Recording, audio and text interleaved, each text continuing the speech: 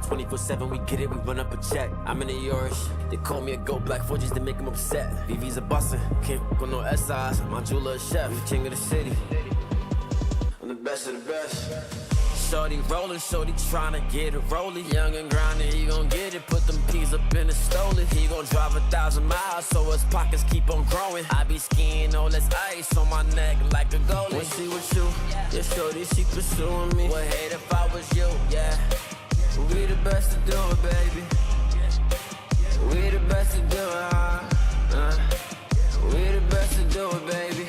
They don't wanna see us in the playoffs. They don't wanna see us in the playoffs. They don't wanna see us in the playoffs. They don't wanna see us in the playoffs. I could see y'all play out. Y'all boys gon' lose it, ain't no doubt. Can't use my name for no more clout. If y'all wanna win, just follow my route.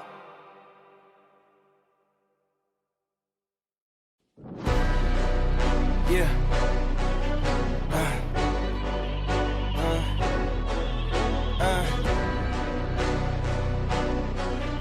Yeah. Hey, yeah. The jig is up. Yeah. I came too far, I ain't giving up. Hey, I had to cut what was weighing me down. And then when you grow, they say that you switching up here to perimeter. Defending the fort, we crushing the visitors. I got it locked, ain't taking a prisoner. Thought it was sweet until they chin hit with a finisher. Heartbreak, Nikki, I'm voiding the slips. I'm raising the stakes, enjoying the risk. Injecting my veins with ice, as cold as it gets. I live for this shit. Die as a legend, I ride with aggression. I lost in the past, it's fine, it's a lesson. I'm loading the clips, I fire the weapons and taking what's mine. It's time for redemption. Yeah.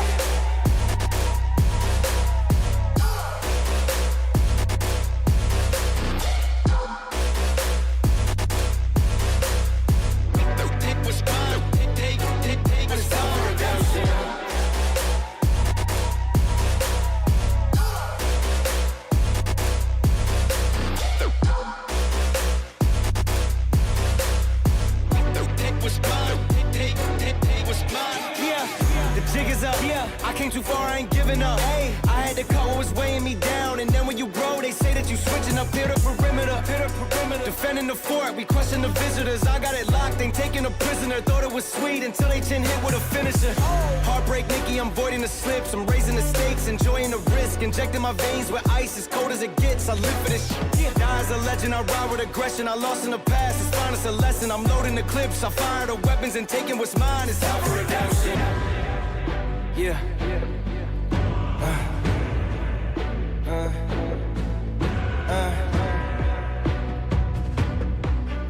Yeah. Hey.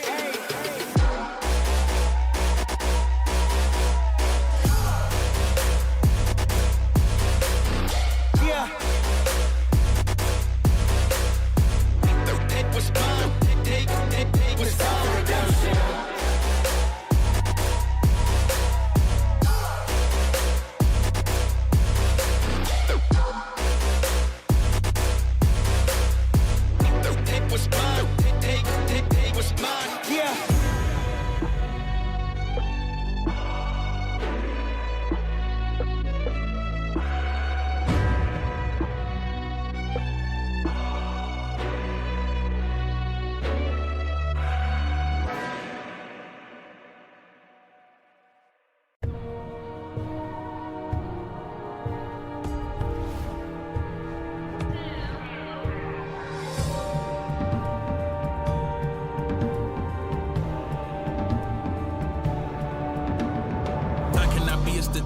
I manifested the motive, the mission. Had got sick of sitting around and just wishing I roll up the sleeves to get out and go get it. Some kept it pushing, some blind to the vision, but I had the key for the doorway existed. Way up the ladder, they can't even fathom the purpose. I'm setting it permanent, infinite. Why you think I had to go and get timid? You can't avoid the future when it's imminent. You can keep the loathing in the sentiments. I'm way too locked in to be giving attention to DUI. I won't stop at the limit until I die. Make my moment in history, remember why you had started and finished it front line. You know, Slimmy D militant preach.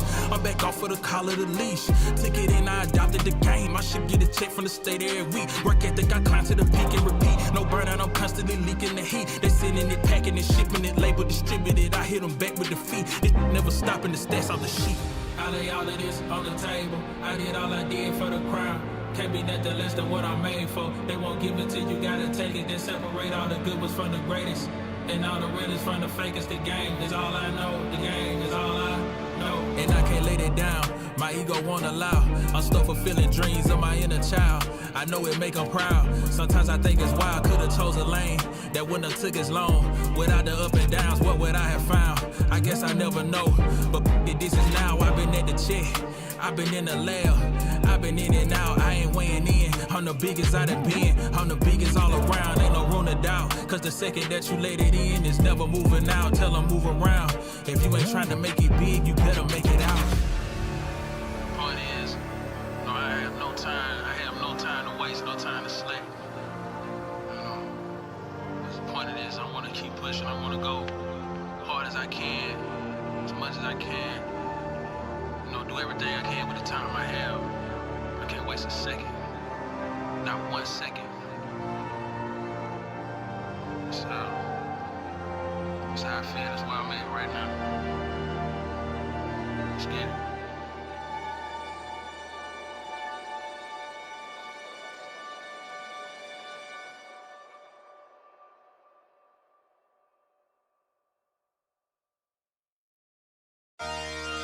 Hey.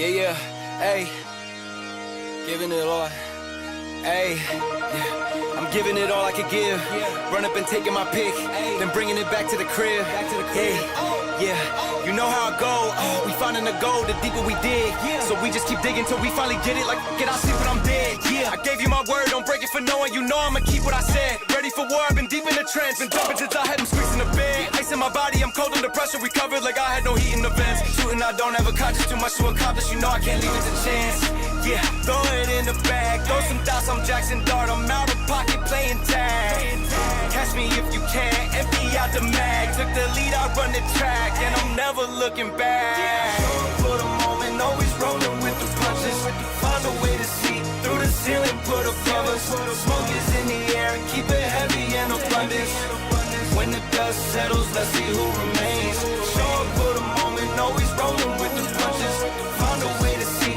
through the ceiling, put above us, smoke is in the air, keep it heavy and abundance, when the dust settles, will you be the same, will you be the same, will you be the same, will you be the same, will you be the same, when the dust settles, let's see who remains, I'm giving it all I could give, run up and taking my pick, then bringing it back to the crib, yeah. You know how I go, we finding the gold, the deeper we dig, so we just keep digging till we finally get it, like get out, sleep when I'm dead, I keep those around me I trust, only the family, not much to discuss, ashes to ashes, we brush off the dust, when they say get the fuck on my nuts, they me the villain, get I'm the villain, I'm waiting at dusk, a bag in the trunk, cover my face like I'm hush, you know they not with us, show up for the moment, always rolling with the punches, find a way to see, through the ceiling, put above us, smoke is in the air, keep it heavy and abundance, when the dust settles, let's see who remains, show up for the moment, always rolling with the punches, find a way to see, through the ceiling, put above us, smoke is in the air, keep it heavy and abundance, when the dust settles, will you be the same, will you be the same, will you be the same, will you be the same, will you be the same, when the dust settles, let's see who remains.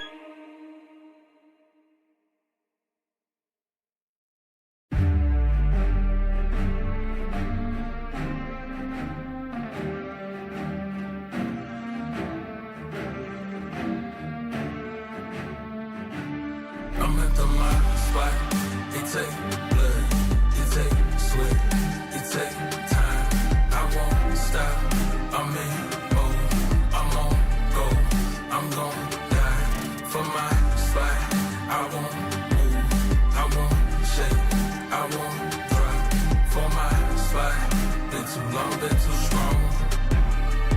I won't bend, I won't break for my spot. Your hands in the air for this, hands in the air for this, hands in the air for this, hands in the. You should have your hands in the air for this, hands in the air for this, hands in the hands in the hands in the air. I ain't none at all. Wanted 10 cribs, wanted 4 cars, wanted more ice, wanted more grills. Set it in stone, told myself life better damn gear. Before I get ghosts and it get real. When the best set, bet it on slim, manifest twice. I had nothing left. Ain't do nothing.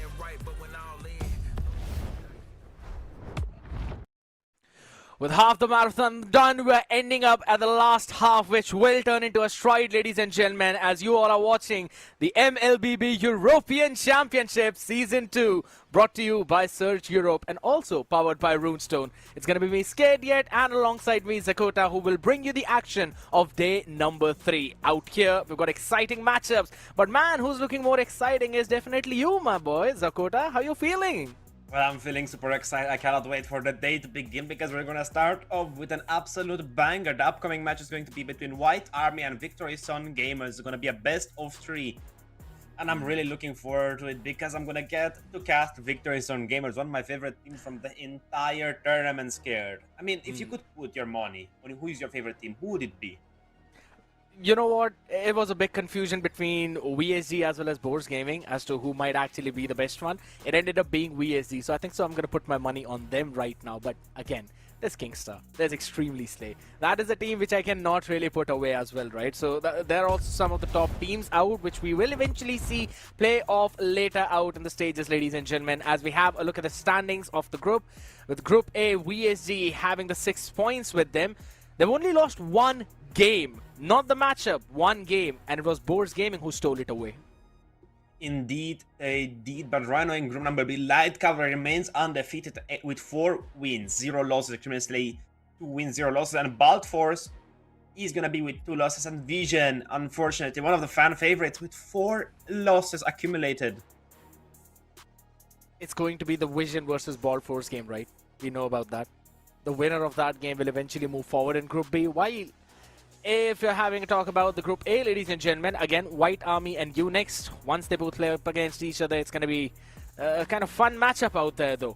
But these are the group standings, right? We also have the playoffs, which we eventually want to look forward to, because the top 3 teams from each group, people, will move into the playoffs. You can already see the first placing team will move to the round 2 of playoffs, while the teams who will be placed up in the second and third will be battling it out in the elimination match to move up into that double elimination bracket. They will, and all this road will lead to a thing. It's gonna be single elimination after the first 2 matches. After that, the road is gonna be super bumpy because all the teams will want to battle it out for the chance to get the MSC wildcard slot. I mean, Scared. Those are gonna be the most intense things to battle it out. But you know, talking about battles, let's talk about today's schedule. Absolutely, it's a banger, ladies and gentlemen. White Army taking up against VSG, and then we'll see Light Cavalry play up against Extremely Slay. And the last one will be Boars Gaming facing off Unix. Tough matchups all across the board. We've been talking about the predictions as well, right? We've seen Surge Euro post out quite a few fun stories with the talent prediction too. Most of the people have gone in for those 2-0s, but there are some who still are the believers. But Dakota, are you the believer in White Army against VSG? To be frankly honest with you, Scared, I went all in of VSG because they battle it out with Boars, and Boars are the toughest of the toughest, and they managed to win out that brawl. But White Army, I think they're still a little bit newer to the scene. They're still fresh. So they're gonna have a bit of a harder time going against experienced veterans that Victory Sun Gamers have. They have Dixon, I mean, they have so many great players. And I mean, Scared, what can I say? White Army is really good as well. Realize, I think, could match up to Lord JM. I mean, I kind of want to see, right, how well eventually they face up against the others, because yes, as much as we talk about Realize, all our eyes will be focused on Macaron and how well he'll be pairing up against the members of VSG. That's one thing which we all know is going to be a crucial matchup, right? Whenever we see Mark TZ in the jungle, we know that his retributions have been on point. But on the other side of the spectrum, ladies and gentlemen, all of these battles are being done for that first place prize pool. 7,000 euros. The winner will grab 7,000. The second placing team, 4,000. It keeps on decreasing as well. But for the finals MVP, we've got 600 euros. Best rolls as well. All of them will be receiving 750 euro. And man, oh man, Zakota, there's a leaderboard in which you are not at the top, but you're still trying to be, and that is the Talent Predictions leaderboard. The winner will get 450 euros. I know you've got your eyes on that, haven't you? Don't you? I think every single one of us have their eyes on it, but right now Warren is at the top. But let's get back to the topic at hand. Everything combined is at a total of 20,000 euros scared. That's the highest prize pool we had in Europe ever. True. And those are the stakes as well, right? Because it's not just the 20,000 euros. The road to MSC wildcard slot is also the same. Filled with thorns, filled with potholes. There's people barricading that road as well, and you've got to barge through all of those hurdles to eventually get to that slot. And I think so, for now, a few of the teams have been stumbling on those, right? We talk about the teams who are at the bottom of the table right now. They've got to pull their socks up, because if not today, then I don't think so they'll have a lot of chances on day number 4. I agree with you, Skir. It's gonna be the last stand for most of these teams. For 4 teams, they're gonna have to battle it up because some of these teams are already in a comfortable slot and right now just fighting for the seeding place. Yes. And even that is super important because in the match 1 and match 2, in the playoff bracket, you're still at the chance of getting permanently eliminated from the tournament. Yes. But if you get seed 1 from Group A, seed 1 from Group B, you're having a little bit of an easier time. You're gonna have 1 match skip basically. But man, I just can't imagine what the mentality of the players is going into that. Like, you're at the highest of the highest, top 8 in Europe right now. Yeah. Dangerous road. That's one thing I 100% agree, right? But again, it's like a do-or-die situation as well for a lot of these teams which we've been talking about. White Army not in the safe spot, but still would want to try a little bit better. Let's have a look at their roster right now, because we've got Coten, Macaron, L9 Ghost, Lanix, and Realize. You mentioned about Realize and how he will be the focal point of the entire team, but I want to look at Macaron and how well his retribution land up today. While L9 Ghost out here in mid will try to control the pace from there, but Lanix and Coten, they will have to, you'd have to say, go toe-to-toe against some of the best in Europe when it comes to Vision or VSG. I agree with you, but let's take a quick look at the roster of VSG. If we talk about them, of course, we have Carvey, Marktizzi, Dixon, Boro, and Lord JM. We have 2 veterans of the European scene, Carvey and Boro, and as well Dixon, believe it or not. He used to play in Europe a long time ago, but now he's back. Same, Marktizzi and JM are newcomers to Europe. They're imports, so they're gonna have a lot more experience. They have a lot of work. They're still a new team, but I know they did bootcamp scared. Yeah, I know. They're all pretty together. But one of the main focus out here for this entire lineup was definitely Dixon and how he's going to play into that mid lane. And man, I'd have to tell you, he's been impressing every single one of us. If I'm not wrong, they played 2 games already, right? And in both of those games, they were looking super clean, even including the game of Boars Gaming. And he has been one of the pivotal points of the team where, you know, when it hops onto his Lunox, it is going to be difficult to deal with it. He bursts you down quickly. But there are times when he kind of overextends as well, right? And eventually gets punished for that. Yeah, it does happen, but I think that's just due to the circumstances of the game. They're so intense, you Yes. sometimes forget about your positioning, you forget about a lot. You're just trying to play to be the best. But right now, I don't think that's going to cut it out, because still, these are the regular season brackets. I mean, Group A, Group B, they're battling it out. Right now, we're seeing Group A. And I think Group A is the hardest one. You have Boars, you have VSG. Even White Army is a really hard opponent to topple, but scared. Oh, this is going to be a really intense game. I'm really looking forward to seeing the new picks, because there was a little, I would say, patch note drop with some heroes getting buffed. And I already felt the power of one of them. So I'm really looking forward to seeing what's going to be picking up today. Are you talking about Paquito? Yes, I am. He's so annoying. He's so strong. Bro, like 60% movement speed buff. It's so good. And also the damage reduction as well onto the jab, right? That's something where you deal the damage while also there's a ton of damage reduction on you. So it helps out well. Normally, I mean, whenever I used to play the rank games, right, there used to be the Paquitos with a full burst build that destroy you in a second and all that. But right now, I've seen people go in with a bit more tanky route as well, right? You add the Vorax, you go for a little bit more tankiness as well by maybe adding the Brute Force or some hardcore defense items if the enemy has got a good burst composition. And he sustains really good while also being a constant threat to the backline. Also keep in mind, Scare, I don't know if you remember, but there was that time with the Uranus Paquito meta. Paquito do. with a sprint, just rotating from top to bot in 2 seconds. I think that was when Kid. So Yeah. I think they started that trend. But man, I wish it doesn't come back to that because Paquito was such a threat. Every game of Paquito could one-shot your entire team, but so many heroes are open right now and they're so strong. Yes. 6 bans aren't enough, but even 10 aren't enough. I agree. With the way how we 20? are seeing a bit too much, I guess. Then you'd have nothing to play on, and we'd probably see the Laylas being brought back in the gold. So yeah, no, I don't think so.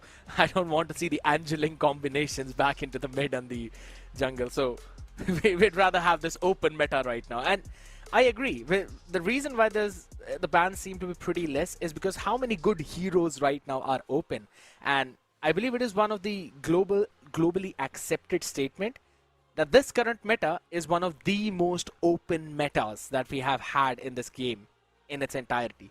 It's like you can go for the tanks, you can go for sometimes even the fighters, or rather not mostly the fighters, but the assassins, which can burst your backline down. So there's so many things, so many type of compositions that you can build with how everything's working in. It's like, it's a constant game of chess between two teams.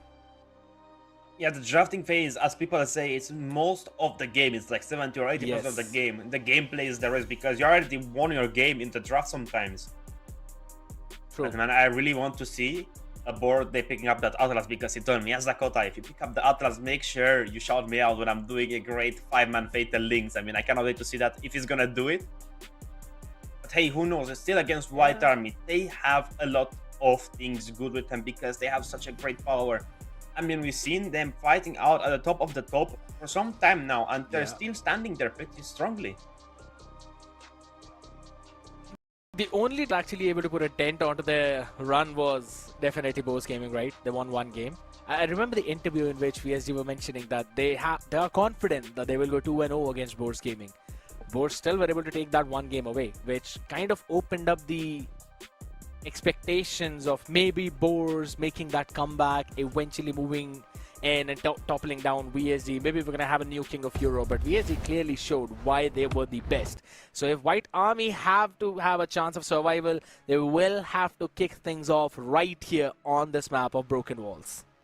The Broken Walls are going to be a little bit more open. You're going to be more prone to ganks and invades, and especially I like it when the tier 2s are open. You can go from the sides of them, but we're going to get straight on the draft on the blue side, White Army on the red side, Victory Zone Gamers. What are we going to see? The usual suspects, the usual band scared. Are we going to see something new with the Paquito as we mentioned it? Ooh, look at that. That's really great. So Hold on, Sokol, you're cooking. I know, right? I know. One thing that I got really excited about was you can see behind the photos of the players, the banning going from left to right. I was like, all right, that is pretty cool. And then we see the potential damage, scaling, mobility, sustain, crowd control, slows, tankiness. Oh my god. That's why I love Surge Europe, right? Because they always bring out something new whenever we hop in the draft right now. And you were expecting maybe a new ban, maybe a Paquito, but we will see the Phobias being taken off first. And the Juxin follows soon afterwards. I'm expecting to see the Marcel maybe getting banned out. I don't think you want to give it to VSG. And I don't think VSG want to give it to Linux as well, because it's gonna be good on both sides. Doesn't matter. He's such a broken and strong hero. Axia. Interesting choices. Super early on. I was expecting him to be a third ban. To see what VSG go for. But still, he's a great ban. The Anthill applied. His jungle create speed is great as well. Does a ton of damage. The 30 SPC he tanks a lot, so he's gonna be a great jungler nonetheless. Okay, it's VSG banning out the Marcel. So, nothing new here. Now I want to see if White Army ban the Eve, Valentina, or maybe the Freya. Depending on what they would want to prioritize, because there's a Harley open, Leomord, and since Phobius is banned out, Leo will have a fun time in the jungle. I think the carry is gonna get banned out here by White Army. I have a feeling, I don't know why. That is always getting banned in the first phase on the blue side. Is it gonna be the Uranus? Okay, so it could still be a Paquito because Uranus was the only hero who could actually match him in the rotation speed. But what about Victory Zone Gamers? What are they doing now? Freya, Sora, Valentina, Kimi is even open and she's still strong. Harley, as you mentioned, even with the nerf, is still really great. It's not a big nerf either ways, right? It's a very basic nerf, so... It's just a little bit of damage. You get to ignore it in the late game. He just still does a ton of burst. What about the Suyo ban? I mean, if they want to trade a Harley with the Freya, maybe. But there's a Harith as well, right? So this, so you could, or rather, Suyo or Harley could still be picked up by White Army, and they can trade off that Harith Freya. So the Harith ban makes sense. I mean, they ban out the Phobius, you don't want to let out the Harley, but right now on the blue side, they're thinking about their first pick. The Harley is open. Freya, Sora, Valentina, a lot of heroes are open. The Zetian is really great for turtle fights as well. I'm gonna go for the Freya. It's a valid pick, it's a safe pick, it works. 13 bans, only one pick can codes 10 up the 100% win rate, or it's gonna go down percent. I mean, we're gonna see that in the game, ladies and gentlemen. Because it's gonna be a best of 3. There's gonna be 3 chances for both of these teams to fight it out. But man, look at that! Potential damage to scaling 8. That's great. Mobility 6. I see what you're doing, Sokol. I see it. The fact that Freya increased the tankiness of the team is it's kind of fun. But yeah, now we're gonna see the Guinevere along with the Claude as well locked in. And we've seen a lot of Claudes being picked up. If anything, it's been prioritized apart from the Harith and the Freyas in the lane too. I was thinking about, for the right side, the Kalea. You're right. Kalea, Guinevere combo, but even the left side can pick it up. You can take out that Guinevere as well. True. Maybe you can pair it up later on with an Arlet for JM. True as well, yeah. Could work. Something with a bit knock-up. Maybe you can have the Gato in the room later on if you want to put the Guinevere into the jungle in the hands of Mark DC. Harley hops out along with the high loss though. So I'm liking the draft of White Army right now. Solid dive, good burst potential in the early game. You need something that can stop that. Maybe a Lilia. But it's an knock in the Arlot. I mean, it works so well. The final slash has a knock-up. It combos well with Marathis. You get an additional 6 dashes, I think. Yeah. So, I mean, the Arlot is going to be on fire all game, but it's going to be matching up against probably with the Yu Zhong. Or better yet, even the Paquito nowadays. Maybe that could work. I don't think so though. Again, at least for not VSG. White Army, if they're putting the Freya into the gold lane, then definitely yes. But this could also be the EXP Freya. So that might also show up as a surprise for us. You have to keep in mind, it's realizing that XP and his Yu Zhong is extremely solid. Other than that, they're going to ban out the Valentina. They might want to go for a steal. It could be an Arlot roam or maybe even a Guinevere roam. They could still go for the Lancelot on the right side. Yeah. There's a lot of flexibility on the lineup of VSG right now. The only thing that they've solidly revealed is the Claude, right? Yeah, we have the Blazing Duet. What are you going to do after that? It's a lot of damage to work with. Right now they're just thinking of the bans, what they need to get out. The Lunox is a solid choice, but I don't know if it's the best one. I think it's just a target towards Dixon because his Lunox was just so great last time we've seen it. True. But the Zeden is still open as well, and it's good against the Harley. The Celestial Element prevents dives from Koten and Linex. And other than that, you can still push back these heavy heroes. Something that can also slow down the Freya. You know what? I know it might not seem conventional, but maybe a Valir. Valir is a great... I mean, he's good. It would work with JM and Mark TC. You stun them with the Fireball, with the Well of Fire as well. You push them back. And then it's gonna be great for a combo. I mean, it could work. Exactly, because... And we've also seen Valir being picked up in quite a few regions right now. Slowly and steadily, people are kind of liking him. Considering the Eves and the others are eventually banned out. Farsa becomes a walking target, if anything. She's got a ton of burst, no doubt about that. But you'll never pick a Farsa up in a composition against an Arlot, Guinevere, as well as the Claude. I was thinking, what about an Ovaria here? An Ovaria for the side of VSG, you give that extra range for JM and Mark Easy. For VSG it could work, but then it's a lot of responsibility on the shoulders of Dixon, where he has to land the Astral Star onto one of the person. That would either be Macaron or L9 Ghost. Because Code 10 will be totally fine with it. You can eat a ton of those, he'd still be okay. So you only have a few targets to target on. I think it's a bit too risky. There's a lot of better picks out there. Lilia still works. Black Shoes to run away. constant poke to keep high loss at bay, mid priority as well in the early game, so that could work. I mean, the Kim is as well still open, and another source of basic attack damage would be great as well, but they're gonna lock in the Cho. Okay. It's interesting. The Cho is good for a single pickup for the Harley, but other than that, I don't know if it's gonna shine that much, but they have JM and Marked Easy for that. Still, the AoE provided from Carve is gonna be a lot. But what is White Army cooking? I mean, Yuzhong, solid choice. Paquito, still solid choice here, I think. Since Phoveus has been banned out, what next? Alice, I think so. Too much magical damage, I think. And then goes. I think Paquito here or Yuzhong. Lapu, I think. Yeah, Yuzhong or a Lapu. I agree with you. Otherwise, it's going to be a ton of magic damage out here. So Yuzhong or a Lapu would make sense. But look at the potential damage there, even out right now. 2-3, 2-3. Oh, it's Alice still. Actually going with the Alice. It's a lot of magical damage, isn't it, Scared? It is, but at the same time, I feel that's a very solid dive, especially with Code 10 on the Freya. You give a lot of room for Freya to work with, especially when everyone is going to be dismantled by the Thorn of Ruin, so that could help you out. For Ixon right now, Lonox has been banned out. You already have the Claude with the DHS for the late game, something in the early to mid. Zetian's banned, so I think so Lilia makes sense. Even a Vexana, I think, would be great here. Don't look at me like that. It's a good pick. It could work here. It's good against anti-tanks. Realize it's solid. Solid tank, Linux as well. It could burst down the lords like a Lunox. It could work in theory. The Gourd, okay. I mean, even Macaron, better. Yeah, but Macaron's gonna have a pretty free target. He's a standstill target. That is true, but again, there are those constant stuns which Dixon can also throw out, right? So he should be fine. Plus, the true damage is something which both Code 10, Linux, or also Realize will have to be careful about. Now, the potential damage right now is better for the side of White Army, but again, when it comes down to the tankiness, still they are better. So it does seem like a little bit more tough for VSG, but I think so.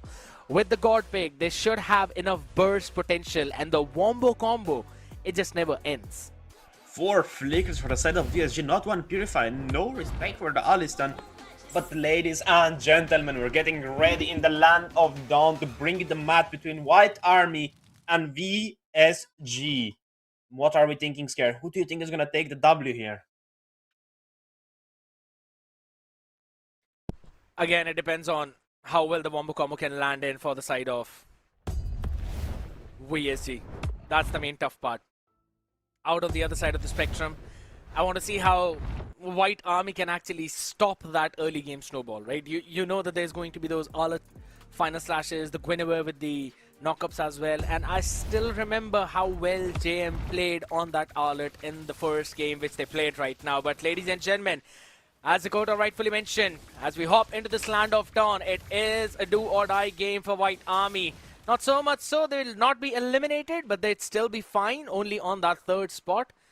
The last game will become even more important for them, so they would rather want to win this one. But for all the talent who've sent out their predictions, which is powered by Runestone, they all think it will be VSG winning the entire thing.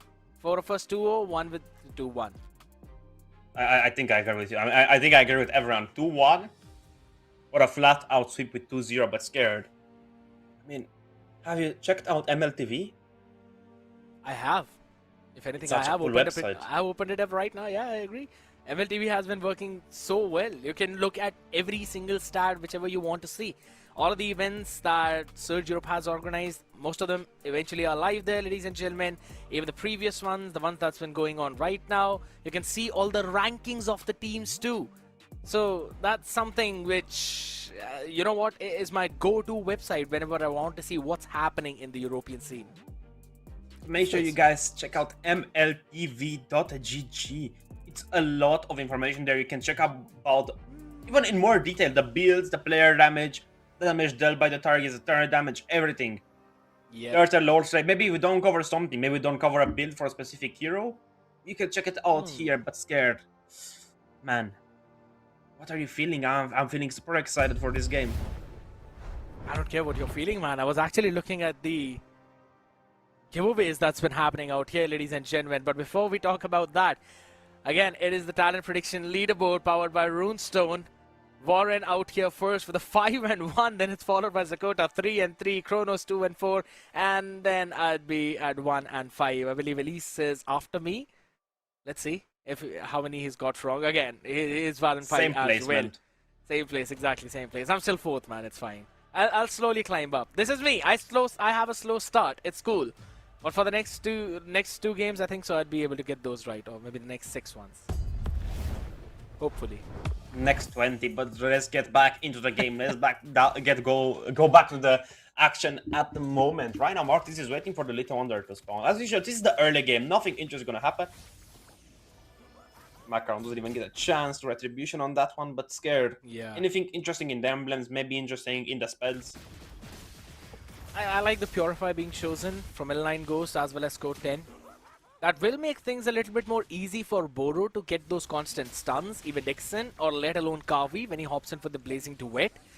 So yeah, it's gonna hamper the mobility a bit, but most of it should be fine considering L9 Ghost already has a ton of kiting abilities, and at the end of the day, Freya is literally based around the dashes. So it's all good. On the other side again, I want to see how that early game eventually pans out. Both the junglers playing on the opposite parts of the map because they both started all the way from their own purple too. As we have a look at the emblems on the other side. Yeah, nothing different. All cool. All simple. Say straightforward. Same. Weapon Master though. I mean, Weapon Master is really great because you're gonna need that physical damage burst. But other than that, JM actually opted out for the fighter build for the more life steal, so he's gonna try to fight more alongside Mark Dizzy. But right now, 1 second till the Lord spawns in, and still the mid trade-off is gonna probably go towards White Army. Hold on. The Deadly Magic is there. Dixon gonna force the flicker out, but still he's gonna make it out. Nothing out. He's not scared at all. 1 flicker for 1 Deadly Magic pretty early on. I think White Army still won that trade. I mean, they're totally cool with it, as you rightfully mentioned. No problem happening there whatsoever. But again, this turtle... Oh, the final slash is gonna go on L9 Ghost. Look at JM Pingman gonna get bait out of Purify is there. Still, L9 Ghost a little bit too late with that. Yeah, a little bit. But again, I think so he was not able to catch on to that flicker final slash, so it's totally fine. That's a big surprise play, which is one of the big reasons why we saw the Guinevere being picked up a lot in the roam position as well, right? It was for those surprises of the flicker spatial migrations, which you do not see coming. And I think so. That was probably the reason of the surprise for L9 Ghost, but Purify eventually did save his life. But we talked about that early game snowball. Victory Song Gamers have started on that with this almost 500 gold lead.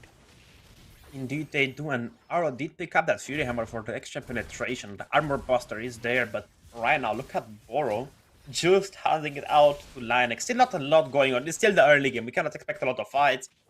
Still, it's just the trades. Trades from left, trades from right, but you know what we can expect. The audience predictions, only 12% votes for White Army, 88% for VSG, powered by Runestone. What is VSG cooking? It's all the fan base, man. I'm telling you. But Oh, well, the Dragon going on analyze. Look at Martizi following it up. The Violet Requiem was a little bit too wasteful, I think, but still, the first blood powered by Runestone in the hand of Victory Song Gamers. Macron is going to try to do something, but still, he has the hat trick to go away. A little bit of damage on Mark is scared. But I think that's negligible. It's okay. Exactly, it's fine. He's already building up towards the concentrated energy as well, so he'd be able to get that regen back up. But a nice catch from Boro in mid. Burnt up the flicker, yes, and he's probably not running with the pull yourself together, so it will be a 120 seconds flicker. But it's totally cool. That's what you really need because this composition is based around pickoffs. And when White Army hops in for the re-engage, that's when you have the final slash along with the spatial migration Violet Requiem for, which is going to be the main lookout for VSG. For all the ML fans out there, especially the ones who have been watching all the European MLBB, check out the MLTV.gg. Oh, look at that final slash on L9 Ghost. He's going to be in danger. JM Pingman still is going to be receiving a little bit of the blunt sword as Mark is going to take the turtle. But Carvey might be in danger. Look at the top side, Mark. Oh, Akron is there. Just waiting for the flicker, It's fine. Yeah, Carvey's totally cool. Oh, Boro is there. Trying to catch someone lacking, but still, the Waves Dragon is there. No flicker inside. What are we thinking for the mid? Could Dixon go down here? Look at the smartness coming in from VSG. They notice that the Harley is up towards the top and instantly Mark Dizzy hop in to try and steal away the orange buff as well. And with the amount of mobility, range... Oh, look at that Torn of Ruin catching two, but still it's not going to be enough. Macaron is going to try to jump in the fight.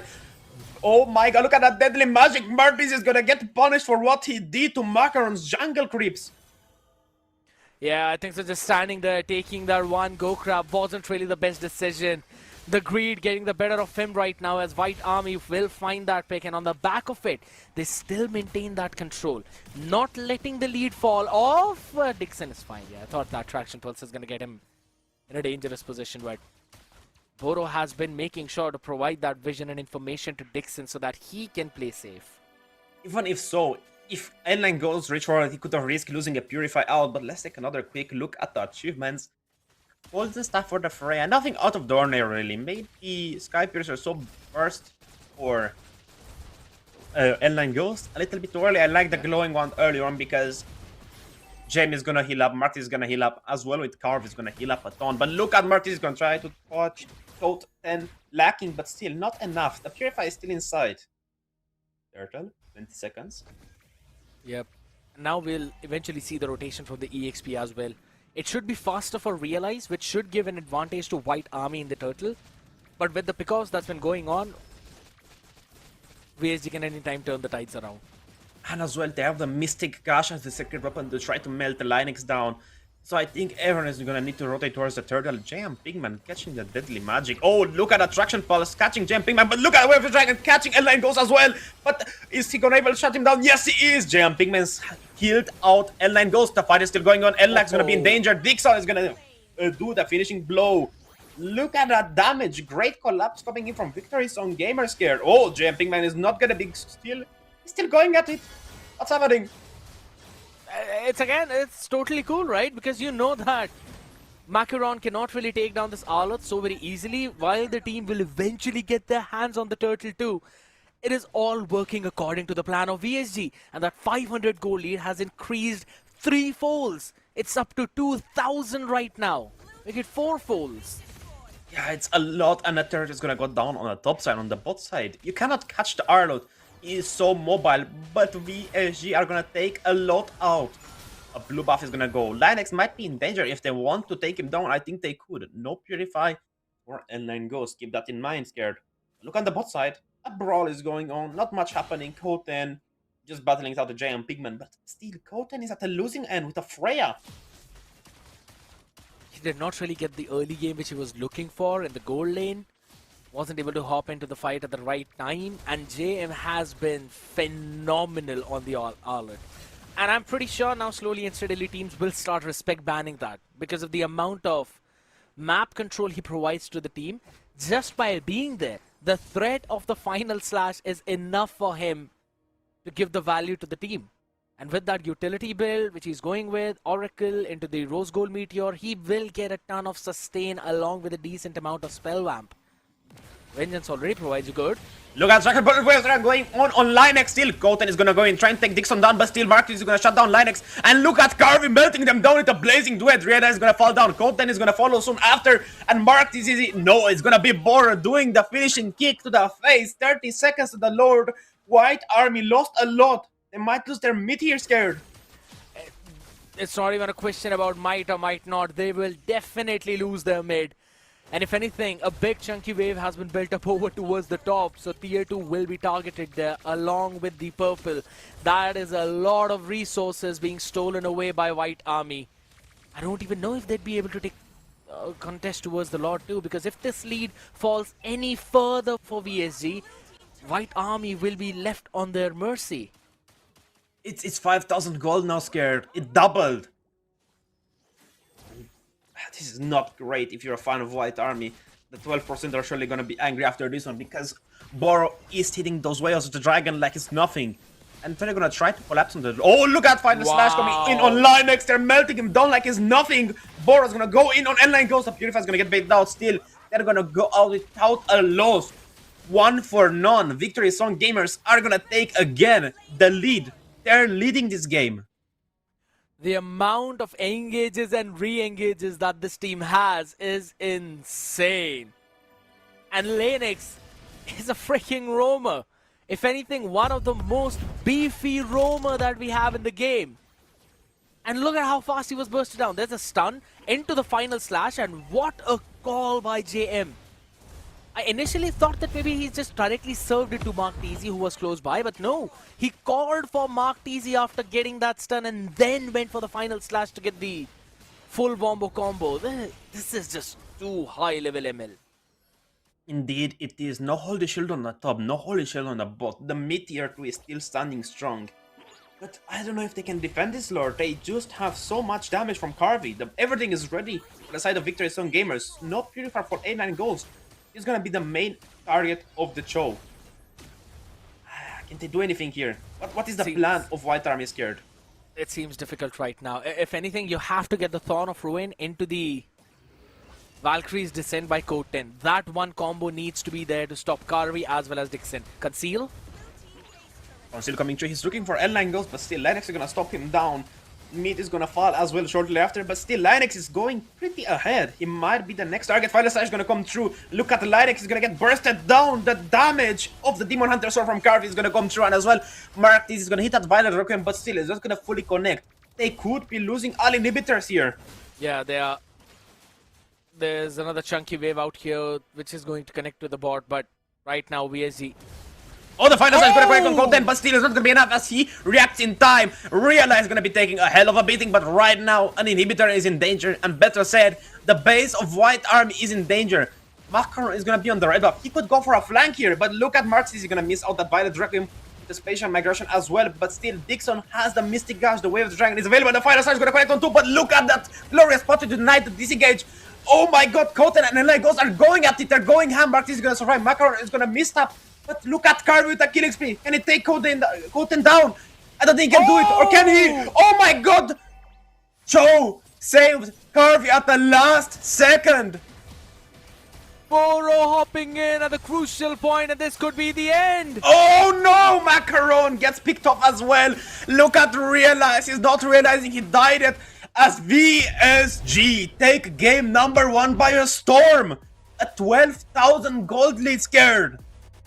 For a second, it seemed like maybe White Army can hop back. For a second, it seemed maybe VSG overextended, but what a way to bring themselves back. And who other than Boro to do the same thing? There's a reason why this dude is known as the top roamer of the entire Europe. That Way of the Dragon, that is the only thing which saved the life of Carvey. Otherwise, it was almost 100% certain Carvey is going to die. Freya has the burst damage. She had the shield as well to work with. Code 10 was doing everything right. And then he saw Boro hopping in. He's like, alright, I'ma go out of here. I am not continuing this fight any longer. And with that, they were able to shut down everything. VSG, alright man, they're looking clean. They put up a good fight, but still, Victory Zone Gamers, if they got a shutdown on Carvey, I think they could have turned it around, but the goal gap was too immense. It was 10,000 gold. Let's take a quick look at the MVP, and it's gonna be Carvini with a 405 KDA, 869 gold per minute, 75% team fight, and he's almost full build. He was only missing the penetration. Yep, that was the only thing. And you can have a look at Executioner, War Machine. It's both going to be Carvey. Highest damage dealt 54,498, which clearly shows you that that was such a fast game. Linux onto the Hylos becomes the Iron Wall, but obviously Mark TZ being the playmaker. Man, I wanted to see JM there on the playmaker. Still, he had only one less assist than Mark TZ, but what a huge goal gap. 4,000, actually 11,000 gold difference. I was trying to think of the rest of it, but still. All turtles, all turrets, our lords going towards the set of VSG. A 12 minute and 25 second game. 12 kills towards VSG, only 2 towards White Army. I don't know. I think in game 2 you have to rethink your strategy. You have to go back to the drawing board a little bit just to get on par with VSG, because they can play this Arlot, as I said, extremely well. So he should be the main target of the balance. He had 42,000 damage Scared. And look at the amount of damage taken as well. 56,000. Highest damage dealt, highest damage taken. If not for Linux, yeah, I think so. He would have been there for the sandbag as well. Or rather, the Iron Wall, which we now really say. It clearly shows up. 83% teamfight participation of him and Mark TZ. The only thing is that he eventually got that one kill. And Mark TZ got the assist for that. That's why he went in for the playmaker, and JM was nowhere to be seen in that. On the other side of the spectrum, only 2 kills coming in, out of which Code 10 was not a part of any. It kind of shows up that the coordination was not looking at the right place for White Army. I mean, the draft was there, the idea was there, but I don't think the allies was really connecting with the side of White Army. I think maybe try to play for pick-off, try to take Dixon down. He can try to cancel out Carvey with the knockout strike. You can as well cancel out Boro. Even Mark TZ, you can cancel his special migration if you're fast enough with a Paquito. The allies, it's really easy to predict, I would say. You can read it from a mile away. If you want to see an Alice going in, she's going to cast out her Torn of Ruin. She's going to go in with her Flicker or even yet with her Skill 2. But still, look at the collapse coming in from Victory Zone gamers. They're going on Linux. They're going for main targets. They're going for the first one. And JM with those deadly little... I mean, what can you do to it? I would have to say it's not the final slash anymore. It was the deadly slash. The deadly slash. I mean, it was... The deadly slash. Every time it happened, a kill was out of it. And look at the last save. Boro wasn't there. I think Carvey would have been gone. We're good. I agree. And that could have been a defense though. But Boro not really allowing that. Eventually paving the way for the win. But for now, we'll have to see the person who won in from the audience prediction asked here. If Custom Bingo existed, what phrase would be the free square? Armin F. If Caster, what phrase would be the free squares? What is the most thing we say ever? Usual suspects, maybe? Or VSG taking the win? I don't know. I don't even understand what this question is. You know bingo, right? If they say a number, you tap the number out. But there is like, how could to say it? There is like a sentence bingo. Like if you say a sentence and it's on a bingo card, you cross it off. And if you go in, it's interesting. It's really funny, but I don't think you get it scared. I don't. What's the most common? Basically, what's the most common phrase you use? Like, what's the most common sentence? For me, it's like usual suspect. For you, what is it? Nice. I don't know. It's the sentence though. It's just a word. I use nice. It's just a word. It's just a word. Indeed do. But that's the idea behind it. Like, if you say this word a lot, like it will be crossed off super easy on a bingo. But victory, some gamers, they're relishing in their victory. You realize it's gonna take a little bit of tea to get live and up. Same with Macaron. But let's get straight into the draft. Right here, right now, it's all or nothing for for White Army. It's gonna be the dangerous grass, and the VSG Eagles like to get the snakes in the grass. Who's that one hero in front of Saber, right? You see Saber is ready to gank someone? Who's that? That's Yin? Yeah. With skin. With skin. The basic skin. That is not Yin. It is Yin. I really wish the producer do not swap towards the draft right now. Oh, he did.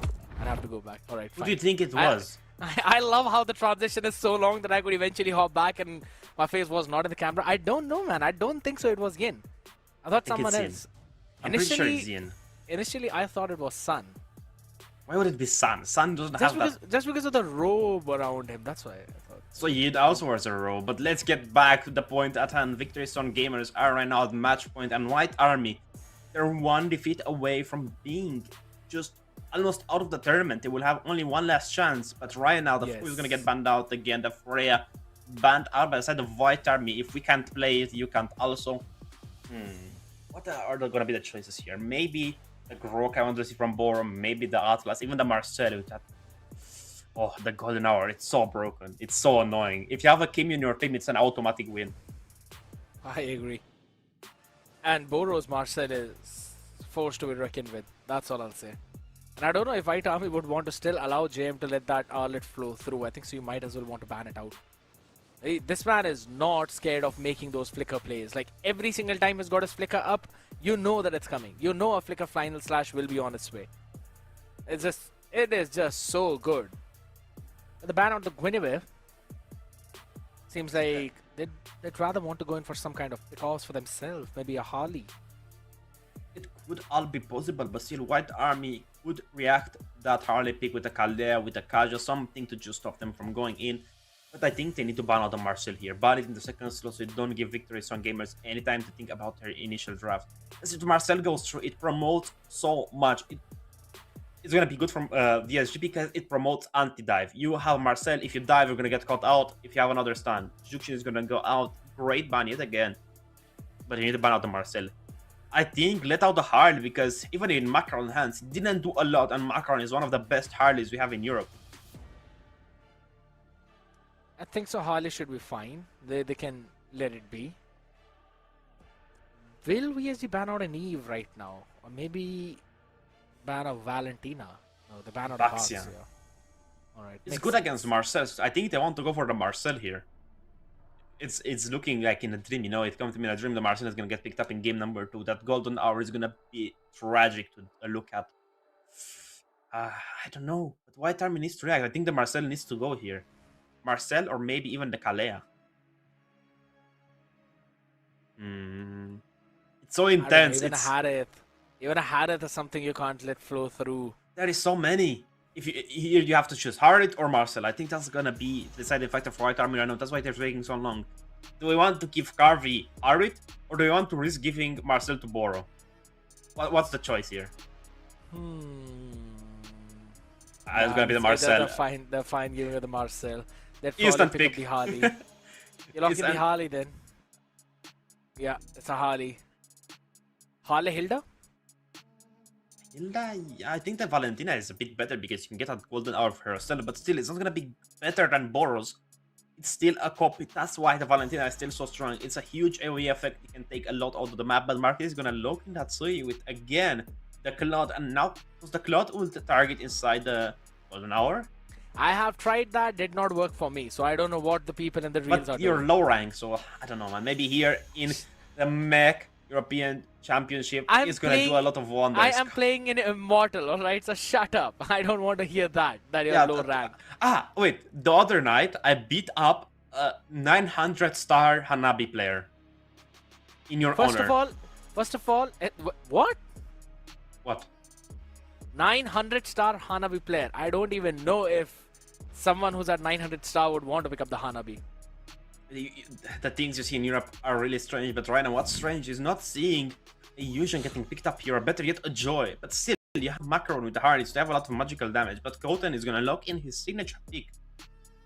The most, and I remember from a long time ago, Koten stole a Lord from basically the exact same monster of VSG. He just sniped it from across the map and he took it. It was like 1000 HP and he landed that Spear of Destruction.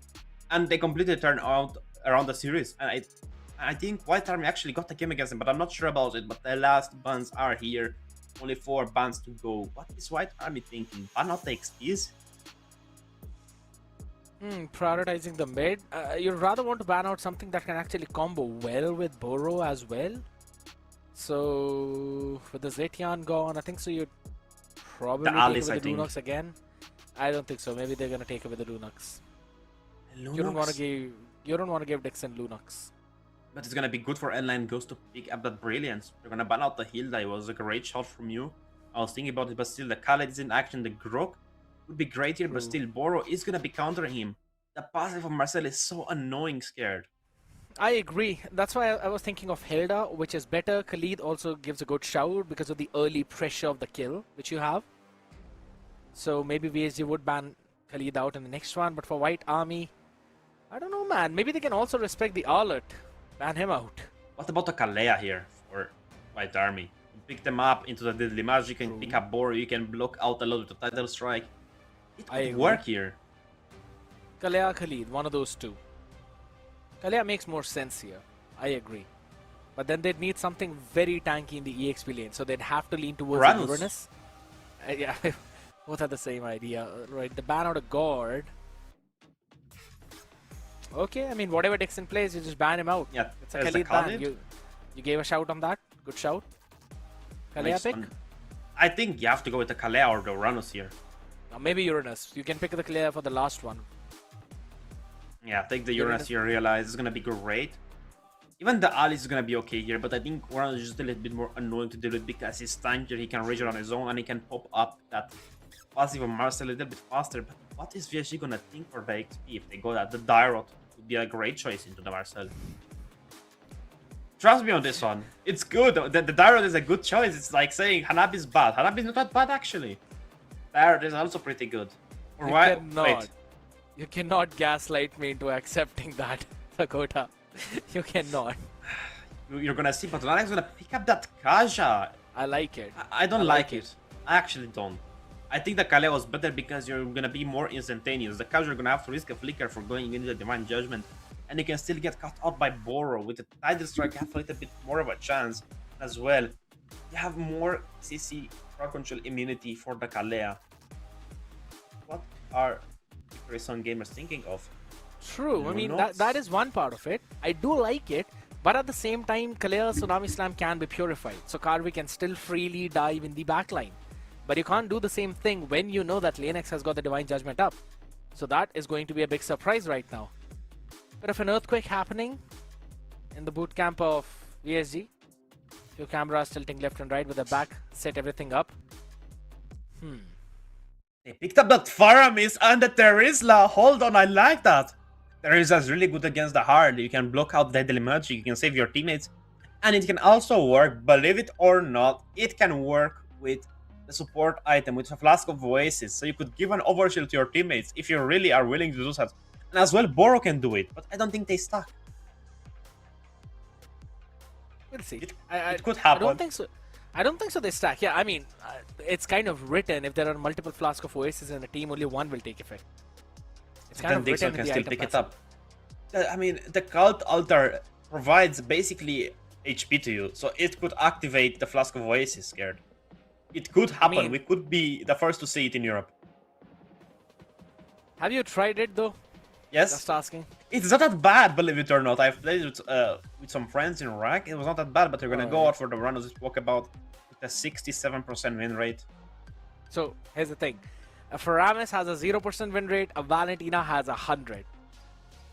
Yeah, I forgot about the Valentina. You gave away a Cult Art for free as well, but that's gonna be. I mean, Valentina is really good here. You can pick up the penalty zone. You can pick up the Golden Hour. You can pick up the Cult Altar. You can pick up so many things. But ladies and gentlemen, talk about pick up the popcorn, pick up some drinks, because it's gonna be a series like no other. Victory Zone gamers against White Army, battling it out right now. It's match point. The SG are in the lead. 4 flickers for the right side, for the red side. I mean, all right, kind of makes sense as well. You want to keep that gap in. Extra bit of mobility is never bad. But out here, with everything said and done, ladies and gentlemen, as Dakota rightfully said, we'll be hopping into the land of dawn with the turrets out there ready. You can see, oh my goodness, Surge, Europe, everything in the background looks so pretty. Eiffel Tower on the left, I believe it's the Leaning Tower of Pisa on the right. The A lot Colosseum. of, yeah, the Colosseum as well. Yes, you're correct about that. What else am I missing? This building, I forgot the name, but I know which one it is. But either way, I think Empire that's State it. Building? That's in America. Alright, never mind. Wait, is it? Yes. Wait, let me check. Where do you think the Empire Never State Building mind. was? I don't know. I don't know why did I even say that. All right, people. We're going to throw that one out of the window right now as we move back into seeing which one of these teams will eventually move forward out here. VSG already 1-0 ahead, so it is highly possible that all the predictions except for Kronos's would be coming out to be true. But out there, White Army can eventually make a massive comeback and fail all of us in that test. That's true, but right now is the early game, the boring part. No one likes to watch. We want to get into the action. Want to get into the meat. But still, this is one of the most important things. So look at the Boro.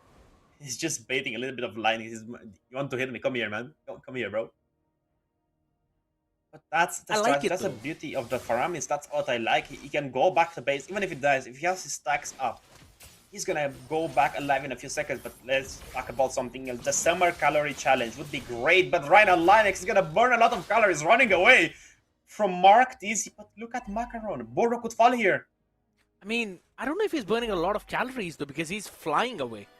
But how have you been a bird before? What if birds build a lot, burn a lot of calories? How would you know? I mean, they do burn calories, but not as much as running.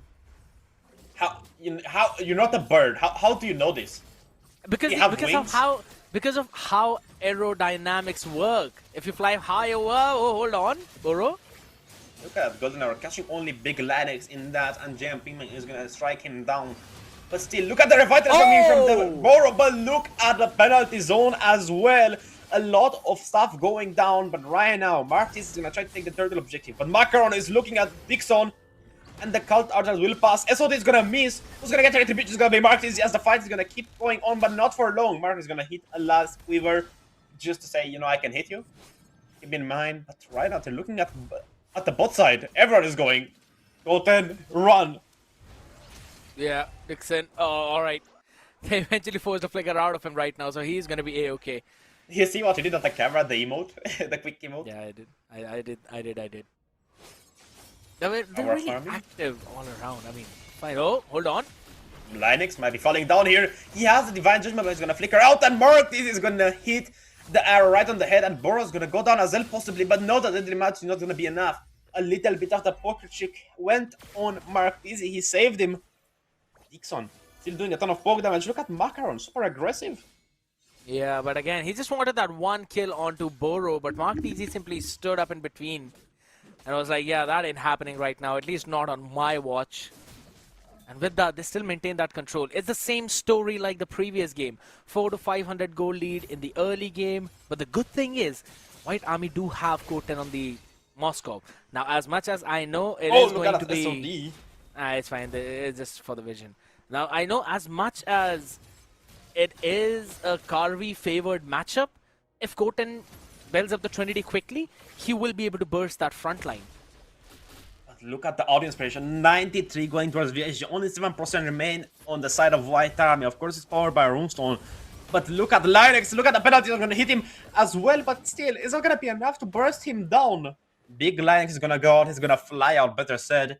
The Divine Judgment is still in his favor, but Macaron, he's hiding. He got spotted out by Gem Pigman, but I don't think they're going to do anything about it. Man, how do you stop JM Pinkman? That's the main question. He plays an Alert, he plays good. He plays a Terizla, he plays better. And he just finds so many opportunities to make these kind of plays, right? Look at Boro. Going in Trina is going to get picked up by the Divine Judgment. But he's going to get saved by the Cult Altar. Older Macaron might be in danger. Boro's going to be as well. Look at the counter coming in. Oh, Macaron! You gave him the cooldowns back. What are you doing? L9 goes as Cole is going to fall in a 1 versus 1. Green's going to get pulled into the turret, and Jam Ping is going to try to strike him on the head like an anvil. Bong. Bong. Hammerman. Bong. He was actually a Forge Master, was he not? Yeah, he was. One of the best out in the entire lineage. Forge Master Terizla. They stole away the blueprints. Monian Empire stole away the blueprints. Never really thought Dairoth. Monian Empire was actually the winner.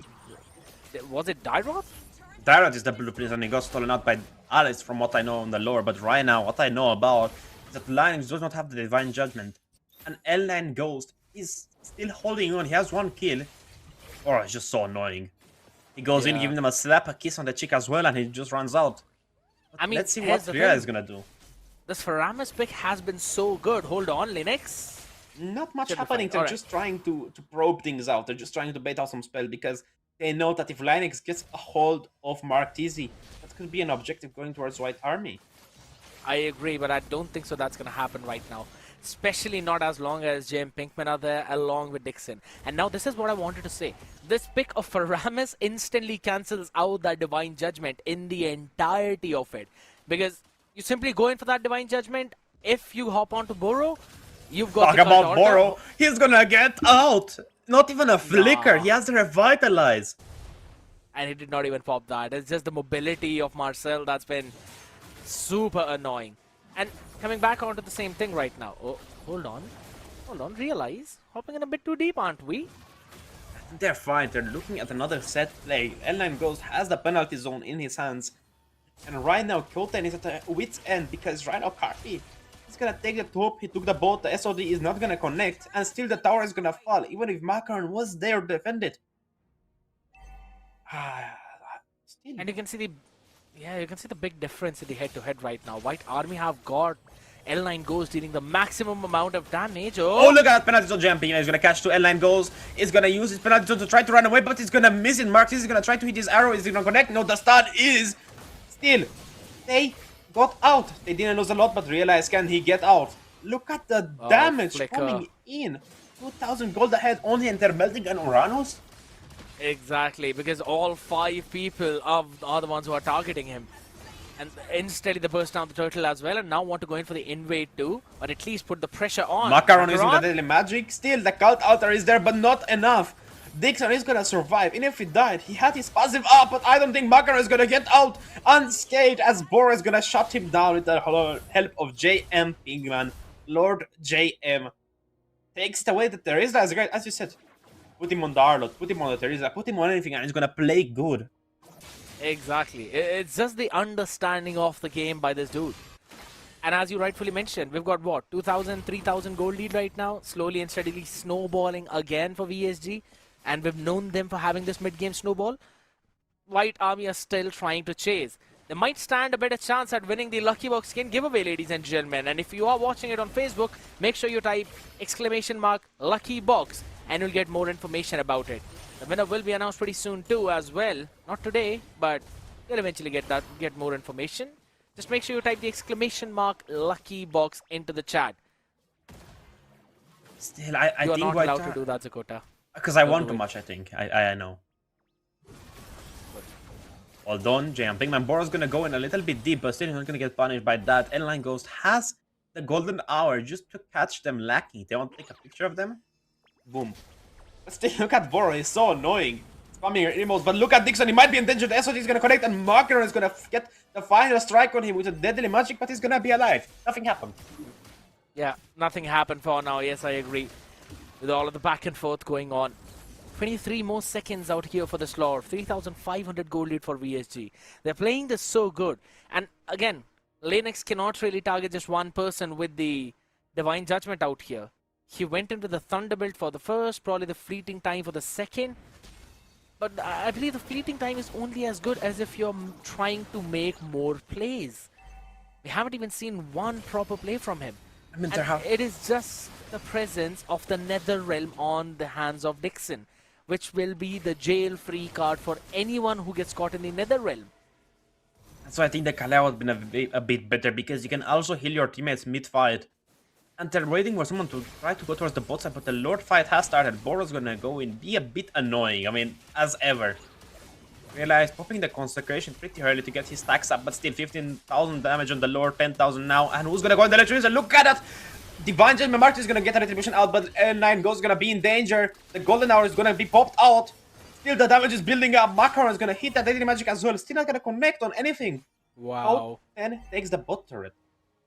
Boro instantly hops in and stands in front of that Deadly Magic just to tank it for Dixon. You can't do that That is- anymore. You can. He did. No, you He cannot. did, right in front of us. Wrong targeting, but right now Boro is gonna go for the right target. Realizes he's not tanky enough, even if he's on the Uranus. He gets melted down, but right now Macaron is in a pretty prime spot. And look at the Deadly Magic. Boro is not gonna be able to tank that. Cult Altar, not needed. What? It is barely enough. It is the region that is eventually working out for him. Oh, holy smokes. That was so close, yet a little bit far. Oh my god, Colton, you're in danger. You're hitting the last boss. Holy Who's shit, showing might up get at the first time. It's gonna get popped as well. Lord is gonna march down the top side, and Dixon is gonna trample over. Realize the charge is there. German Pigman might be in danger. No penalty zone inside. The Cult Altar is gonna connect. So is the Spear of Destruction. But look at the Divine Judgment on Boro. What's he gonna do? He stays back there. Can't do anything. You throw out the Ultimate of Harley. There's the Nether Realm.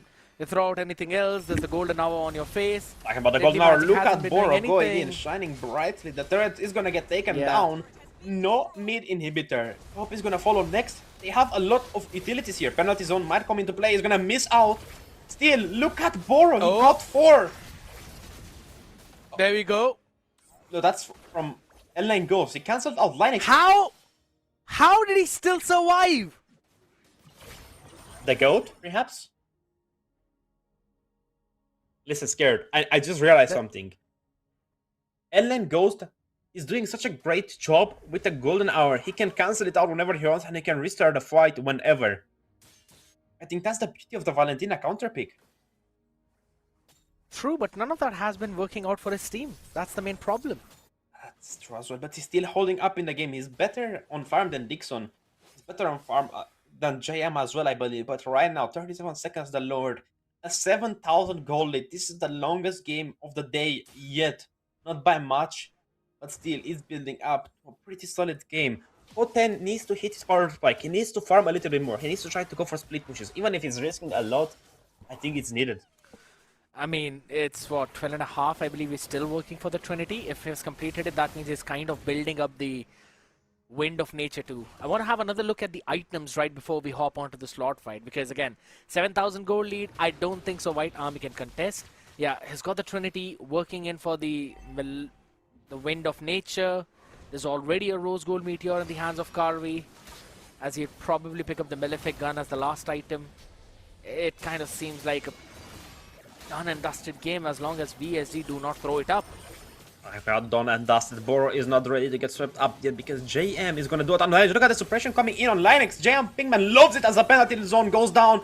Dixon with the cult altar pretty early on just to tank the damage of the Deadly Magic. They're going to hit down Macaron and the Sky Piercer is going to connect. The Linux is going to fall. The SOD, it connected but nothing hit. And there's the split push I was talking about. Someone's going to have to answer.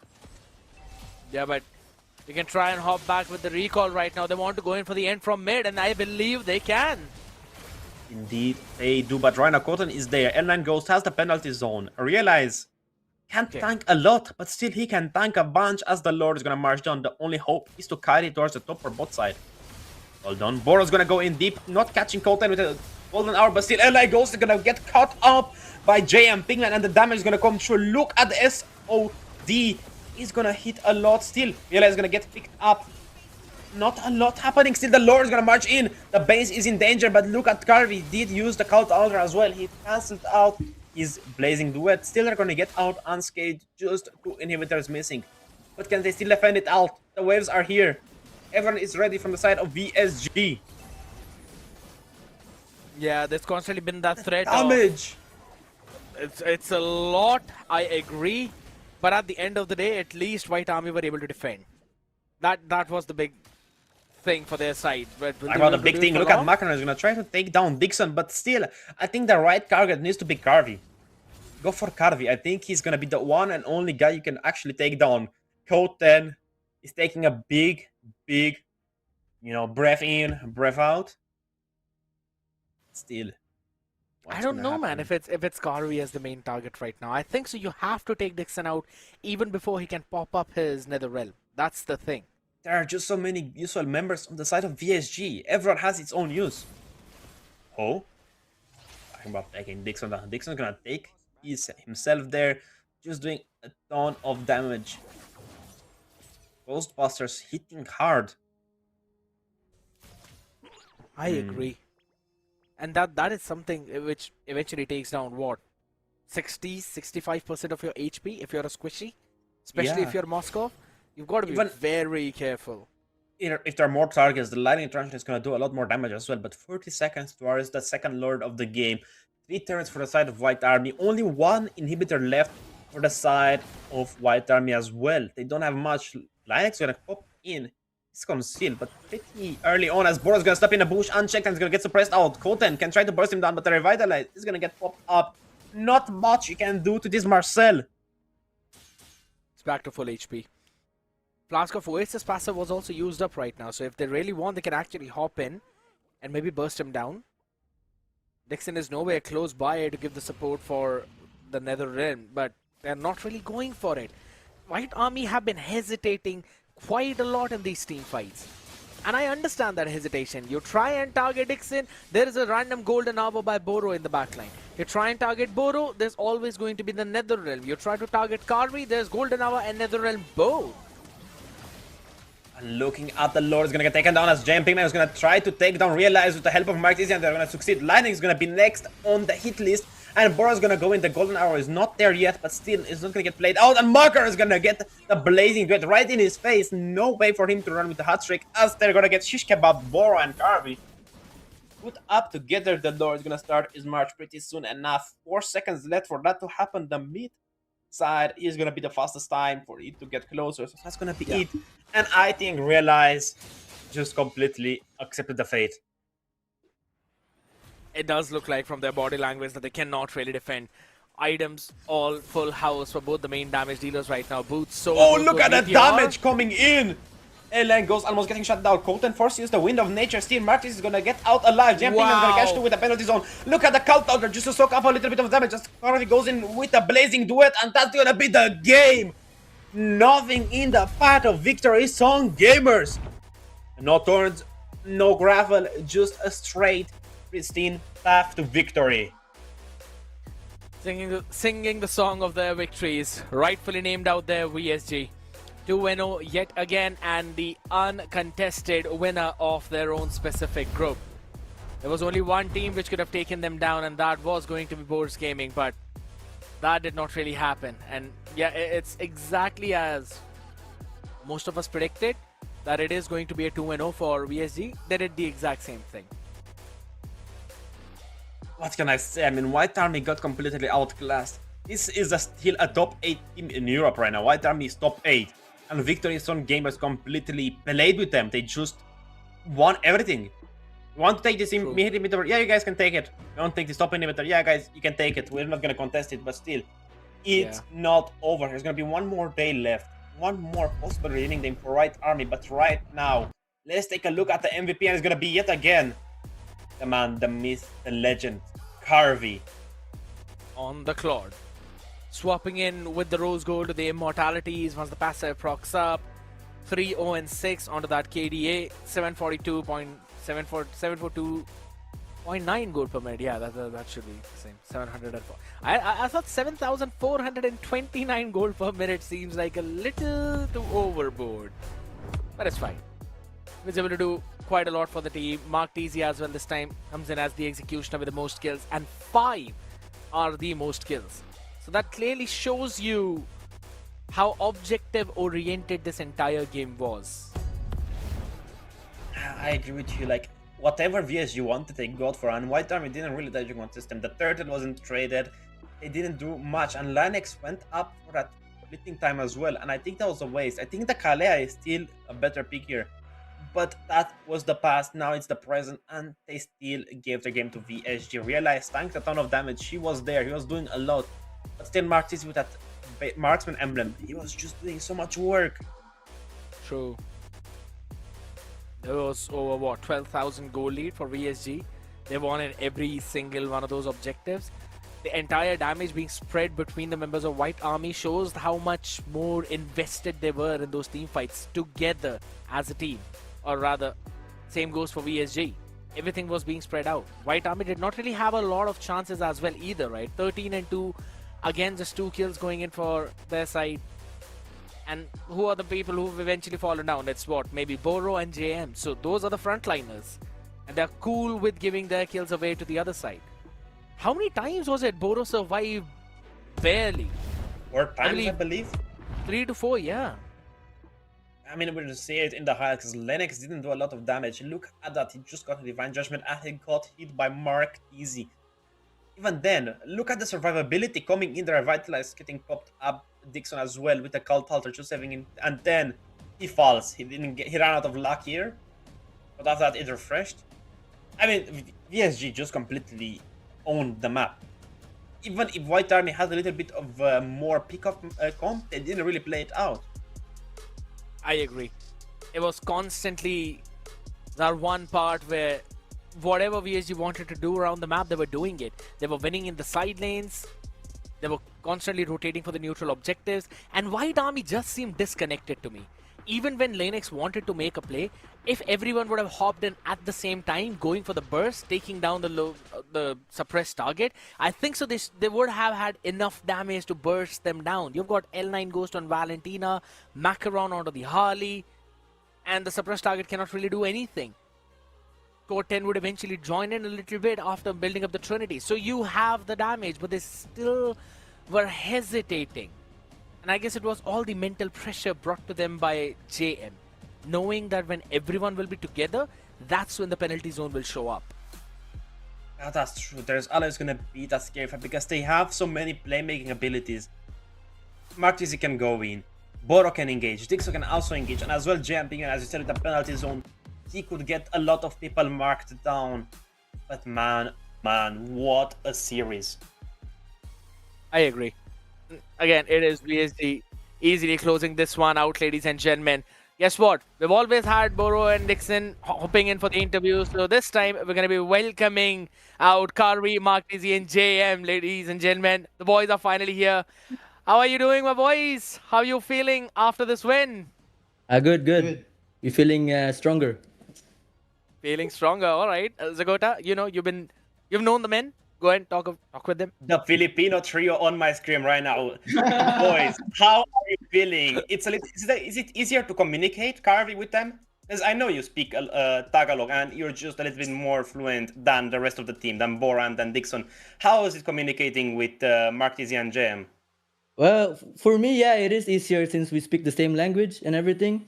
But for Dixon and Boro, I don't know, but we usually just speak English through the game, and then between us three, when we shot call during the game, we see it in our language for like faster communication. All right, that makes sense, boys. That makes sense. Which is the best hero for JM according to you guys? Because the plays that he makes on Alert, they were mind blowing. But then when he picked up the terrorist, it seemed like he's even better on that. So, like, which one works best for him? Suyu. I think we said Suyu. Suyu, guys. Suyu. Explain. All right, I mean... Unforgettable. All right, out here. Zagota, go ahead. How are you guys feeling after the victory? Did you guys think it was an easy battle or was it an uphill battle? Did you guys think you could take this 2-0? No, I mean, we always wanted it to be 2-0 and it happened thanks to our hard work and everything, but it was hard. It might look easy, but it was hard, building up to where we are right now. So during those games, it was easy for us. All right, makes sense. And now talk to me about that one game being dropped against Boars Gaming, right? Because it was the entire thing where you all thought we will be closing that one out 2-0, but dropping that one game. Is it Boars Gaming being very strong, or did you guys made a few mistakes, which you normally don't? No, it's not. They did not win because they were strong. They won because of our mistake. Basically, their playstyle is just waiting for enemy to make mistake, and that's what we did on the game. Was it first game or second game? I don't remember. First game. So the second game and third game, we came back, saw our mistake, and then just played the game. That's how it was. All right, Zagota, anything else? I mean, I want to give you another question, Scare, because I think I asked too many. All right, boys, all right, yeah, I'm gonna ask you, Mark Daisy, is there any specific team out in both of the groups, or you've already played Group A, right? Is there any team in Group B that you would want to face? Extremely. LC. LC, like cavalry, sorry. All right. Why is that though? Why? Because they're strong, or something else? Is there any other reason for that? Ano ba? Pinoy sila. Because all of them are, Filipino too. Okay. That's All right. That makes sense. Boys, I think so. I'm also done with my questions. Is there any message that you'd want to give to your fans, maybe to your haters, to anyone out there who are listening? And you can do it in your regional language, so it's all fine. Oh, ikaw muna. First and foremost, I want to thank God. All glory to God. Yes. And for the fans, thank you for supporting us, and hopefully you guys will keep supporting us until the finals. And you won't be disappointed if you choose VSG to support. And then we'll just do our best, keep practicing, and then try to win this tournament as we can. Jam. Thanks. Go ahead, Thanks on VSG and to our coaches, Coach Jeff and Coach Jeff. Bombi, Yes. and VSG fans. Thank you. Yeah, thank you to our coaches, our wait. fans, our boss. Who? With all Okay, this we have stuff. one more thing to say. Go ahead. Okay. Okay, ready? Uh huh. I will say. Okay, let's go.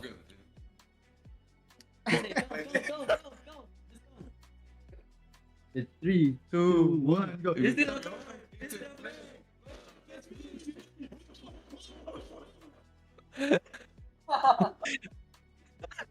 I absolutely love the vibes, boys. I absolutely love the vibes. You know what? You guys can go ahead, enjoy with everyone else. And again, congratulations for topping the Group A. You will be in the round 2 of the playoffs directly. So good luck for your future matchup. Thank you. I really wish the mic would have caught that, but Zakota, yeah, talk to me about again VSG getting the first spot in that Group A already. They're looking super strong. The Filipino trio will always be strong, and I think they just want to face up against Light Cavalry VH because Filipino rivalry, you know? It's always fun to face up against your fellow, but right now, scared. What a series we had on our hands, and what a great interview. The vibes were up there, as you said. I mean, I don't know what else to say, but the upcoming match is gonna be Light Cavalry against Extremely Slay. What are you thinking about this one? I really want to see this one matchup because the winner would eventually end up being on top of that group, ladies and gentlemen. But all of that will happen after this short break. Don't go anywhere.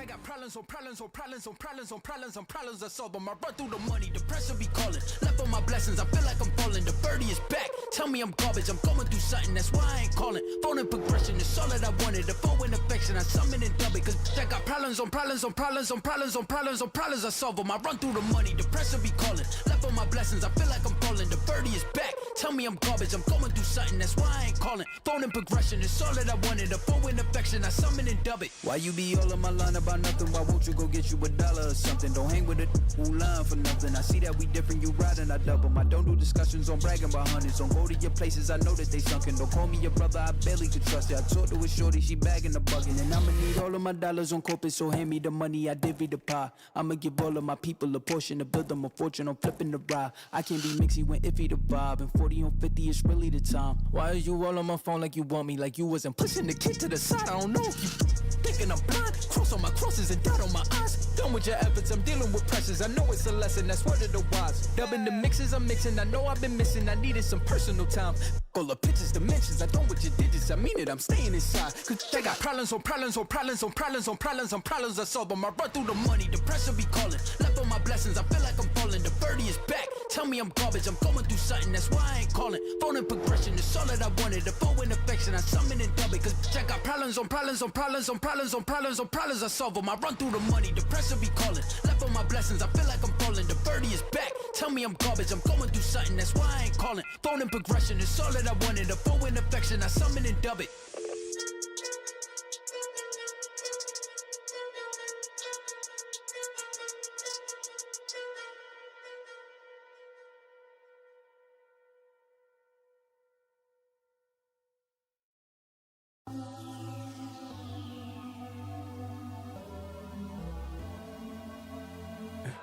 For the record, for the record, for the record, for the record. Been a little too nice to y'all. Now I gotta up price on y'all. Snake eyes on dice for y'all. Shoulders on ice for y'all.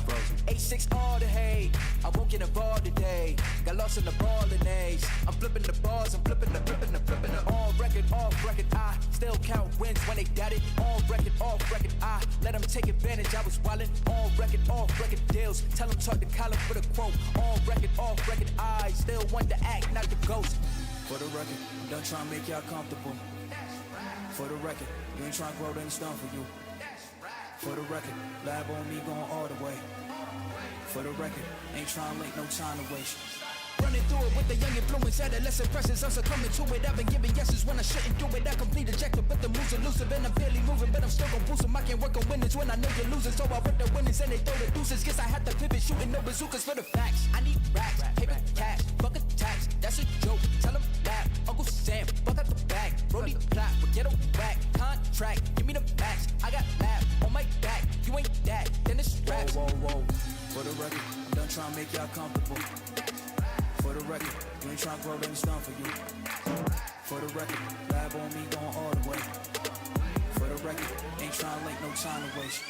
Facts, I need racks, paper cash, fuck a tax, that's a joke. Tell him laugh, Uncle Sam, fuck out the bag. Brody plot, but get a whack. Contract, give me the max. I got laugh on my back. You ain't that, then it's raps. Whoa, whoa, whoa. For the record, I'm done trying to make y'all comfortable. For the record, you ain't trying to grow, then it's done for you. For the record, lab on me going all the way. For the record, ain't trying to link, no time to waste.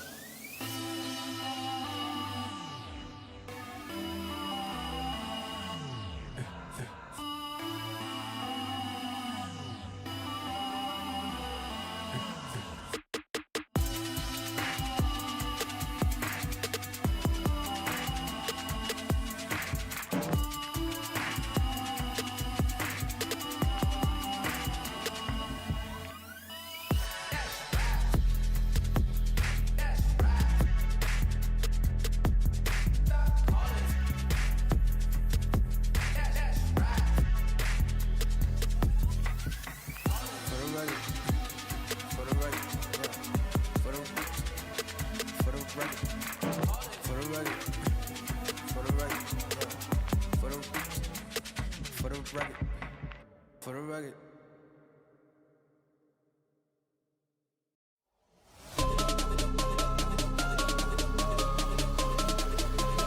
Who the hell can stop me?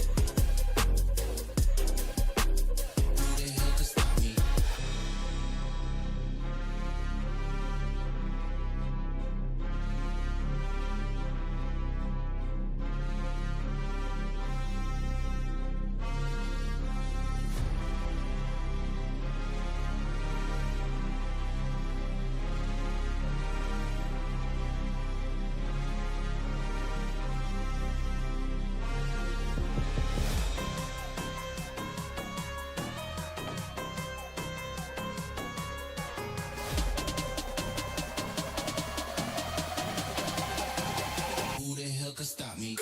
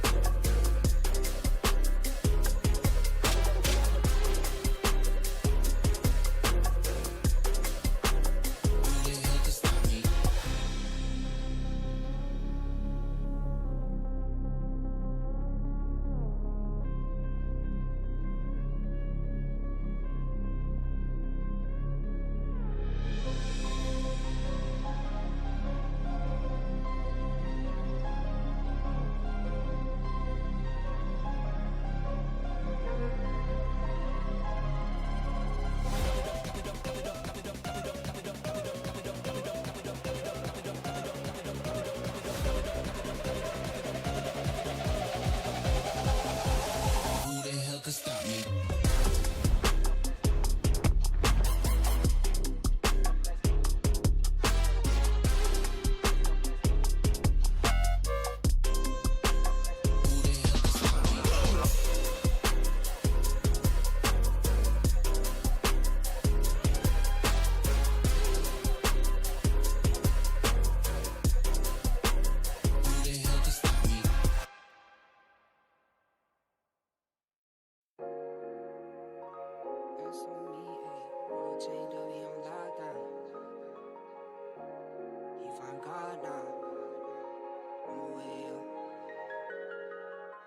The highs with the lowest lows. That's like these days. World chained up, he on lockdown. Phone call 3 ways. I just pray that he find God now. It's no replay. On my way up to the top.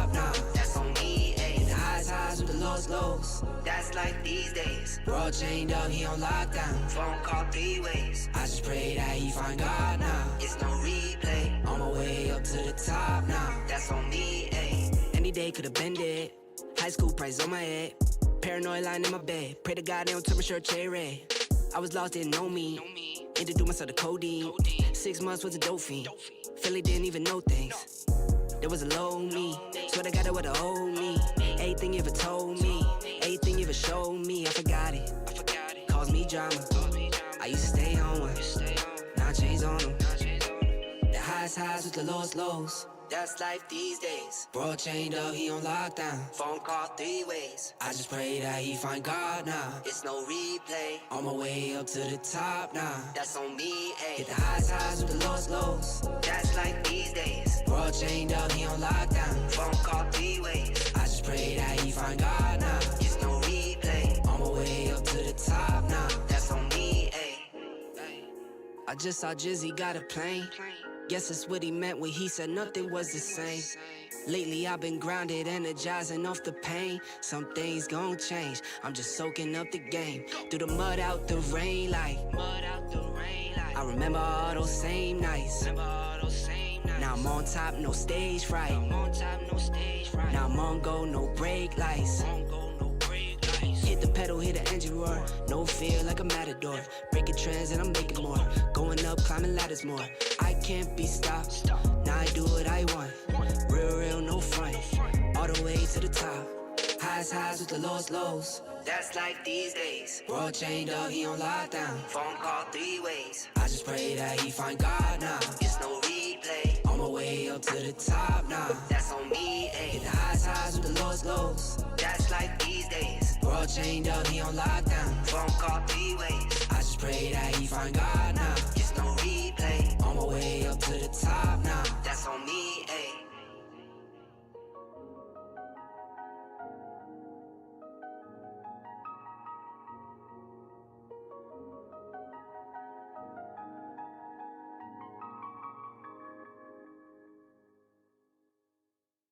Call my phone, hit my line. Only ones who down for real, down for line. Keep it super thorough my way on this side. Keep it super thorough my way on this side. Call my phone, hit my line. Only ones who down for real, down for line. Keep it super thorough my way on this side. Keep it super thorough my way on this side. Mobbing with my brothers, there's no question, keep it real. Whether we East Coast or we in the hidden hills. In the poppin' straps of blue faces, not the pills. Heard you calling bluffs, I show and prove it is for real. Son of God, not a son of sand. Keep it off the books and keep it coming in. Bitch the old whip, see what I'm coming in. The inside caramel just like 100 grand. Call my phone, hit my line. Only ones who down for real, down for line. Keep it super thorough my way on this side. Keep it super thorough my way on this side. Call my phone, hit my line. Only ones who down for real, down for line. Keep it super thorough my way on this side. Keep it super thorough my way on this side. Heard you moving funny, had to cut you off. Had some more friends like my brothers, I can't trust it all. Same ones in your corner, wanna see you fall. Now I only need a hand to count the ones who ball with me. Down to fall with me. Down to put it on the line when lose or draw with me. Those my brothers, different mothers, part of par with me. Got the Bonnie to my class, she break the law with me. Call my phone, hit my line. Only ones who down for real, down for line. Keep it super thorough my way on this side. Keep it super thorough my way on this side. Call my phone, hit my line. Only ones who down for real, down for line. Keep it super thorough my way on this side. Keep it super thorough my way on this side.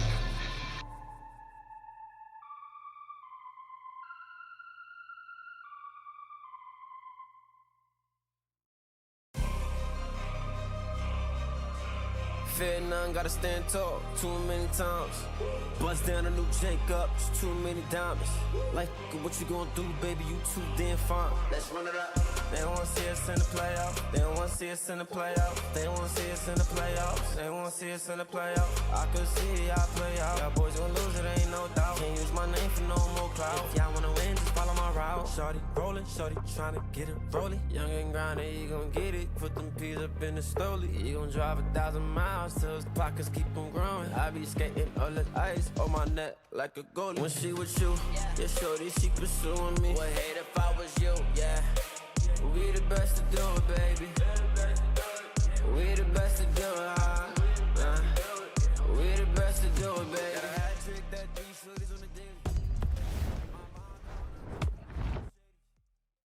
It's second week of MAC, ladies and gentlemen, and we're bringing the heat, of course, from Europe as you're watching Mobile Legends Bang Bang European Championship Season 2, presented by Surge Europe and powered by Runestone. And if you're not feeling the vibe, man, at least we're gonna bring it, because in the first series, it was a sweep indeed, 2-0 for the side of VSG, but we got the heat going to a different level. Not because of the games, not because of Light Cavalry, not because of Extremely Slay, because of the desk we got on. Myself, Kronos, alongside me, the man bringing the heat. Ellis, how you doing, bro? Hey, thank you for the warm welcoming, bro. It's a pleasure to be alongside you here, and I'm happy to assisting here at this BO3 at Light Cavalry versus Extremely Slay. I don't know how hyped you are. It's a bit cold in here for me, but I'm just waiting for the hit to come in from this gameplay. Man, I thought you'd be at least, you know, you'll be the guy bringing the heat, but you too cool to make that happen, you know. Man's not hot. That's what he's trying to say. But you can take a look at the lineup, ladies and gentlemen. This is Light Cavalry. We're talking about the ones that VSG want to face, the ones they think are going to take this game, at least. We got Nyx, Leandra, Creve, Alan, and Alski Fam. Of course, the PH boys coming into Europe, trying to shine as much as possible. And Ellis, you know this lineup better than anyone else, don't you? Hey, better than anyone. I wouldn't say that, but after all, we have to also watch it. Extremely Slay lineup. This one, I can say I've watched it several times, even yesterday somehow. So we're having Hanji, Wiz, Malfurion, Kingsta, and Laito. Pretty interesting names, big names. We've seen it so far a lot of times, not just me, but everyone. And I just want to see once again today how they're going to perform. Yeah, I agree. I think I definitely want to take a look and see how they will be able to get to that next level. We want to see Extremely Slay perform at their best. And right now, you can see they're on the screen, folks. This is the second time we're probably going to get to see them in this season. And of course, a lot more further on. Considered one of the favorites to take the whole thing. Here, we've got them coming, and they're coming in strong. For this map, though, it's going to be Expanding Rivers. Oh, honestly, who is that guy on the waves, man? Is that Lapu? Yeah, it's Lapu Lapu. You didn't know that? No, it's the first time trying to. Bro, he's traveling. He's traveling from EXP side to the turtle, bro. That's why he's, you know, he's surfing around the map. Okay, unexpected one, but hey, we're hopping into the draft. What do you expect from this, Kronos? What do you expect from this? I don't know. We're gonna find out. Of course, we've got Glue being banned out first on the blue side, Freya going on the red. I'm expecting maybe a Kalea, not Kalea, probably a Fredrin gonna come out from the blue side as well, because Weez is good on it. He did play the Leomord, so Yo's another option. Harley is still available. Jushin banned out from Light Cavalry. That's showing a little bit changes, might I say. So Extremely Slay have an extra ban on their hands. Harley's gonna go off, right, at this point? Harley, I think even Harvit might be bannable at this point, and Sora. So to be honest, I didn't see Sora in the past few matches play or be performed too nicely. But okay, maybe Phobius. Maybe they're gonna take out Phobius. This guy is just dangerous. He definitely is, and I think it's gonna come down to how they're gonna be able to maximize control in the Lord pits, in the turtle pits, right? With that Sora, if he is available. Guinevere's gone. I think taking out the jungle pull from the side of Light Cavalry. That's what they're trying to do at this point. Harley's got to go on the red side, you know. So now blue side, maybe take out the Hilda to stop the early aggression from Kingsta. Maybe take out the Khalid. That's another option. Marcel was the other option open. But then these are picks that are kind of, you know, for blue side, it's a blessing that they can get with the Marcel, with the Jushin. But they don't want none of that. They're looking to, you know, they're looking down a different direction. Maybe they're searching something. They have something prepared to just, I don't know, maybe to surprise Extremely with some kind of draft they common spot with the past training sessions. Because, as you mentioned, those kind of bans, Zuxin, Marcel are the bans to get out from the red side. That because the blue side can just first pick it, right? But now they can just trade the Harley or take it out, maybe leave the Baksha open, or okay, Valentina. I guess it works as well.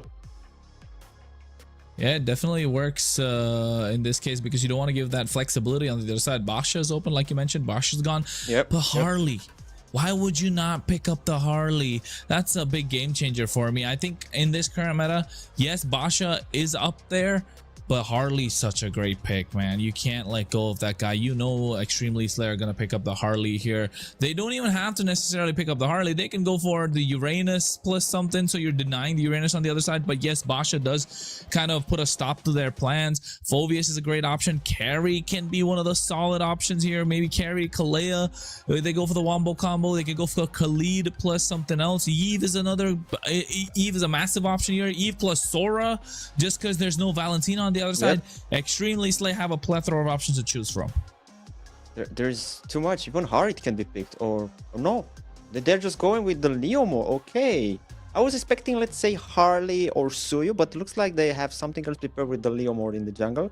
And you mentioned the Uranus. Yeah, probably Uranus, maybe Terisla, Alice, or let's say, I think those. But Phoveus. Interesting. I like the pick. It's coming good because you're having a lot of sustain from the Baksha already, and they take the Harit. They take the Harit for themselves because honestly, maybe you could have just let the Harit for them, so you can have infinite passive for your Phoveus. It kind of worked like that as well, but maybe they just don't want it. I mean, I think it's to make sure in these team fights you're being quite dominating. Not just that, it also prevents the Leomore from playing his game, right? I like the Gord being picked up. It's such a solid choice. Although for light cavalry, I would have liked if they went for the Valentina, for the Eve. But Gord has been such a pick on the rise. It's been coming through the ranks for a lot of regions, and you can tell why. For the very reason that it has the range, it's got that stun with the projectile, then you got true damage, so you know Baksha is not going to be able to tank a lot come late game. However, this time, if you are the Leomord, you want, there you go, the Eve is banned out. That's what I was looking at, because the Eve puts a stop to the Phantom Steed when the RW is dropped down. That mini stun, the carry's taken off the table, so you're preventing any sort of, you know, late game potential that Extremely Slay can go for. They do have the mid game conquered with this Leomord. Early game is something that they need to look at the moment, and maybe banning out another AoE roamer like the Gatotkacha for light cavalry will work wonders, but or Khalid in this case, because they need some sort of physical damage. Honestly, I don't know where they're going with those drafts, because it's interesting to see those picks after a while. Like seeing the Baksha, because you most likely see it Assassin a lot, but now you see more likely these, and you have the Kimi taken out, you have Claude out. Now they have some possibilities for the goal lane. We're gonna have Harit, but who is gonna be playing against the Harit? Maybe a Granger with a range, maybe Obsidian? No, I don't think Granger. I don't think Granger. I don't think Obsidian. I think Granger, yeah, is probably one of the better choices here.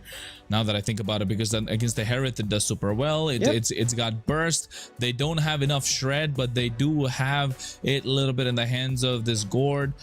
It's gonna come down to a slight bit of a late game, but hey, it's Hangi on the gold, right? Hanji on the gold. I need to ask him how we're gonna pronounce that. I've been saying this for a very long time. So I think in this case, you know for a fact, Extremely Slay can lock in the Granger, wait for the mid lane to be picked up, or never mind, Obsidian, like you mentioned. It's to prevent the dashes from the Hereth, right? Yeah, but he can actually have the Purify, so No. I think for me, why I don't like the Obsidia is right now, you first of all, you're super immobile. You gotta, yes, you gotta dash, but it's a single target hero and you need to build Trinity, but at the same time, to take down the tankier enemies, you need the Sky Piercer, and if they apply early pressure on the other side, you're basically completely neutralized the entire time, and that's what they're doing. They get the Cho, they get the Selena, and the Cho's a deny pick for Extremely Slip, but we got ourselves a Belleric, ladies and gentlemen, in the hands of Kingsta. Ooh, that's spicy. I mean, if I'm not wrong, he actually got some adjustment in this the patch, right, from the 2 days ago. Am I right? And I started to see this guy alongside the Cho. It's kind of interesting. I was curious when I'm gonna see this Belleric rocking in, and it's not looking quite bad here. I mean, he can tank a lot, he can sustain. He has nice engage, but I just want to see how it's gonna perform this one. Well, we're gonna find out, of course. You got a Purify in the hands of Hanji on this Obsidia. 3 flickers, retribution for Extremely Slay, of course, and this is gonna be a slight bit of a game changer on how they are gonna approach this entire match. A lot on the line. For them, they need to try and get as many victories as possible. I think in this case, Lito is going to have a key role to play on this Uranus. Oh, yeah, he's gonna have to annoy them a lot, because we know how you used to play Uranus. Just go, maybe make a fast cut of lane, then just go be annoying on the enemy jungle, be annoying on the mid lane, and in the fights, you're the one initiating with the roamer, so you have to just move around a lot. You have to put pressure on the enemies, maybe force some resources, who knows, maybe some flickers, some spells of any sort, and maybe somehow some ultimates, who knows. That depends on you, how good to put pressure on the enemy you are and how much farm ahead you have, because you can put pressure, but without the proper farm, without the proper advantage, it's going to be useless, because you're just gonna fall down before actually putting any pressure. I agree. He is going to fall down if they don't apply the pressure at the right time, and I think this is going to be a big part. But take a look at one of the audience questions. That's right, folks. You keep asking in the chat, and we will make sure we cover these questions by Sun Broly, a Dragon Ball Z fan. Big dub. Pick one player for each role and build your dream team based on the teams from MEC. Ooh.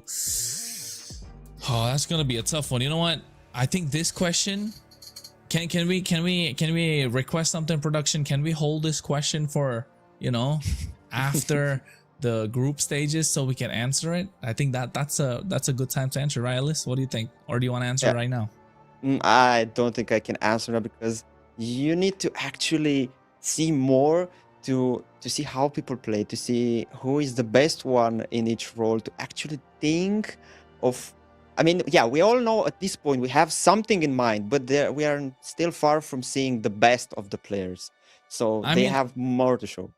I don't know. I'm only saying this because, we already have ourselves a super team here in MEC with VSG. That's what they call it, right? European super team. And I think it's fine. I agree to it to a certain extent, just because of the players and what they can provide and how they're playing, how dominating they've been. But at the same time, Extremely Slay, they're not lagging behind.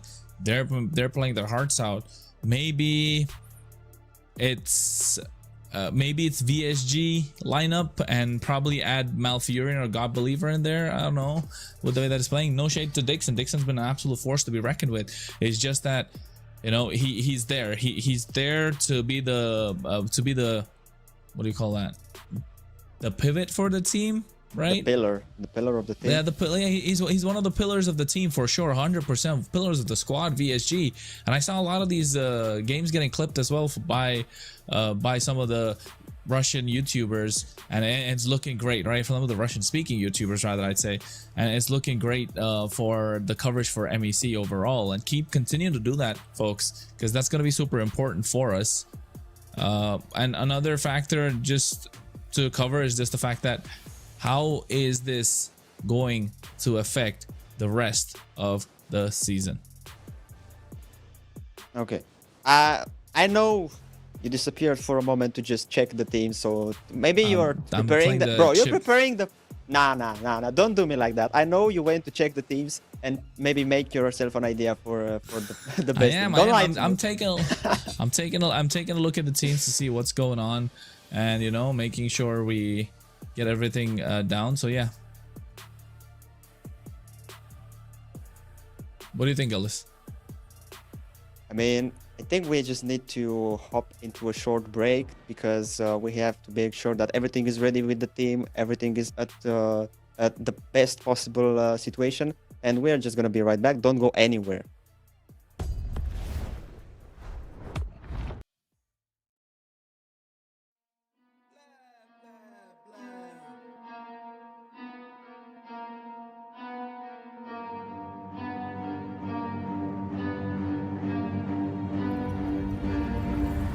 I got problems on problems on problems on problems on problems on problems I solve them. I run through the money, the pressure be calling. Left on my blessings, I feel like I'm falling. The birdie is back. Tell me I'm garbage, I'm going through something, that's why I ain't calling. Phone and progression is all that I wanted. The phone and affection, I summon and dub it. Cause I got problems on problems on problems on problems on problems on problems I solve them. I run through the money, the pressure be calling. Left on my blessings, I feel like I'm falling. The birdie is back. Tell me I'm garbage, I'm going through something, that's why I ain't calling. Phone and progression is all that I wanted. The phone and affection, I summon and dub it. Why you be all on my line about nothing? Why won't you go get you $1 or something? Don't hang with a who line for nothing. I see that we different, you riding, I double. I don't do discussions on bragging about hundreds. Don't go to your places, I know that they sunken. Don't call me your brother, I barely could trust you. I talked to a shorty, she bagging the bugging. And I'ma need all of my dollars on corporate, so hand me the money, I divvy the pie. I'ma give all of my people a portion to build them a fortune on flipping the ride. I can't be mixy when iffy the vibe. And 40 on 50 is really the time. Why is you all on my phone like you want me? Like you wasn't pushing the kid to the side. I don't know if you thinking I'm blind. Cross on my crosses and dot on my eyes. Done with your efforts, I'm dealing with pressures. I know it's a lesson, that's word of the wise. Dubbing the mixes, I'm mixing. I know I've been missing, I needed some personal time. All the pictures, dimensions, I don't with your digits. I mean it, I'm staying inside. Cause they got problems on problems on problems on problems on problems on problems I solve them. I run through the money, the pressure be calling. Left on my blessings, I feel like I'm falling. The birdie is back. Tell me I'm garbage, I'm going through something, that's why I ain't calling. Phone and progression is all that I wanted. The phone and affection, I summon and dub it. Cause I got problems on problems on problems on problems on problems on problems I solve them. I run through the money, the pressure be calling. Left on my blessings, I feel like I'm falling. The birdie is back. Tell me I'm garbage, I'm going through something, that's why I ain't calling. Phone and progression is all that I wanted. The phone and affection, I summon and dub it.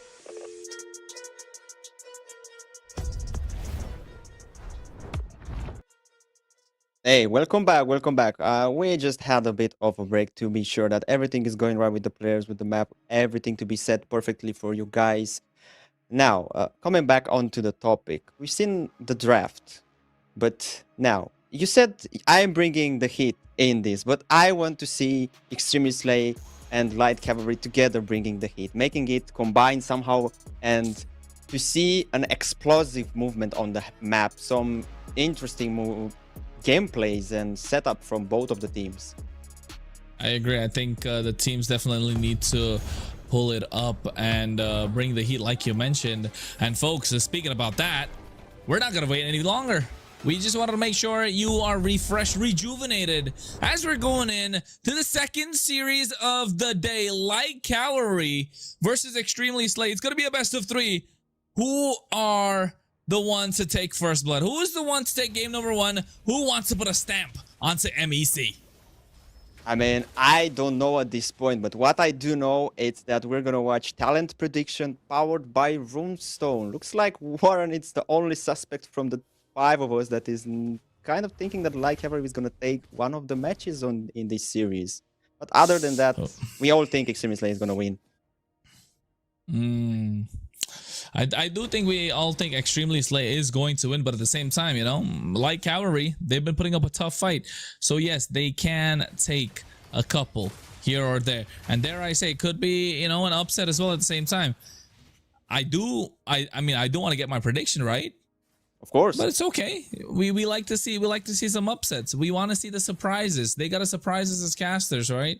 We're not in it for that arrow could have been. Oh wait, never mind. That's Creeve just playing with Alan himself. That was his own teammate. Okay, I actually thought that he's gonna hit him. Oh, that was close, but then I realized it's the Selena on his side. Oh boy. You know, Kronos. In those 2 minutes, I think it's the most passive gameplay I've seen so far in this tournament.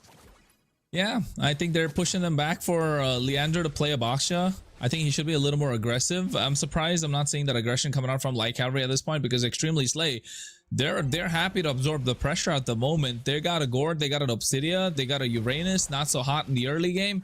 They're fine. They're cruising at this moment, and they're making sure Belleric is there, scaling to that point. Light Cavalry getting these neutral objectives, able to get that turtle without the help of the Retribution. I thought they were trying to get an invade, but Extremely Slay making the rotations at the right time. Wee's level 5, so he's still one level ahead, even though Light Cavalry got themselves the turtle. Oh, a fight is coming here.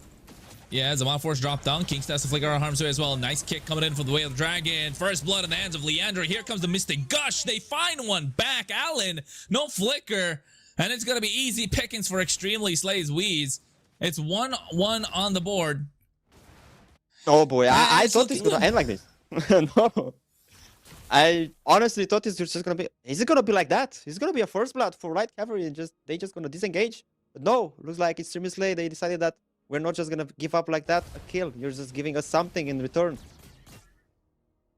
It definitely is looking to give something in return, and that's going to be important in this case. It's a lot of focus on the bot side, right? We've been seeing this for the past 3 minutes. The rotations always have been on the bot side. Yes, there's the turtle, but it's also to make sure either Alski Fam or Lito pop off early. And once these guys pop off, it's going to be difficult for the other to stop them because they don't have that instant stun on either side. Yes, they do have the way of the dragon, the Jeet Kune Do, but it's not enough to take down, you know, the Uranus 100%. He's even got the... Oh, wait. He doesn't have the Purify.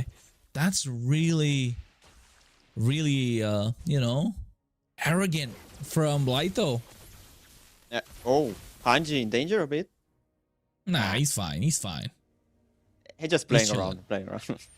Well, what do you think though, Ellis? The flicker on the Uranus? No. Oh wait, Lito. This is what I'm talking about. He got the flicker.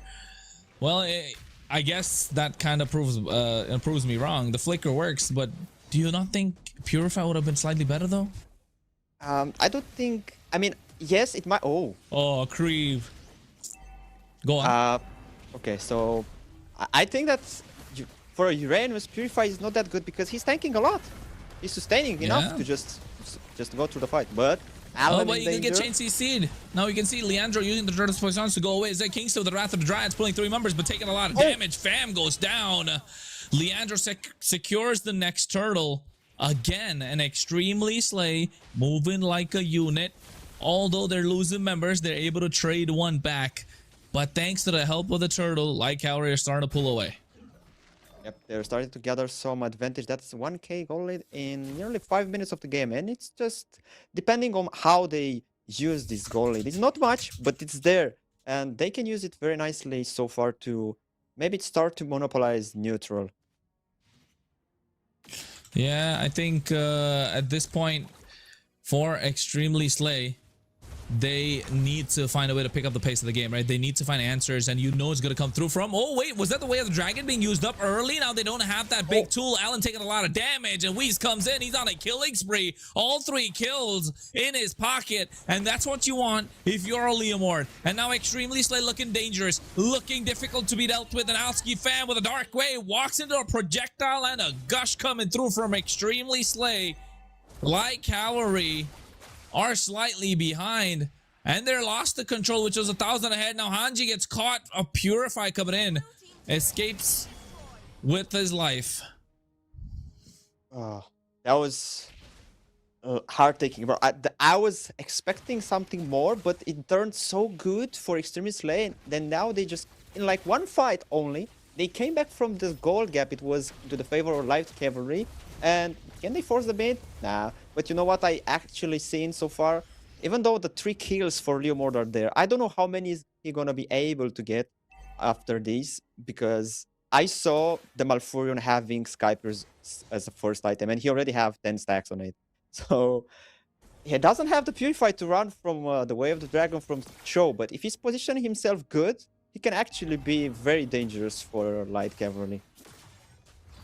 Yeah, it's definitely going to be dangerous if he finds the right targets, right? That's the main thing. Hanji does have the Purify, but everybody else has the Flicker. That's what I was talking about. Lito not having a Purify could be costly. He is the one that's going to be face tanking quite a lot for the rest of the team. Yes, they have Kingston on this Belleric, which could work. But here comes out the Steed from Wheeze. Now he gets caught in the way of the Dragon. The Mystic Gush coming right on time. The Leandro still able to secure the turtle. Fam goes in with it, gets a nice Dark Wave, pushing him back, and he flickers out of harm's way. Malfurion get locked down by that Zaman Force, and he's dashing around his... Oh my god, Nyx, but the amount of damage that's been put out just to take one down is too much. And Light though able to clap back onto Creed. They're They not take stopping. 2-for-1. Weaves comes in, and now looking to get another. What was looking good for Light Cavalry is suddenly turning out to be disastrous. Bro, what am I witnessing here? They are taking turtle after turtle. They are starting the fight very good. They only give like a kill for another kill plus turtle, and somehow they are just losing. Yeah, it is. They're losing indeed. You can see Dark Wave coming up, but he's trying to go in. Alski Fam getting caught, and Hanji's able to get that kill. They trade one though in the process. Not just one, so it's maybe? working out, but there comes out the Gush. Allen taking out super low. Hanji dashing in. He's looking to get one more on the board, but the Shun Post Shield able to save him by the skin of his teeth. He escapes. That was so close. Hanji actually wanted him so badly. And then again, a fight that started good because they traded 1-for-1, but then it's our fault. So it's no more 1-for-1. And it was so close. That was so close. I think the whole luck for this entire year just went on that moment for Alan. I don't know how he's going to perform next after this one, but if it's not going to be this the end of his luck, I guess it's going to be GG for him. Yeah, it shouldn't be, right? It shouldn't be GG at that point. You want to make sure you give maximum time. But hey, folks, make sure you check out MLTV, right? It's built by Surge Europe, of course, to check the statistics that's taken. That's part of MLBB esports as a whole. So you want to, a one-stop shop, one spot. You know what I mean, a one-stop shop for everything, and you find it on MLTV. So make sure you go check it out, of course, and let us know what you think. You want to find out more information about it, make sure you put an exclamation mark MLTV in the chat, and you'll get everything that you need. And looking at the items that you saw for a split second there, Alice, anything funny you find? Nothing funny, but the only interesting thing I find is that Leomore having a 1.3k advantage against Leandro. I mean, yeah, he's got 3-4 kills, right? But you see right now, the Hunter Bone coming out as well. Hanji's trying to kite, but the Abyssum Trap able to catch him, and Creep able to get that kill. Darkwave on 2 members. Wheeze finds Allen, and now here comes the projectile able to get them, but he gets caught in a stun. Malfurion wasn't able to pop the Gush. He goes down instantly, and now all of a sudden, what was looking good for Extremely Slays turned out to be disastrous. They're moving, they're bobbing, they're weaving. Alski Fam able to get a double, flickers out to be able to survive. Oh, Extremely Slay. Light Cavalry, what are they doing to us? It's back and forth, it's rubber band. I was completely not expecting this one. I mean, I think they have somehow to start the fights being in the favor of Extremely Slay so that Light Cavalry can come on top of it and win it. Like, look at this. It started so good, then it was bad, and then back good. It's just back and forth so crazy like this. And Creeve getting that kill, and on top of that surviving to come back in and get the gourd, that was insane. He just got double kill like that, and from there the team just cleared up the rest of the enemies.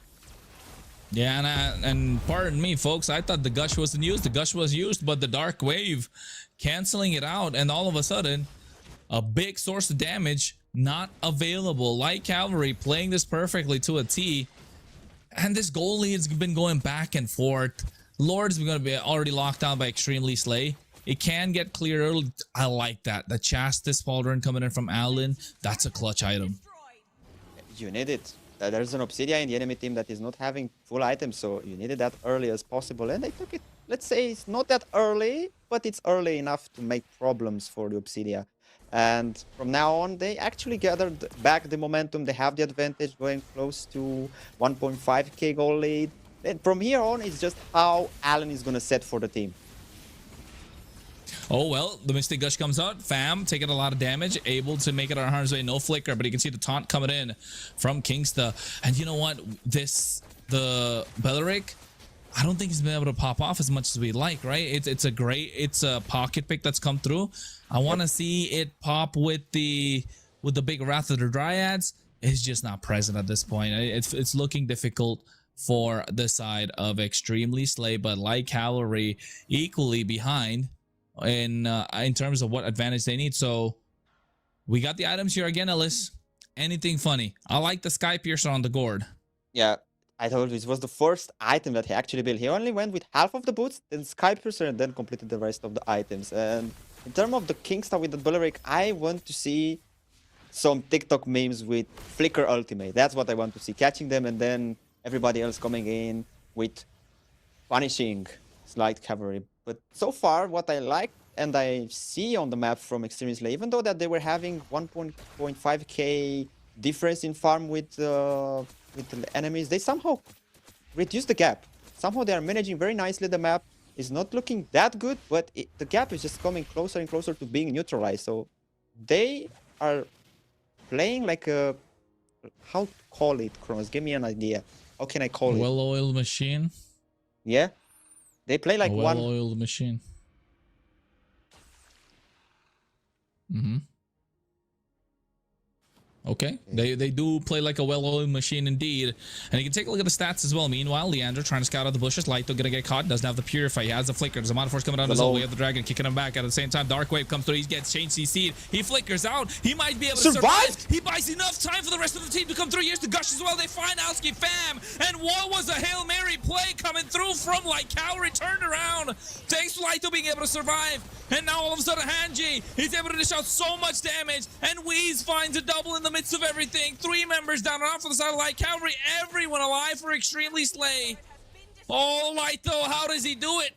How is he able to get away with this? No Purify, and it could be a possible end. They've gotten a wave clear. Creed does have the Abyssal Trap, and I think they're able to do it. They go for the Lord, playing it safe. Do not want to bite the bullet. Please show us a replay. What happened there? How is Lighto able to get away with this? They don't have the shred. I told you, bro. Look at this. Look at this. The Flicker, man. Not the Purify, but the Flicker. You know Uranus, bro. You're sustaining a lot. Belleric just came in. He didn't even use the Flicker to come with that ultimate. He just ulted, keep them busy, and then the rest of the team. The Misty Gash, Barbiel came in, and then Hangi with the bone hits. He just came in, cleared up, double kill for Leomord, and just moved on. That was pretty much the fight. I told you. Yeah, and I think it's coming out of the fact that they don't have DPS, right? They don't have the shred to take him down. And it's unfortunate that even the Abyssal Traps didn't hit him. The Abyssal Arrow not hitting as well. Oh, Extremely Slay off of the back of Lighto and his plays. 1, 1, and 7. Yes, Wheeze has got the kills. He's probably going to get an MVP performance as per the game, RNG and stats and whatnot. But that play alone makes Lighto an MVP. Hanji right now taking a lot of damage. Zaman Force used up as well. Lighto in the midst of it, still alive after taking Abyssal Arrow. Here comes the projectile. Wheeze trying to get a lot of damage down. They're not able to take that inhibitor. Inhibitor still standing. Lord comes crashing to the bot side, so that's gone down and out. Here comes the next set of waves. Steed not available for Wheeze. And now all of a sudden with a flicker out to the Dryads, they're trying to go in. Nyx has the damage. The Force dropped down, but here comes the Dark Wave. And now Nyx dishing so much. He gets a massive shutdown, finds double. The 2 damage dealers. Wheeze comes in, looking to catch Creeve, and he does indeed with the help of the Steed. And now Nyx looking to get a triple, but Fam is the one that finds the shutdown. And Extremely Slay overextending, biting more than they can chew. And Lighto is the only one to survive from that big engage. I don't know where the problem was. I mean, they didn't want to force it earlier when it was just the minion cannon, right? And then a full wave of minions were coming in the bot lane. They decided to go for the Lord. They decided to play it safe. But now here, they forced it for that mid tower. For what? To just take a quarter of the HP of the tower and then just trade Belleric, trade Malfurion, trade Hanji, and in the end, trade Wheeze? It just... How was that a good fight for it? Because Lighto was the only one surviving it, because yeah, it's the Uranus, he's sustaining enough. I also said that I want to see that Flicker ultimate from TikTok at Kingstar, and he actually did it, but the problem was that inner tower, that tower was the pillar of the fight for Light Cavalry. That very tower actually helped them turn back the tide. It was like a 4k advantage for Extremely Slay that now is just gone in the dust, disappeared, dissipated, and no more there. You know what? The entire time I'm thinking, Ellis, come on, bro. That can't be a TikTok play. A Belleric Flicker ult, really? Come on. You know what? TikTok play I want to see. I want to see Allen go in. You know, Do that show TikTok plays to flicker way of the deck. That's a TikTok play, my guy. Not, I mean, come on. Yeah, I get it. It's a massive play. It's catching them by surprise, but you know, it's not clip worthy, bro. Like Kingsta, we know you like to play these flashy heroes. Why aren't you bringing it up?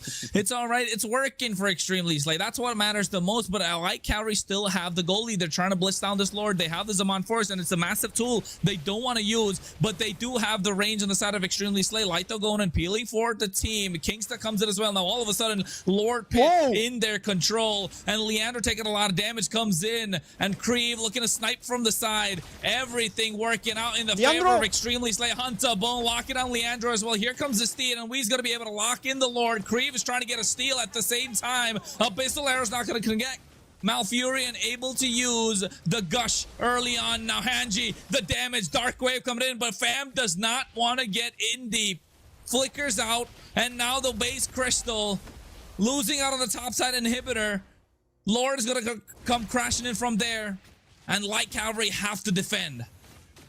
That was the problem with that Lord. They could have stayed there. Leandro was tanking quite enough, but the problem was Nyx left them to be 4 versus 5 with the Lord there because they will have too many minions to defend. Top side, bot side, big minions. It's minute 18. The minions are dangerous and you need to defend because those minions alone kill their entire waves. Weez coming in. Popping the steed early. I don't think it was a good idea, but it's all right. Allen able to get a knock up on a 2 with the Jeet Kundo. Inhibitor in the mid lane is down and out. There comes a projectile as well at the same time. Leandro going in. Torres' Poissant used up. Lord is now crashing in, hacking away at the base crystal. Fam bouncing around the Infernal Pursuit, but a lot of damage being just down. Allen goes in, gets a knock up with the way of the dragon, but kicks in the wrong way as they get Fam in the process. And now all of a sudden, Hanji has the immortality. He's not going to go down. Nyx falls in the hands of Malfurion. He's able to get a double in the process with the help of the Gush and the Sky Piercer.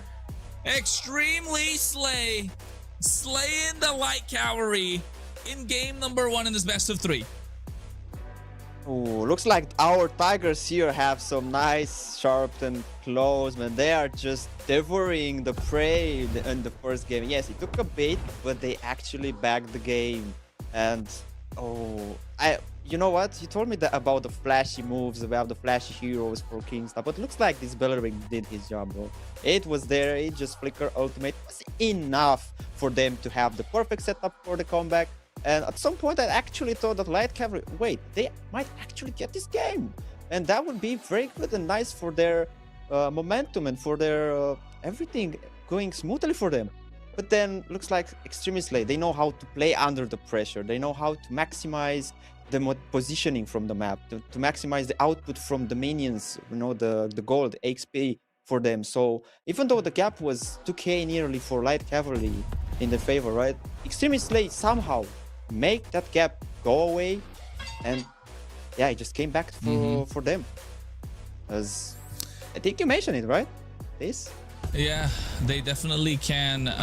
But MVP, Weez, 928, we called it early. He's having a great time on this Leo Mord.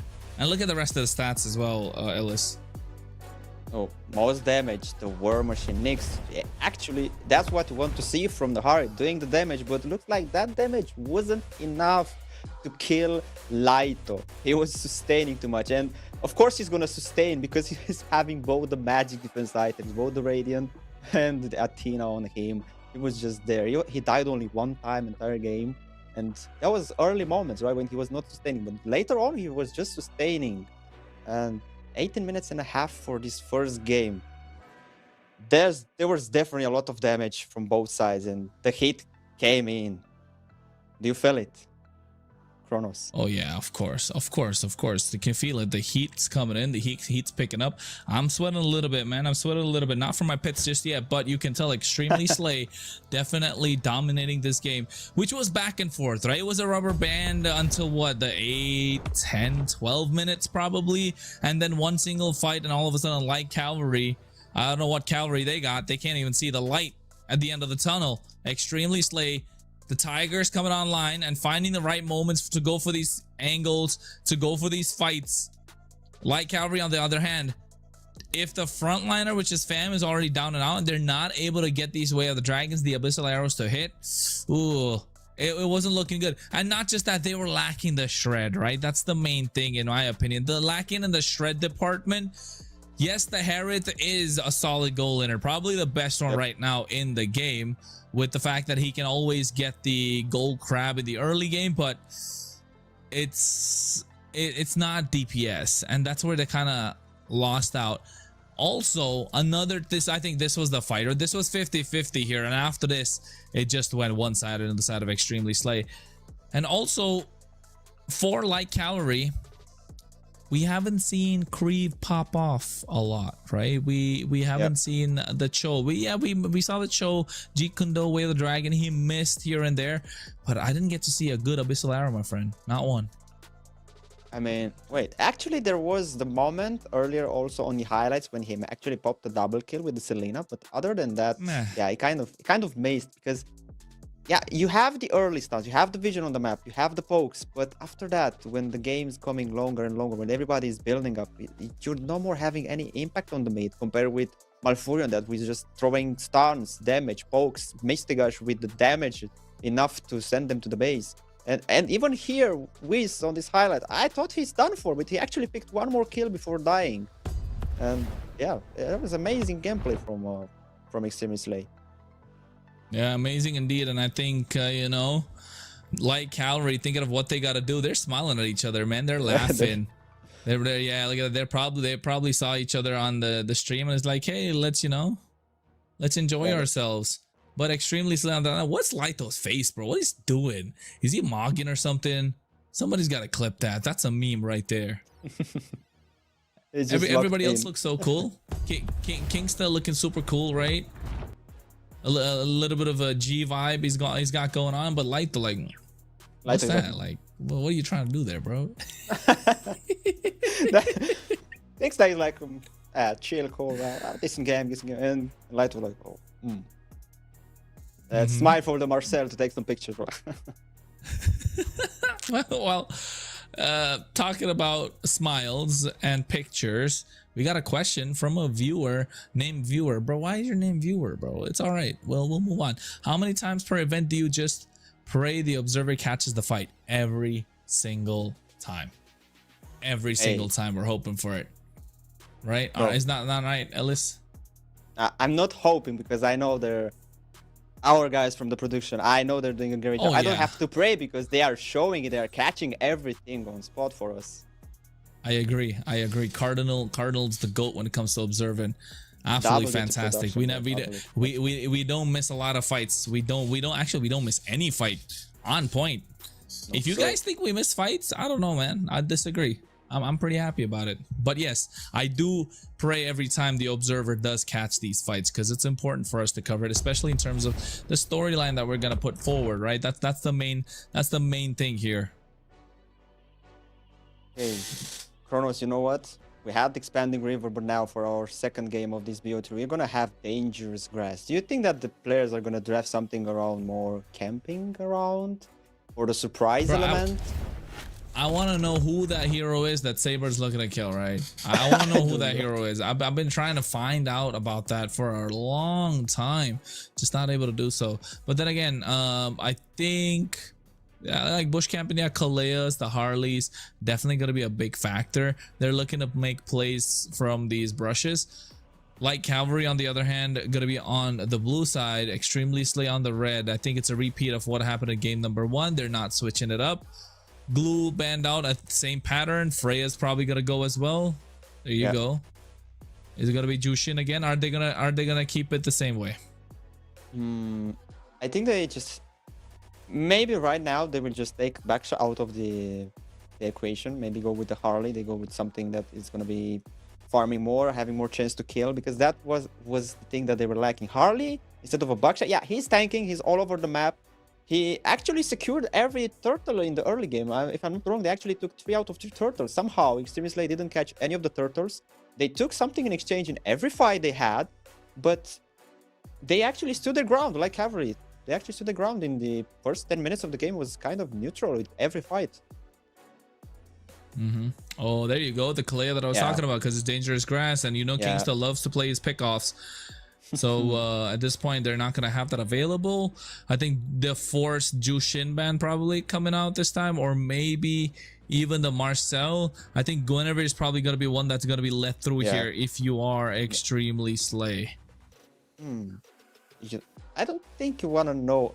You wanna let the Guinevere open. I mean, they have the first pick, so Light Cavalry might actually pick that in the jungle.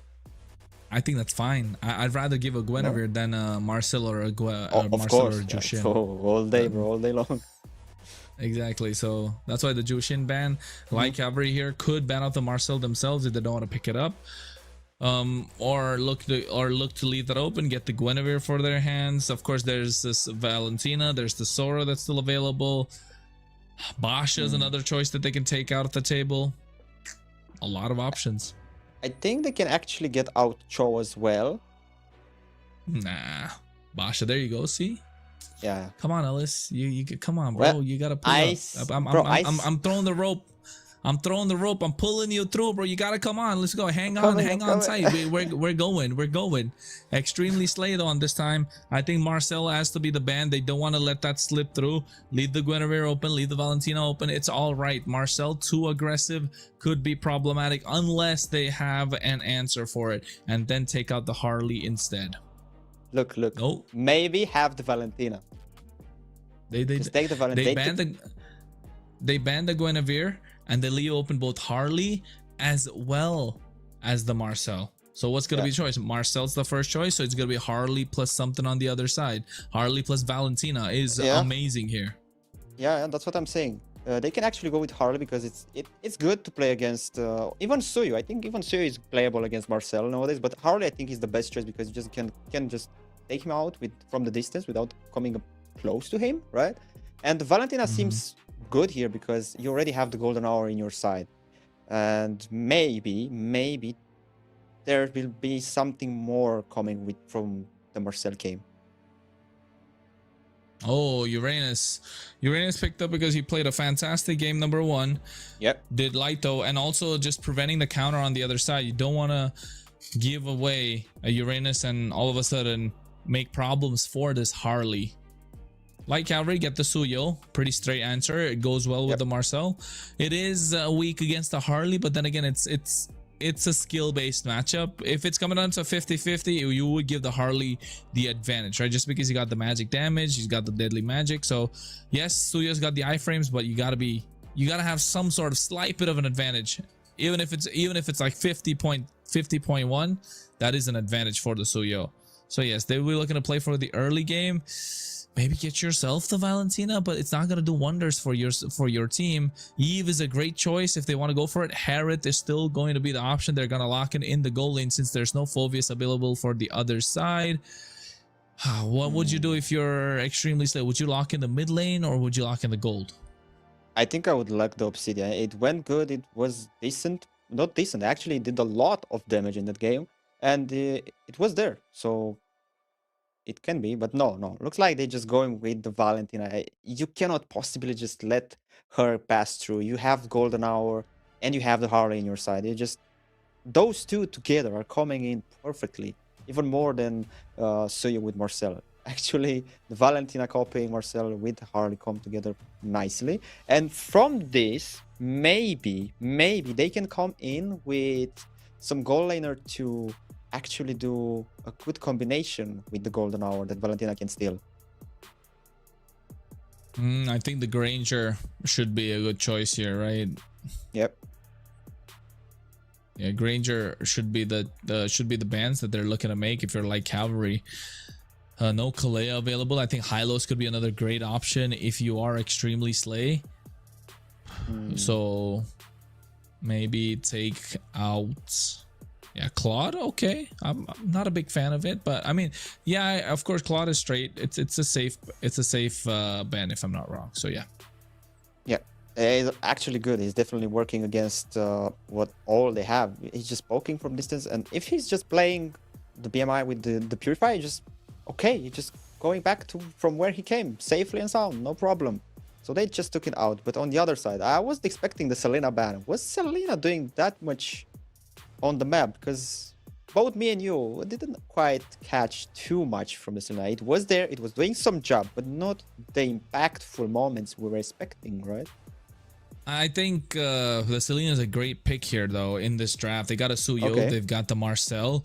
Against the Valentina Harley, if in dangerous grass, yeah, Selena thrives in dangerous grass, especially against the Harley. Those abyssal traps are going to spot him out early on. And then you already have a lot of magic damage on the side of on your side with the Herod, so don't think too much about it. Again, the Belleric coming through for Extremely Slay being picked up here. Wrath of the Dryads, just to make sure you need Nyx to pop the Purify. Leandro can come into the Blade Surge, but it's going to be a difficult time that he's having if he gets caught in that Wrath of the Dryads again. So the Moscow was the ban from the side of Light Cavalry. 2 gold laners gone. That's why they save it for the end. And you know it's probably going to be a Granger or maybe a Beatrix if it permits, if the draft permits. But here, if you're like Cavalry, you need an EXP, and I'm looking at Fulvius or Sora, but Sora can't be picked up because you're at Valentina. The other side is gonna get countered unless you really want to go for those plays.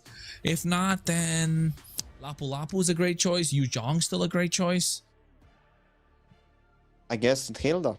And I was thinking, to be honest, that actually for Hanji here, it might work the Obsidia because you can just lock down Leandro. I'm playing Su and I know how annoying it is to just find an Obsidia that it's just locking in on you and you don't have the Purify. I have the jungle spell, right? You cannot do too much. You just lock there, you're just waiting. Where is it gonna end? Is it gonna kill me? Is it not? No. So actually it might work the Obsidia again here. Yeah, I think you're right. Obsidia could work well, but I don't like the Obsidia into the RWM, right? And you're going to take a lot of damage from this Hilda. So I think Granger. Just play it safe. Pick the Granger. You got a lot of damage on your side already. You don't want a single target. You want the burst. You want to be able to snipe someone from far. And if you get a couple of kills with that Sky Piercer, you know for a fact you're going to have a great time. They go for Easton Shin, though. Okay. Ooh. Long time no see this guy. It's the Hilda EXP first. I saw this today in the MCT. It worked out. They got the win in the hands of Bethlehem early.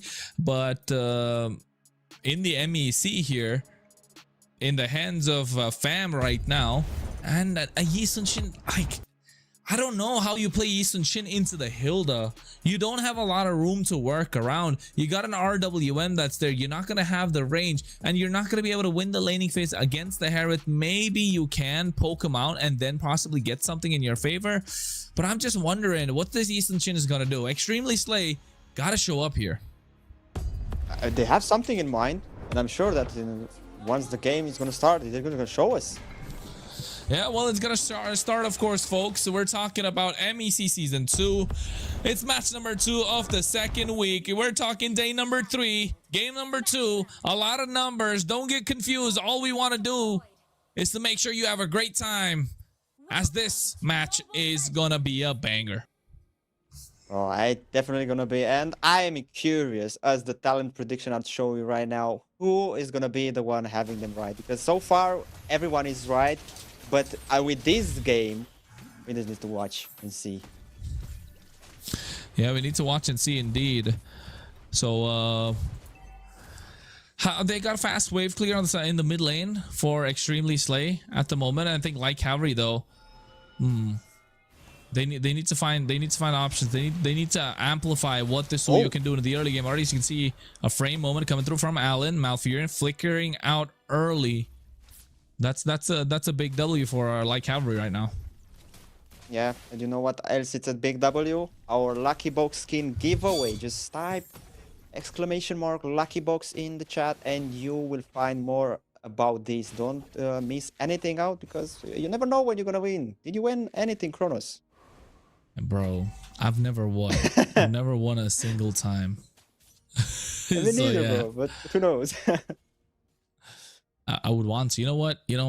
Let's put !Lucky Box and see what actually happens in the chat, right? What information could it give us? We've got new commands for the stream.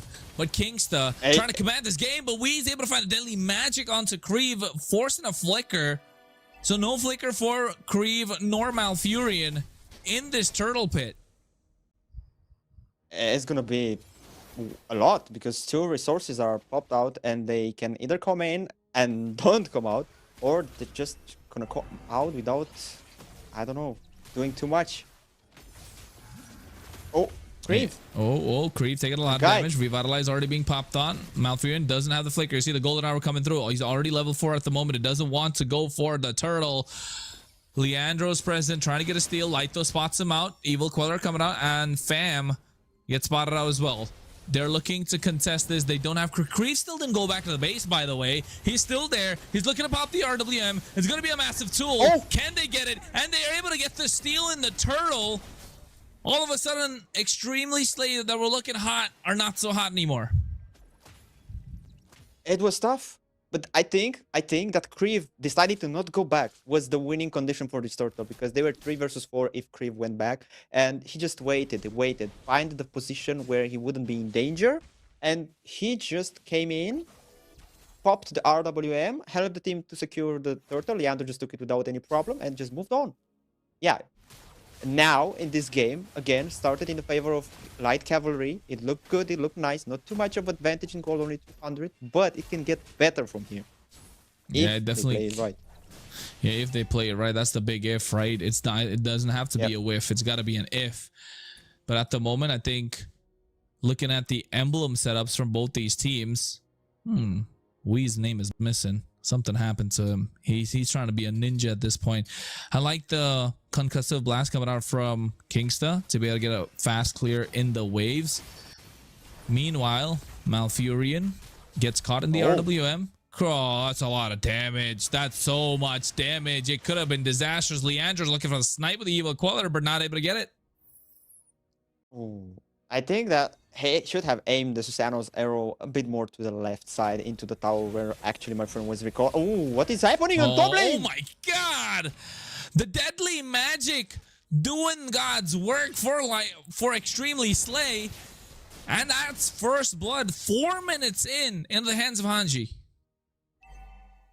Oh my days, that was slow and painful for Nyx to fall the first one in 4 minutes. And you know, you were questioning what Hanji is gonna do, but looks like he actually did so fine.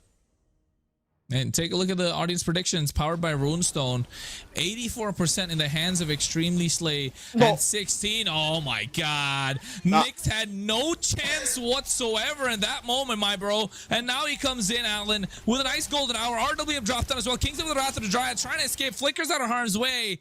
Lito comes in to join the party. Doesn't have a lot of crowd control. Of course, he is the Uranus after all. But Extremely Slay able to get the top tier 1. Hanji comes in with the help of the Mountain Shocker as well. Looking to get somebody off guard. Not going to be present. Oh, those 2 pickoffs on the top side onto Nyx is going to put him back so much more. Oh, Nyx, you're not having the game of your life. You're just denied from the farm.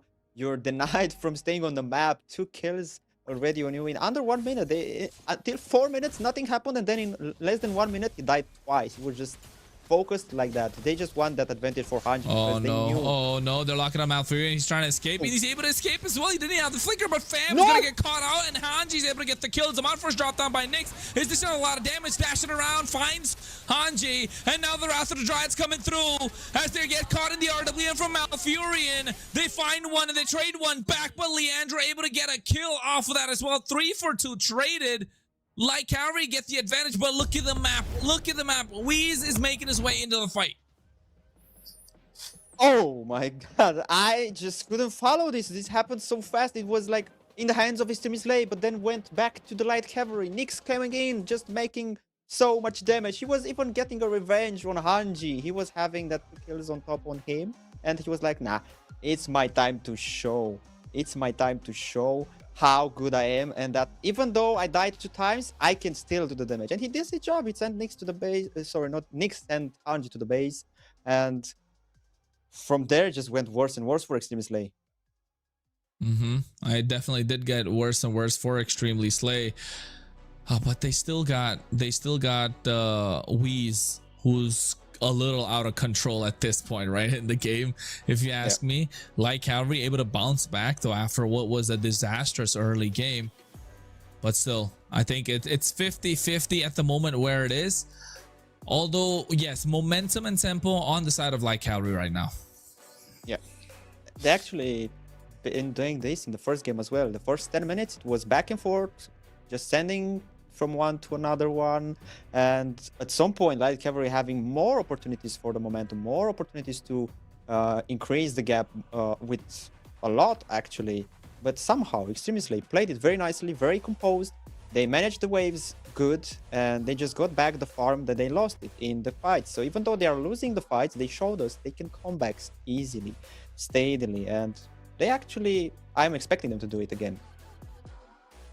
Expecting indeed. And you can take a look at question, guys.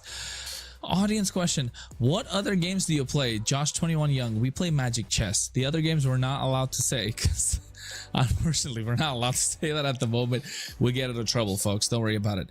We do play a lot of other games though. We do, definitely. A lot of the games that are there at the EWC 2026, as this is the road to EWC 2026 for the MSC wildcard, a spot on the line through the MEC Season 2 for Western Europe. And not just that, we also are covering MWI later on, folks. So that's another big thing to look at, because MWI is the Women's International, and through the SVC, a team will get a main stage slot for that tournament. Talk about $500,000 on the line for the women's tournament. I'm super excited about that, and we're gonna have a couple of new faces that are going to be joining us, so make sure you stay tuned. And for that, you got to follow all of our socials, right? You got to follow all of our socials, so make sure you stay tuned. It's there in the description. And not just that, I think a lot is going on in Surge, so you want to keep a part of it. I can keep rambling on for a long time about what's going on in Surge, and I think Ellis is just going to stand there and stare into the screen. You know what? Ellis, pop question, bro. What? Well, give me something that's crazy going on in Surge right now. That's crazy. I mean, not crazy exactly, but some events that's going on, the live events. Come on, talk to me. No, I was about to say something crazy that I'm missing every prediction I'm doing. You're cooked, bro. Don't worry about it. Bro, thank you for the encouragement. I appreciate it.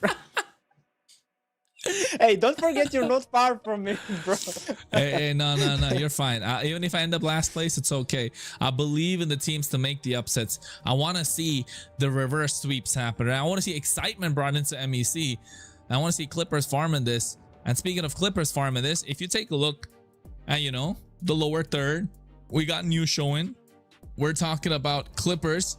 If you're able to clip some, some moments, post it wherever you want to post it, Instagram, TikTok, YouTube, a lot of these social platforms that you want to do it, you will receive diamond rewards when you hit a certain threshold in terms of viewership, right? So in terms of views, if you hit a certain thing, if you hit a certain point, I think it's 10k views, you will be able to get 1,000 diamonds in your pocket. And that's crazy if you ask me. Just find a moment, make memes, bro. We're helping you out. Talk about Light though making that face in the previous game. That's a meme on its own.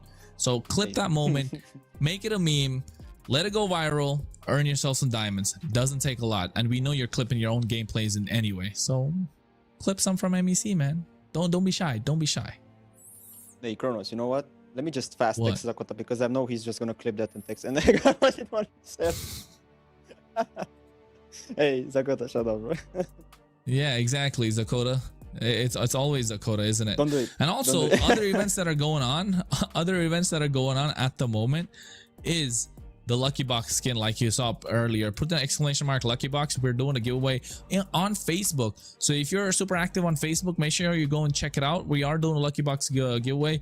A winner from the comments is going to be picked. You got some rules on the post. It is, of course, in collaboration with MLBB Europe. So yes, there's an MLBB European page that's going on, that's there in Facebook. And if you want to catch all the action, not just in Surge, but also all of Europe for MLBB, any tournaments, any sort of giveaways, any sort of new things that are coming through, make sure you check them out as well.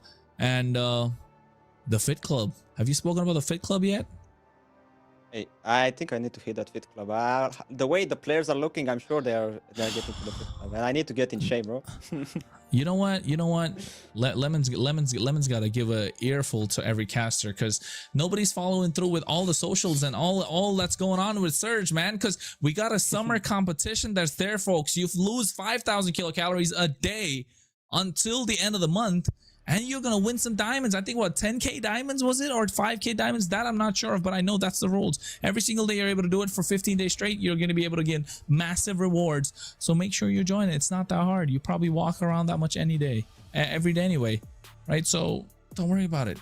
You lose that many calories, you will be rewarded. So, and most of you probably go to the gym anyway, so might as well, you know, get something out of it, right? Enough yapping from us. A lot of plugins come through. Hopefully we filled you with enough information that you know. We're going back into the game, of course. We are talking game number 2, and you can see already Leandro and Weez going at it against each other. Oh, and the first one to go to the base is gonna be Leandro, but just for a quick visit, you know, for for that HP recovery, because he's a 1-0-1. He's doing just fine with the Suyu. And as well as Wiz, they're just equally right now. Yeah, I think that's gonna be a crucial point. And over here, they're taking it slow, right? Ellis, they're taking it slow. Both these teams, they don't want to give away any sort of lead. Anything funny you find in terms of builds? The only thing I find it funny is that the 3 defensive items, that half of the items from the Belleric and the Sky Piercer from the Hanji.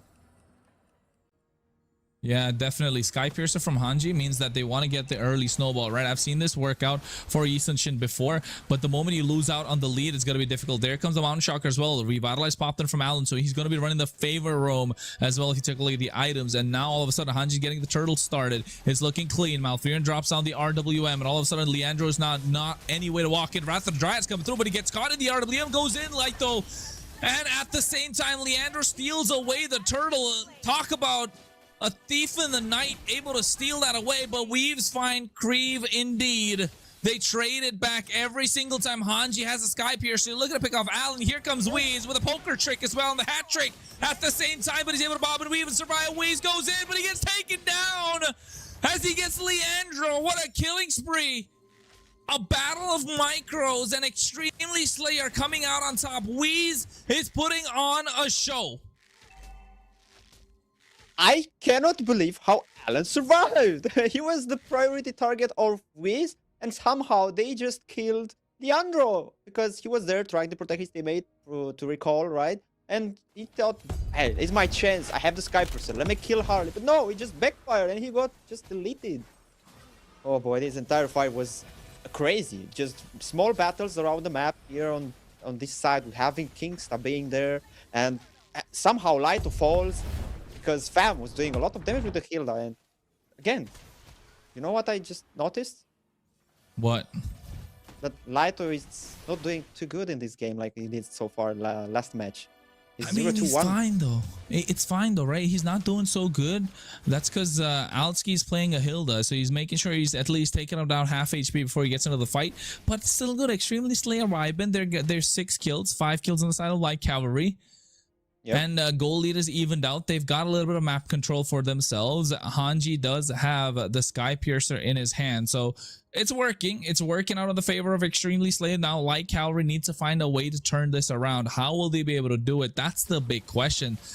And like before, they don't have the shred. The RWMs have been clean from both Creve as well as Malfurion. Oh, this is gonna be a 3v3, an interesting one if they're just gonna start it. Fam, it's all right. He's just saying hello. RWM dropped down. Kingsta taking a lot of damage. He's already half HP, below half HP at this point. Trying to get a taunt onto him. Nyx drops his on force. I don't think it's a wise idea. Dashes forward. Kingsta still able to survive. Soul Sever coming out from Leandro as well to get down Light. So Weave's trying to flank him from the side, but here's the RWM come through with the IMU. Kingsta taking out low, and Fam finally able to chase him. And now Extremely Slayer looking to make a sandwich, but the 4 are grouped up together trying to protect each other from the side of Light Cavalry. And Extremely Slayer not able to find an opening. Fam able to dodge. Weez taking too much, and Allen gets the massive shutdown. Light though trying to peel for the rest of the team. Mountain Shocker's real position. Seems like he's looking to chase down Leandro on the bot side. No, he doesn't. Hanji waiting for the right moment. Allen comes in. Oh no, he gets caught in the stun. He's trying to go for a play. Heavenly Bow not able to proc. Frame moment from Allen for a disengage, and now Creve joins the party once again. It's an extended fight. There's so much happening on the map. They're just trying to fight here and there. They're Hanji trying to find someone, but he's the one being found. Oh, he got found indeed, and mega kill in the hands of Fam. And we're talking about Hilda that's only got a Fury Hammer and full tank items, making it difficult for Extremely Slayer to breathe. Of course, because Hilda just targeting YSS, then targeting Harley. They just don't have any momentum to just farm alone or just target someone. It's either the Hilda, either the Marcel keeping them busy. Yeah, they need to find a way to keep them busy the entire time. And right now, Extremely Slay are not able to get these neutral objectives because they have no way to walk up. Every time they do, they get shredded down. And it's all thanks to this Marcel that has control of the river, right? Yes, he actually did a nice movement. And he's actually 2 levels ahead of Kingstar. Two even more levels. surprising. I mean, it would kind of make sense because of the way that they've been playing the game, right? Kingston, this Belleric hasn't popped off. It's not game number 1. Fool me once, shame on you. Fool me twice, shame on me. That's what Light Cavalry has to be saying here. Light Cavalry trying everything that they can. Leandro's level 13. Wheeze, on the other hand, is not even present in this fight. Look at him. He's coming off the broadside, but Fam spots him out. So meanwhile, the RWM, a lot breaking down. A big L drawn by Creve. And just making sure Light Cavalry don't come in. Allen goes in. Nice use of golden hours while only catching 1 member. But Light, though, taking too much damage. Fam able to find the kill. Wheeze able to get the deadly magic out. Leandro trying to survive, but he goes in a little too early. But able to, thanks to the help of the regen. Looks like Light Cavalry finally found that spot of light for them because it's showing so good. The map, it's in their favor. 2k advantage. Now they have Lighto not on the map. They just have the advantage. They have the momentum. Tower on top. It's just deleted from their existence. In the mid lane is the only one standing full HP, but in the bot side, the tier 2 as well, nearly to fall. Just Wheeze trying to protect it. And man, I just love how Marcel is just engaging everything. He's just constantly visioning, poking, stunning them, keeping them busy, and then setting up with that golden hour, that dangerous golden hour that you said it in the draft. Don't let the Marcel because it's gonna be a menace. It's gonna be annoying for you to have to play against. And yeah, they had Malfurion with the Valentina, but it's not gonna be the same. And I don't know, that Hilda is doing a lot on herself as well because Fam, Alski Fam with the Hilda is just taking Lighto out of the map. He's just keeping busy Hanji. He's annoying for all of them. Bro, he's 14. He's level 14 on a freaking Hilda. That's insane. And Hanji is level 14. Lighto is 10. That's difficult. And the goal lead right now, it's 2.6k on the side of Light Cavalry. Lucky that it's not extended a little bit more. So Light Cavalry, Extremely Slay still do have a chance to make it back. But you know for a fact, Lighto's not going to be able to tank anything.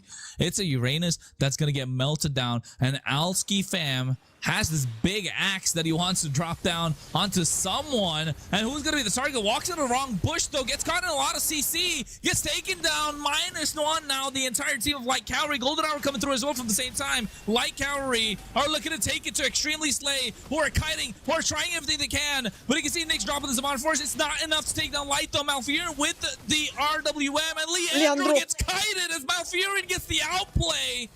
They lose 2 members, and now Wee's looking to fight Creve as well at the same time. That's going to be 3rd, but no, they have the regen. No, it's not enough. He gets shut down 1 more time. 3 members down and out from the side of Cavalry.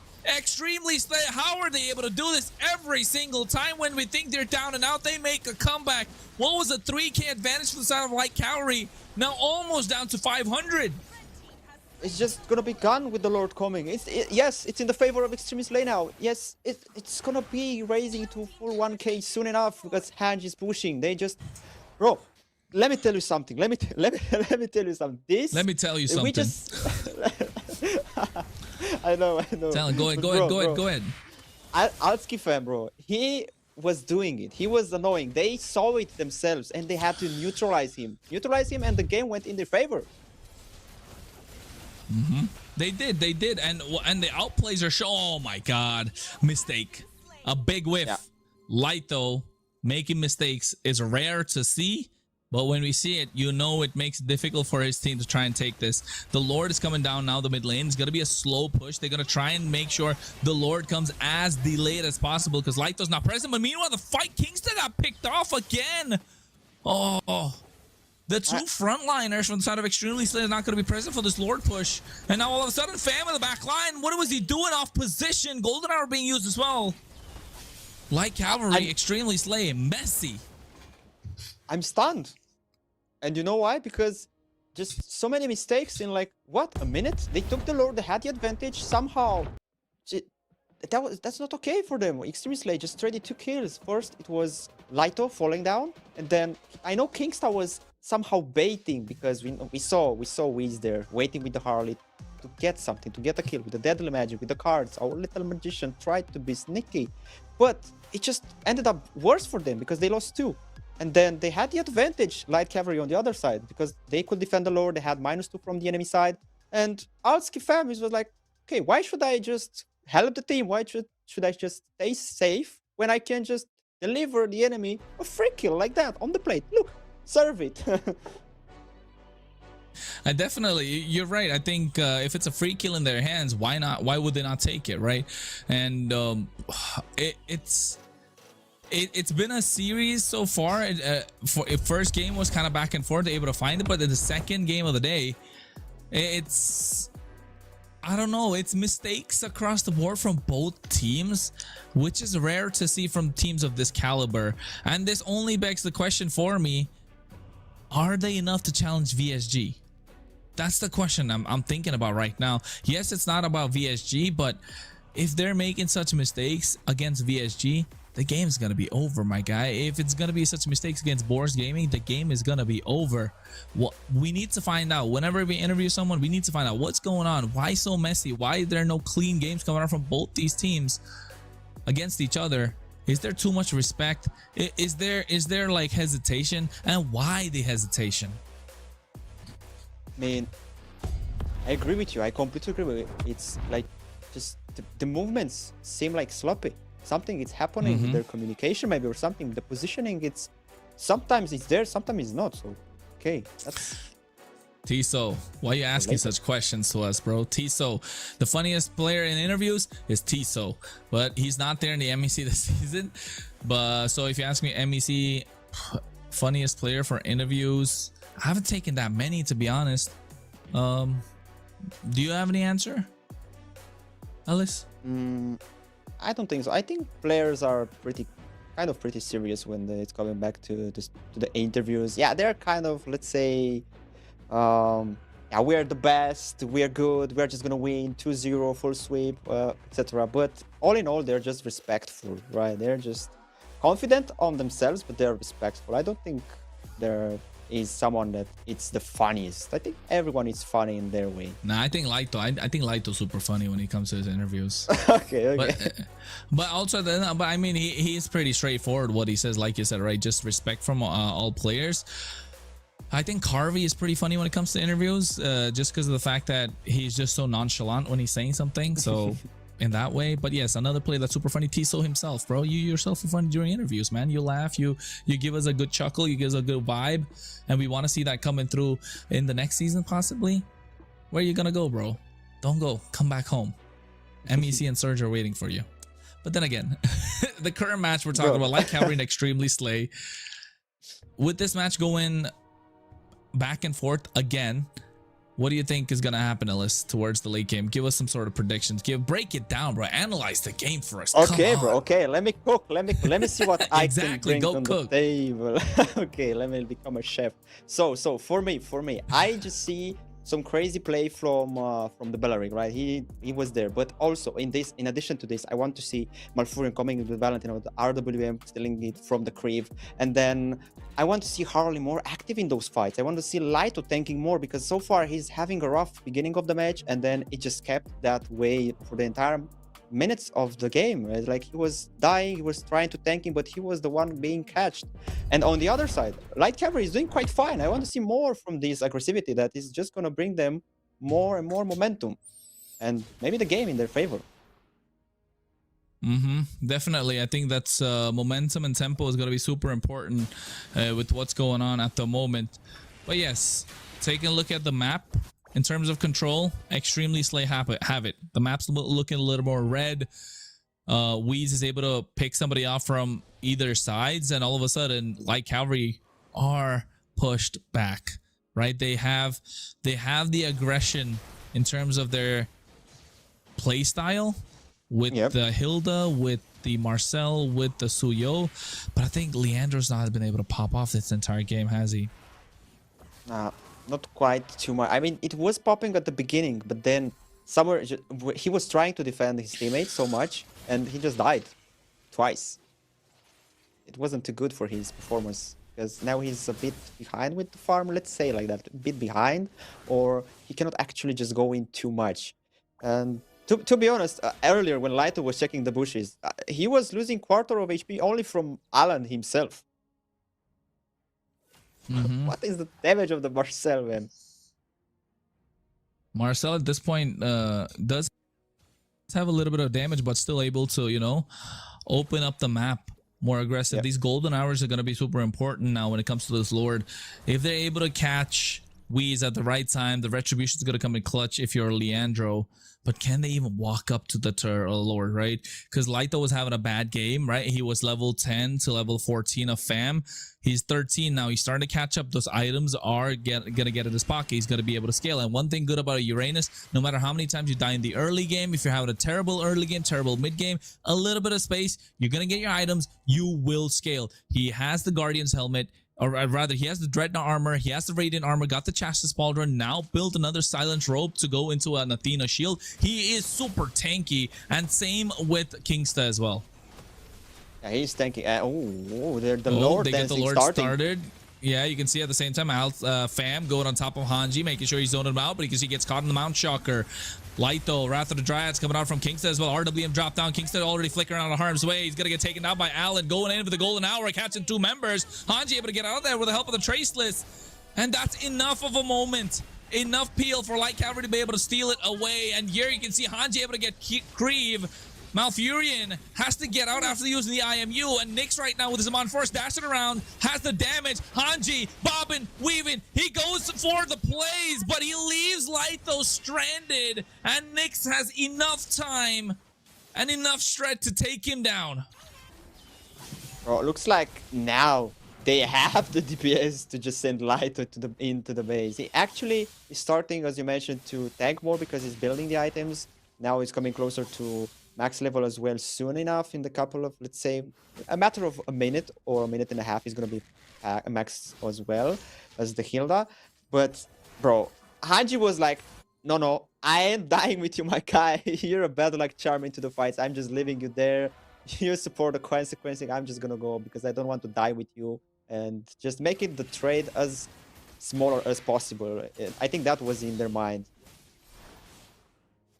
Yeah, they're definitely in their minds, right? Making it super difficult right now how they're gonna move on. And this game has been so back and forth. Now Light Cavalry have the advantage because they got the Lord, but to Extremely Slay's credit, they can get the clear. Kingsta taking too much damage.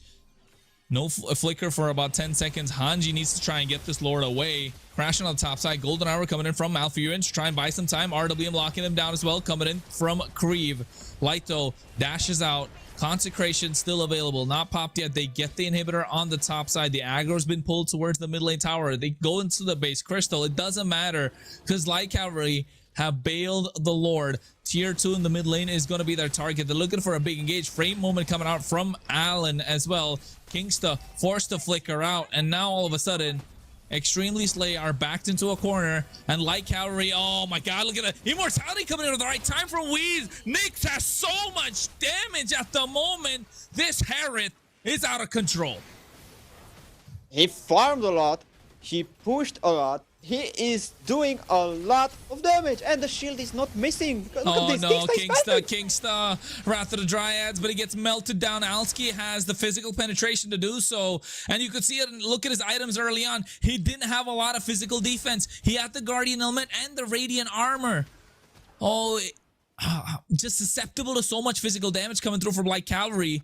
A tank getting melted down. 0, 6, and 6. This is not the Kingsta that we know. And at the moment, Extremely Slay needs to find answers, needs to find some sort of peel, but the damage is too much, overwhelming from the side of Light Cavalry. They've ironed out the wrinkles. They've opened up the crystal, and Extremely Slay now don't have any way to contest this next Lord. Yeah, Kingsta is not gonna be in time. They are 4 versus 5. They need to defend. All the inner tower are down. They just need to somehow make good of this fight. Take someone, even if they lose the Lord, just take someone, just to make sort of a trade or possibility to defend. Because if they are not gonna do something like this, it's gonna be hard. Oh. And look at this. Wiz is just pushed backwards from this. Yeah. Are we gonna go to a game number 3, Ellis? From the look of it, looks like Light Cavalry is fully locked in. They have the advantage in farm. They have the map in their favor. No more red on the map. There is fully blue. And they just need to synchronize the wave nicely to go in with the Lord. And they can actually have a chance to end this game here and now. Yeah, now it is the time. Hat-trick already being used up from Weez to try and clear the way over the bot side. Fam coming in with the minions on the top. Allen with the frame moment tracking shot. Lord's aggro being pulled by Light though. RWM drop down from Alfia. What a golden hour to cancel it out as well at the same time. Fam now looking for the next person. Revitalized from Allen to survive. Immortality is not even popped. Hanji goes over the traceless, but Kingsta flickers with the play, but gets sniped by Leandro. And the damage is too much. Weez gets taken down as well. Nick's able to survive still. The crystal is the target, and Light Cavalry will take this home. We're going to game number 3, folks. I'm just speechless. Me, you, neither the audience, no one believed that the Light Cavalry, it has what it takes to take a game out from Extreme Slay. And who knows, maybe they can just take a reverse sweep. That's insane. GG to Light Cavalry. They shown that they can actually perform nice under pressure, even though at some moments they had been under, let's say, they were in disadvantage compared to Extreme Slay's farm. But no, they just stayed composed. They're like, okay, we just wait. And then the mistakes started to pop in here and there.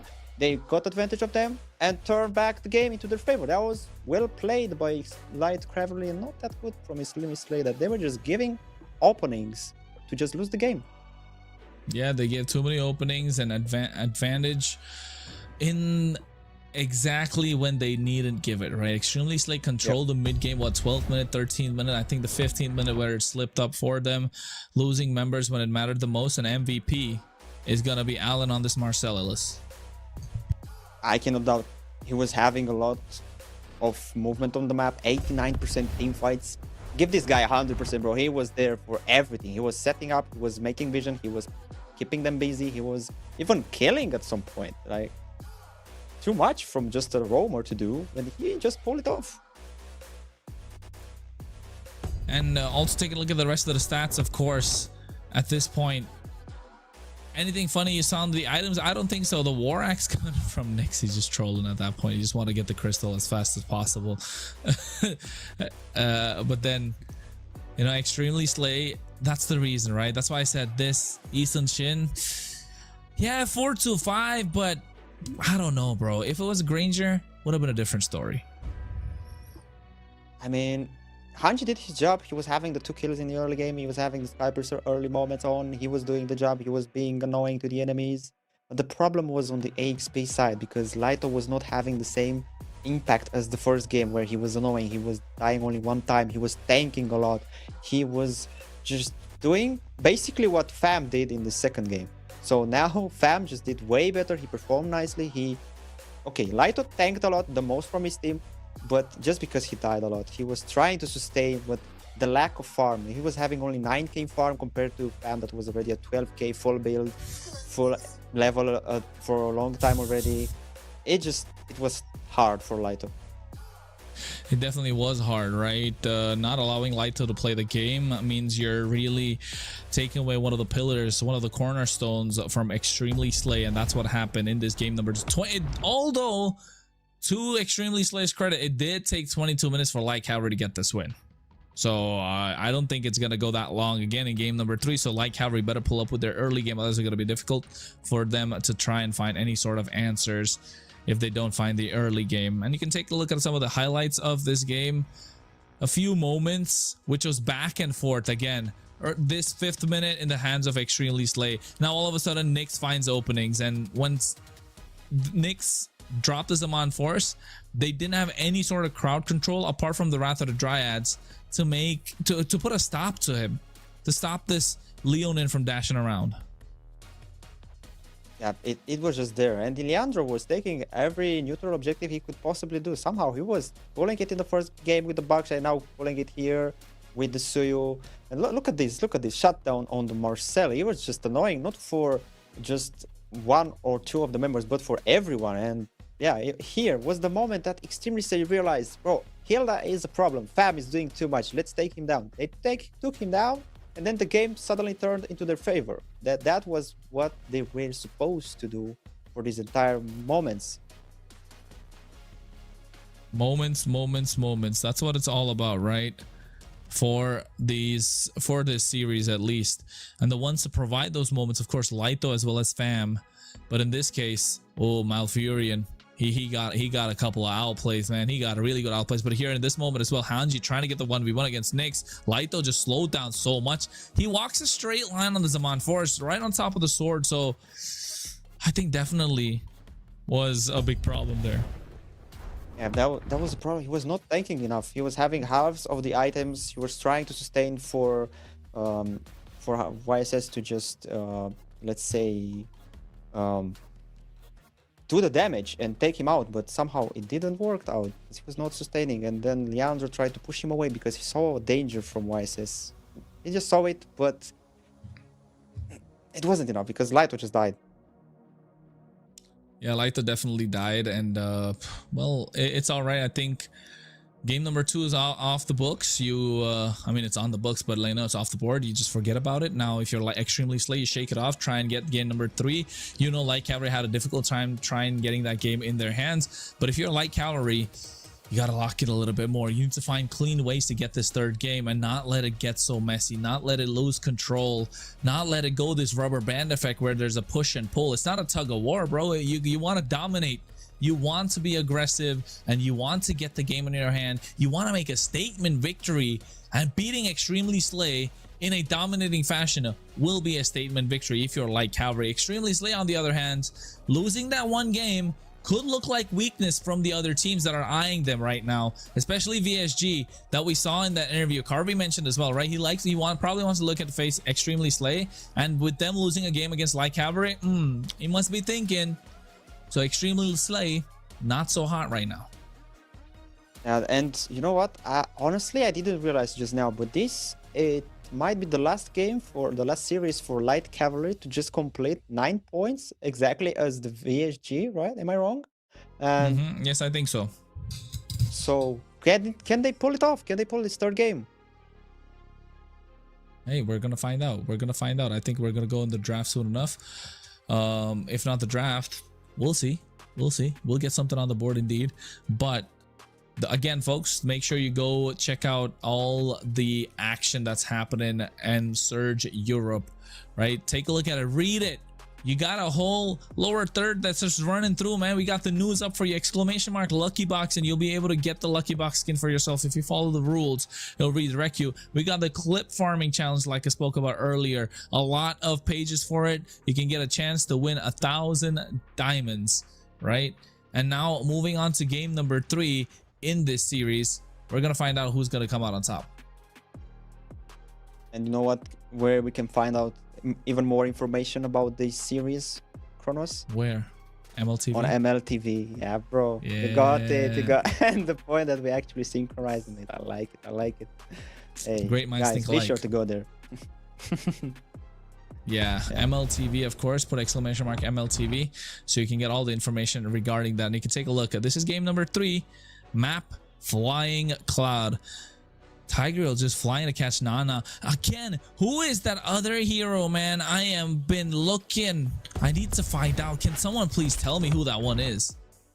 I was trying to take a look like that. I was like, where's that guy? You Somebody getting is up, getting there. closer to the camera?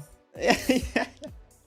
But I couldn't find it. I just, it's something, it's distortion. We have to ask Mutu, bro. We have to ask Mutu. But until then, we're just back into the draft of our 3rd game and last game of this BO3 series. I don't even know. I am just curious to see later on all these predictions, because it was so less in the favor of Light Cavalry. But right now, it's not gonna look like that. I'm sure of it. They just changed their mind with this last game. With this last game, we're gonna find out, of course. Kalea's taken off this time for the side of Light Cavalry. We're talking about Flying Cloud indeed. They don't want to give the pick-off capability in the hands of Kingsta, who will create problems. But now they play blue side again. They lost game number 1. They won game number 2. They're still Extremely Slay say we still want red side. Are they gonna pick up that Belleric again? I don't know. I'm not a big fan of that Belleric. It's not a Kingsta type hero. That's what I think it is. It's not a Kingsta type hero. I mean, it worked first time, so they were curious. Okay, it works first time. Maybe it works second time, but now they're seeing that it's not gonna work a second time. It was doing some decent moments. Not gonna lie, it was doing some decent moments, but it wasn't quite there. It was quite the thing you wanted to have as a frontliner, as the beginning of a fight. And yeah, maybe now they need to consider to pick something else. They're just taking out some bans. They took Frey out. They took Harit out. Are they gonna take? Maybe they take the Belleric out. just crazy mind, just crazy thought. Nah, I don't think Belleric's gonna be an option here. Freya's gone, Jushin's gone, Marcel. I think if you're extremely Slay or Harley, I think they're again gonna leave both open. Go for the Guinevere ban here, just to make sure they get something in their hands. Right? Go for the trade, or leave out all three open. No, I think they leave the Marcel open, ban out the Guinevere, because they're having problems with the Guinevere, right? They can go for the Leomord if they want, but if there's a Guinevere picked up, they can't go for that one. And I know for a fact, like Cavalry, will definitely go for a Guinevere first pick because Leandro's bread and butter at this point. So, what is Extremely Slay gonna do? Valentina, they are leaving things open. They're even given the option of a Sora that can be picked up for like Cavalry, but Marcel is gonna be the first choice. And looking at the other side, maybe go Harley plus Sora. Harley plus or Harley Valentina. No, Valentina is got off, man. Oh no, sorry, maybe Harley Eve. Eve. You know that might actually be the case for an Eve because they have to take it out. You know, it was dangerous for Kriv, so now they can just pick it off and let less option for them. No, they're just what? They still go Uranus. It's all right. I understand the idea because you don't want the Uranus to be countering the Harley when it's on the opponent team because you already got Marcel and you can play super aggressive. The Uranus is going to be able to scale, going to be able to tank a lot more damage. So Guinevere that was left open now gets picked up for Leandro. We're looking at comfort picks come through for Light Cavalry. Sora is still available. And if Light Cavalry pick up the Sora, it's looking difficult for Extremely Slay to take it, but they do need to lock down their goal lane as well at the same time. Mid lane, there are plenty of options open, so I think they don't have to bite the bullet. But yes, goal lane has to get locked in. Claude is the choice of marksman. They go 82% win rate in this entire MDC, and you can tell why. Of course, you can tell as well why not Alan, but the hero Alan is playing. Marcel is having as well 80% win rate in this MBC, bro. They're just dangerous. And then now that they're together in the same team with the Leandro on the comfort pick with the Guinevere, that Violet Requiem is gonna be dangerous. And especially how Alan is playing this. I just want to see how they're gonna play. And you know what? No more Belleric. They're just sick of it. They just decided over the glue. I mean, glue is good against the Guinevere, right? You can get the grab on top of her. Even if she uses the spatial migration, you're still going to be able to catch onto the right Guinevere. So Eve, like I said, was going to be a great pick if it was in the hands of Light Cavalry. Banning it out, not making sure, because Extremely Slay could have picked it up, but it's too stationary and gives easy playmaking capabilities, not just for the Guinevere, but also the BMI Blazing Duet from the Claude and the Golden Hour that's coming through from Alan in the side of Light Cavalry. So good ban. If you are Light Cavalry, take out the goal lane option. That could be a problem. Talking about a Moskov, that's one problem. Maybe even carry if they wanted to do so, but carry shouldn't be a craze. But I think Moskov is a solid ban here if you're Light Cavalry. Yeah, they're actually taking it out. And but now they got Frey out, they got Harit out, Moskov out, even the Arlot. Okay. Honestly, I can see Fam playing again that hill. He was doing just fine. He did a good job. Maybe they can actually pick it again, but no, they just go and ban the Arlot. Yeah, I agree. I think definitely the Hilda will be a solid choice again because he did play with the Marcel. I like the Gord ban coming through. Now you're putting Malfurion in a difficult spot to pick up mid laners. Kimmy is available. It fares well against the Guinevere. Also, you get to take the Purify. You have the kiting capabilities to be able to survive. The only problem is you want to be careful on your timing with that skill 1. The other's gonna get caught in the BMI Blazing Duet that could come through from Nyx. Hilda, like you mentioned, Alski locking that down. Now in the mid lane, there is no Eve, there is no Gord. Kimi, Farsa is okay. I think Lunox can be another solid choice. Kagura. Okay. Ooh. For it's a debut pick, isn't it? Debut pick in the MEC. It might be, or was it picked one time, or is just counting this pick? I think it's And counting this pick. That's a one time. That's a one time. Okay, it's a nice debut, and honestly, I want to see some umbrella hooks. Not gonna lie, I'm curious if he's gonna pick something like that. And then the carry the TikTok plays, the carry as well. It's 0% win rate. Did you see that? Yeah, man. Trying to understand what's in Extremist Lane mind now that they just lost the game 2. Now they need to be... Honestly, the pressure was in the beginning at the first game, but then they got relaxed because they got the win, and then they thought, oh, we're gonna take the second win as well. But no, it didn't happen. But now it's just coming back on being under the pressure, because it's now or never. It's win this and equalize, let's say, Light Cavalry on the points, or lose and just give the Light Cavalry the 9 points in the group, right? Hey, well, we'll look at the points later. We just want to enjoy this game to the fullest, right? At this moment, we want to see the best come out from both these teams. Who's going to take it the distance? Who's going to be the one to get bragging rights between the two of them as we enter game number 3 in this match? Light Cavalry, Extremely Slay, they're fighting for pride. Okay, now it's just now or never. Prove it now, who is the best in this BO3. But until then, we're having the talent prediction. Looks like Warren is the only one that is still on the spot with the predictions. And you know what? It's surprising that none of the talents really think that Light Cavalry can pull this off. And it's not throwing any shade to Light Cavalry. It's just the fact that we think Extremely Slay is such a star-studded lineup. Every time you hear these players' names playing together, it makes a big difference. And if you're Light Cavalry, you want to prove the world wrong. The audience prediction is on the side of Extremely Slay as well. So Light Cavalry coming into this, no pressure whatsoever, but they want to prove everyone wrong. They've won 2 games back-to-back in the MEC so far. With this, it could be a third.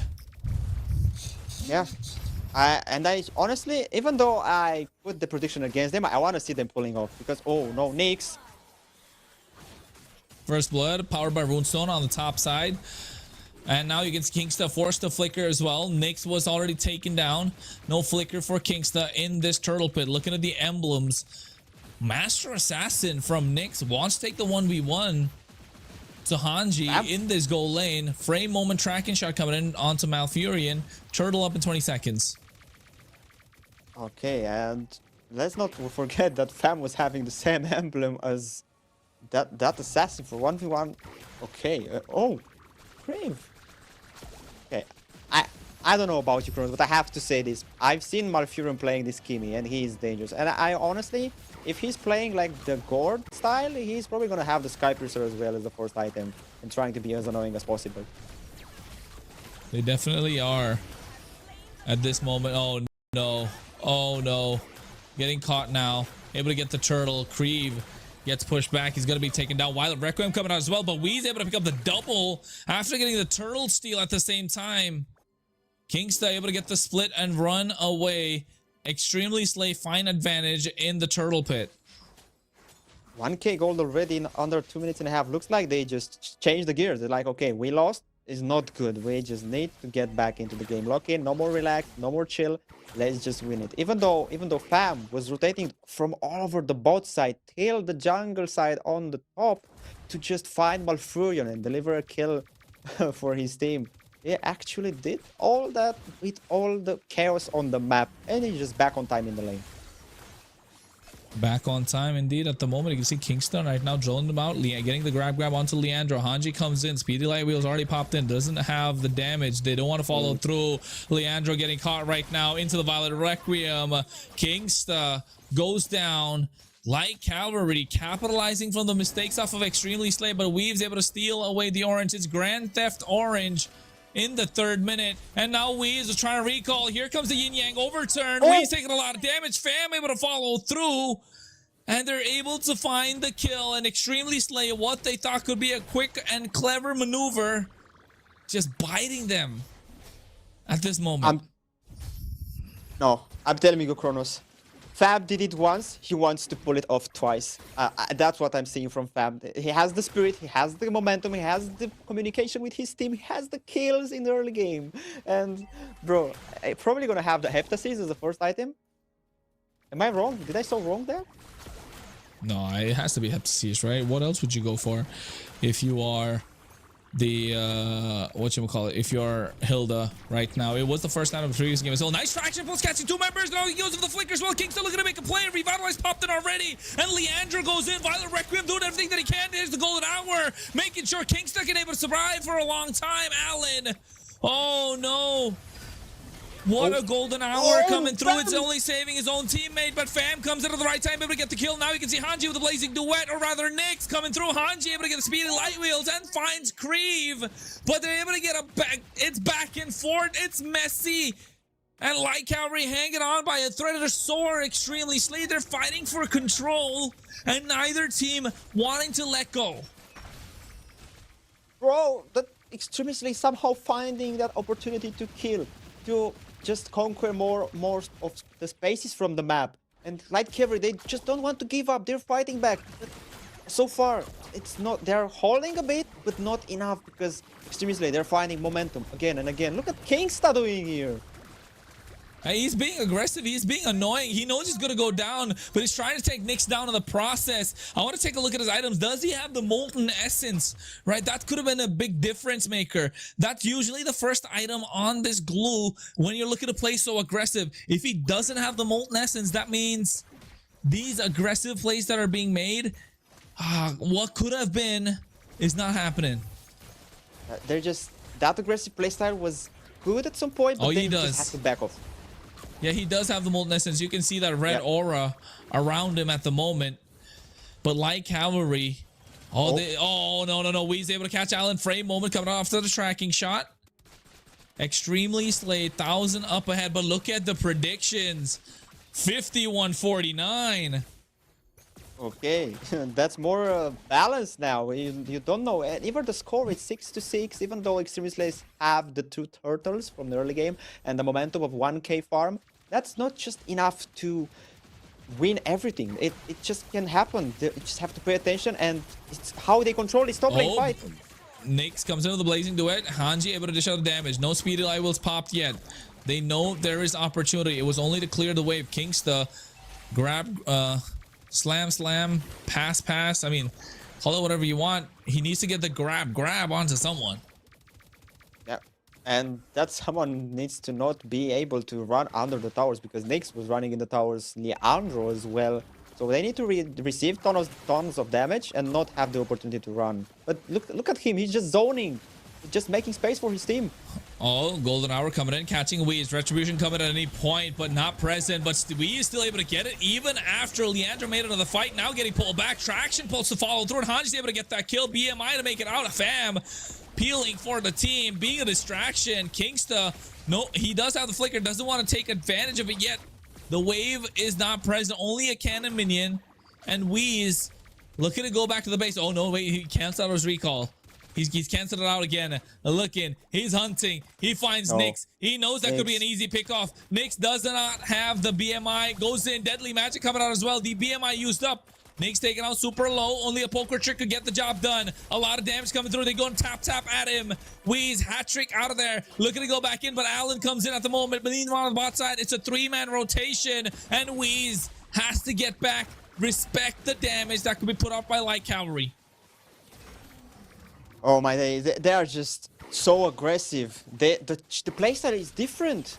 They are more focused. They want more from these. Oh, while Requiem able to catch him, but Purify comes in from Light though at the right time.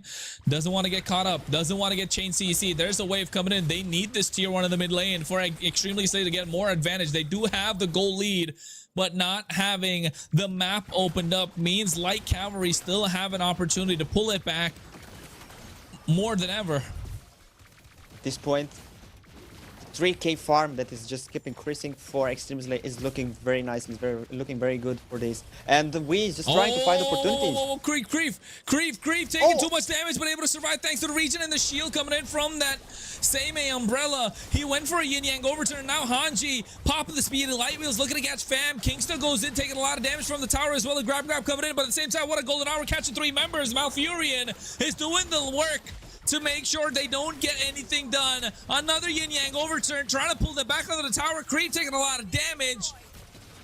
Holy shield looking to get popped on the top side. Wheeze low and looking to take his jungle, and slowly Extremely Slay, I think they found the opening and the moment now to take this tier 1 in the mid lane. They're gonna try everything that they can, but Leandro comes in at the right time and they're still able to defend. Oh, they're defending, and then now they just need to prepare for this Lord.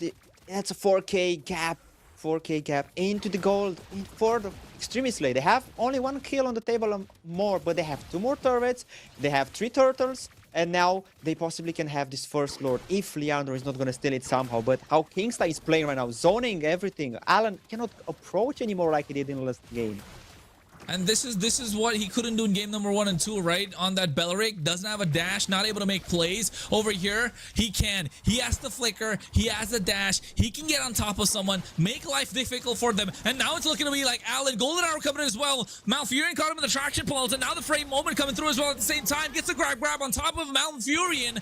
Finds a stack on the Sky Piercer, and that's the first one on the board at the right time for them to scale. 4,000 gold lead right now for Extremely Slay. Creep trying to buy some time. Yin Yang overturn, but I don't think that was a wise idea. Malfurion finds the second stack that he was looking for, and look at Light though, just peeling for the rest of the team. What was a phenomenal performance from Fam in game number 1. Now the weight is daunting for Light Cavalry and for him, as Extremely Slay have found the advantage. 5,800 gold lead. Violent Requiem is all pulling back, but you can see at the same time Hanji able to get the kill. Alan comes in. BMI blazing duet, but he gets melted down. Extremely Slay, the Tigers are roaring, and Light Cavalry have no light on their side. What happened? All of a sudden, the Tigers they just turned off the light. Light Cavalry, they're no more moving around how they used to do it in the last game, where they could actually monopolize everything on the map. They could have fights that go in their way. But now they just are stuck under the towers, and even under the towers they're not safe because Lido is there. Hanji with the damage. He just no. Purify comes to the right side. Look at the yin yang overturn. Golden hour to cast him in place as well, but only Light though, and that's good. He doesn't mind it. Consecration was popped, so he's going to be able to get this regens faster. Those stacks are going to come in faster. Lord is still crashing in from the top side. No massive golden hour to help. Hanji pops in the speed of light wheels. Nyx takes so much damage, and thanks to help the revitalize survives, but no, he takes more, and now gets taken out. The wave clear is gone from the side of Light Cavalry. Lord, 12,000 HP, knocking at the door of the base crystal. No inhibitors left standing. Fam is trying to buy some time, but Hanji has the damage. Malfurion finds 2 more, looking for a third. Hanji flickers out of harm's way after Leandro wasn't able to get a full combo. A big whiff coming in for Light Cavalry in game number 3, as Extremely Slay find the footing and take this series. What happened in this last game? Extremely looks like they're just different from the first game, from the second game most surely. What's happening? What energy drink are you using, my guys? What was that? And even though Leandro was using his comfort pick, the Guinevere, he was not able to do anything. Oh, chill out, guys. I think they were pissed. They were pissed. And they were like, okay, guys, that's not good. We lost. Not tilted, but pissed off that they lost the game. They're like, okay, focus in, lock in, let's sweep this. Let's do something. Let's win. And they did it. Like that. Like this.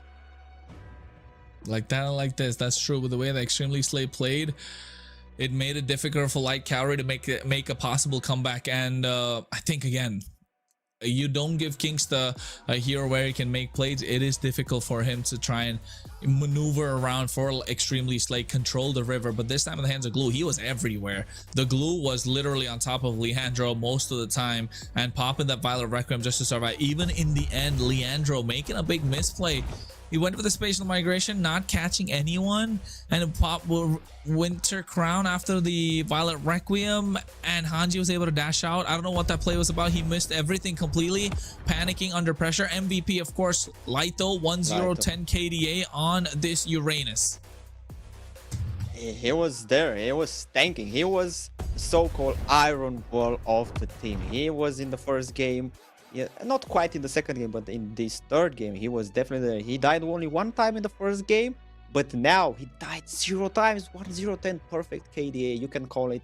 And you know why? I think it's the Purify that you called it. Flicker was good in the first match, but in the second one wasn't there. And now the Purify, you mentioned it, it was here. It was allowing him to just go in, be annoying tank, sustain a lot, and just go out. Make the enemies use resources on you, and then your team just come in. Kingsta pulling somebody, Malfurion with that Sky Piercer I mentioned. It is gonna build like the Gourd. It's gonna be dangerous. And then Wiz clearing it up. Hanji with the insanely bursting damage that the hero with having it, that carry.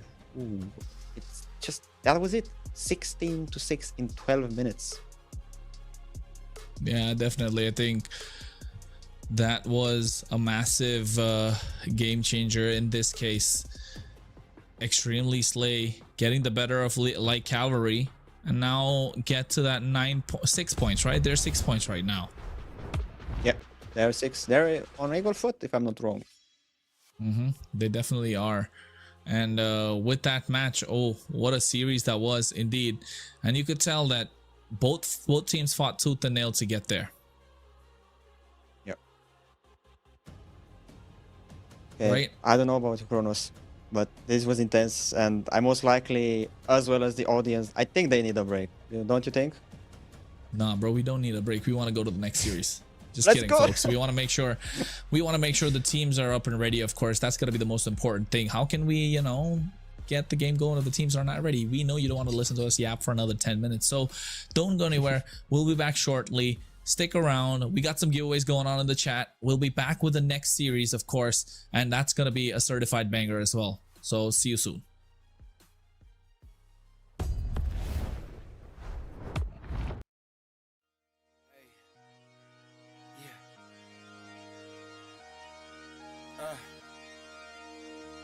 Yeah, hey, giving it all, hey, yeah, I'm giving it all I could give, run up and taking my pick, then bringing it back to the crib, yeah, you know how I go, we finding the gold, the deeper we dig, so we just keep digging till we finally get it, like, get out, sleep when I'm dead, I gave you my word, don't break it for no one, you know I'ma keep what I said, ready for war, I've been deep in the trench, been jumping since I had them squeaks in the bed, ice in my body, I'm cold under pressure, recovered like I had no heat in the vents, shooting I don't ever conscious, too much to accomplish, you know I can't leave it to chance, yeah, throw it in the bag, throw some dots, I'm Jackson Dart, I'm out of pocket playing tag, catch me if you can, empty out the mag, took the lead, I run the track, and I'm never looking back, for the moment, always rolling with the punches, find a way to see through the ceiling, put above us, smoke is in the air, keep it heavy and abundance, when the dust settles, let's see who remains, show up for the moment, always rolling with the punches, find a way to see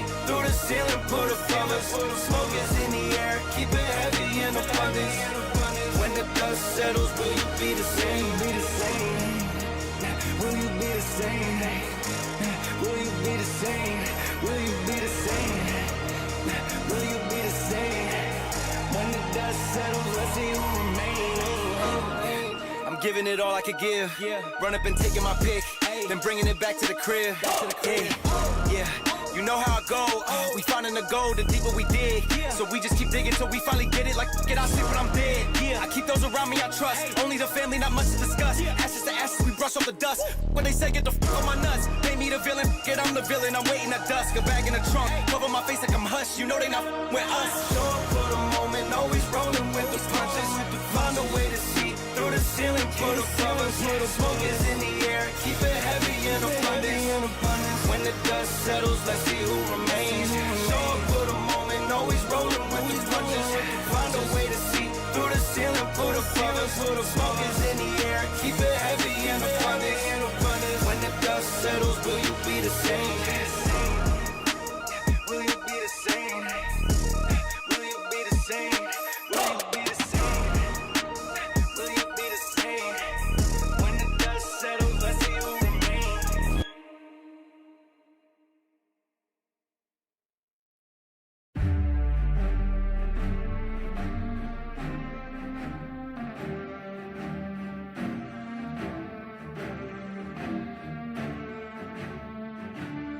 I'm at the my spot. It take blood, it take sweat, it take time. I won't stop. I'm in mode. I'm on go. I'm gon' die for my spot. I won't move. I won't shake. I won't drop for my spot. Been too long, been too strong. I won't bend, I won't break for my spot. Your hands in the air for this, hands in the air for this, hands in the air for this, hands in the. You should have your hands in the air for this, hands in the air for this, hands in the hands in the hands in the air. I ain't none at all. Wanted 10 cribs, wanted 4 cars, wanted more ice, wanted more grills. Set it in stone, told myself life better damn gear. Before I get ghosts and it get real. When the best set, bet it on slim, manifest twice. I had nothing left, ain't do nothing right, but when all in, loaded up dice, know I'm gon' win, work it out later. When the odds lean, back in my favor, ain't no taking back wages, pay it up full with a paper.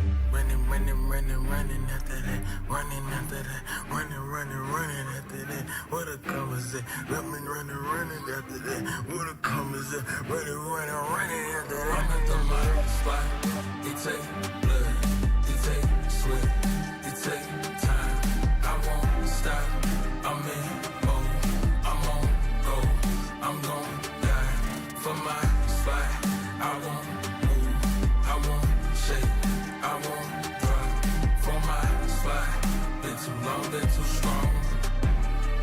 I won't bend, I won't break for my spot. Your hands in the air for this, hands in the air for this, hands in the air for this, hands in the. You should have your hands in the air for this, hands in the air for this, hands in the hands in the hands in the air for this.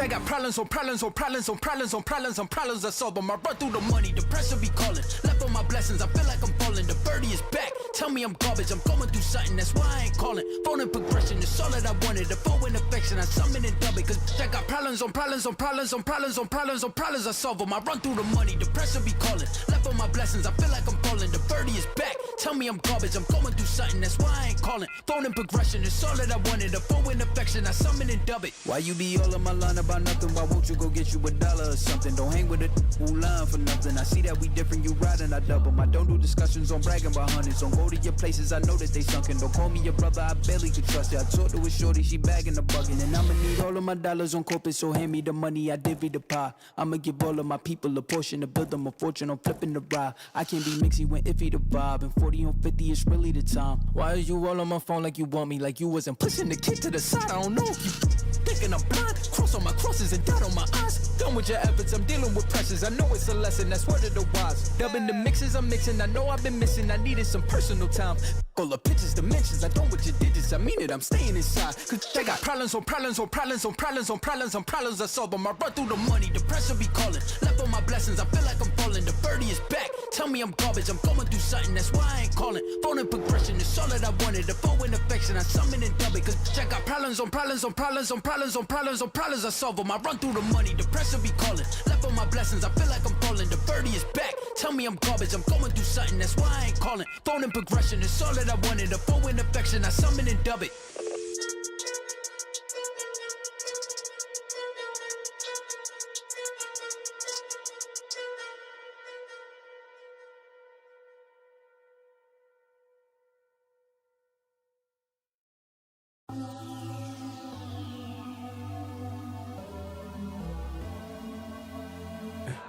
For the record, for the record, for the record, For the record. Been a little too nice to y'all. Now I gotta up price on y'all. Snake eyes on dice for y'all. Shoulders on ice for y'all.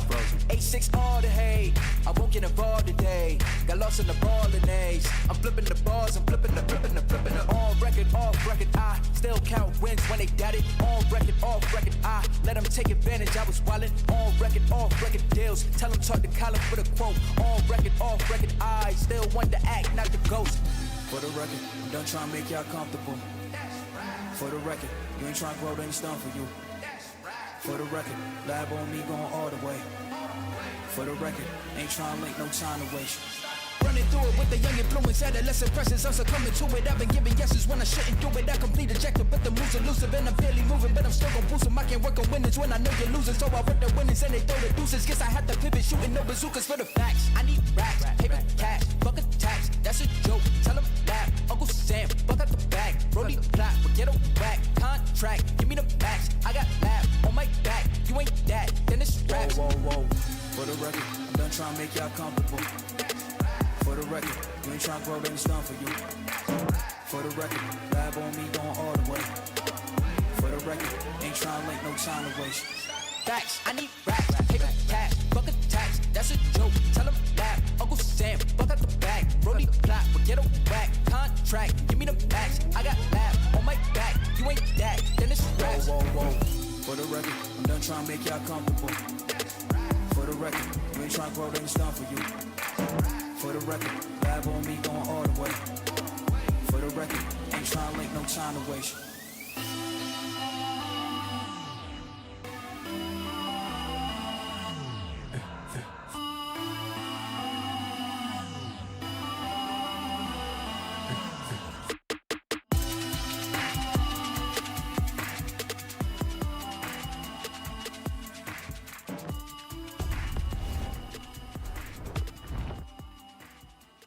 Ladies and gentlemen, it took 2 series for this guy to come back again, but now we are on the 3rd one of the day. We're talking about best of 3, and it is a certified banger. Boris Gaming versus Unext. Kronos and Scared to bring you the action.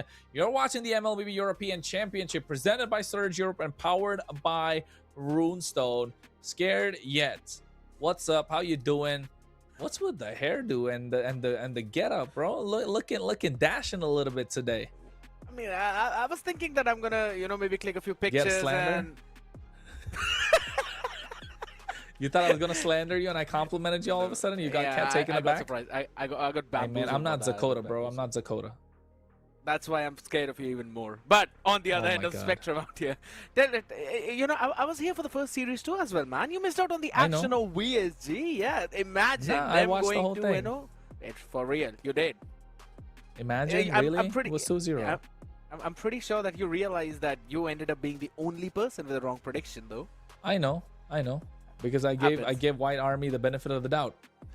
It's the first 2 weeks. Give them the benefit of the doubt for all teams. You want to make sure, you give them some sort of advantage, like thinking it's possible or not. But at the same time, I think for this from the next week onwards, or rather from tomorrow, now no more second chance.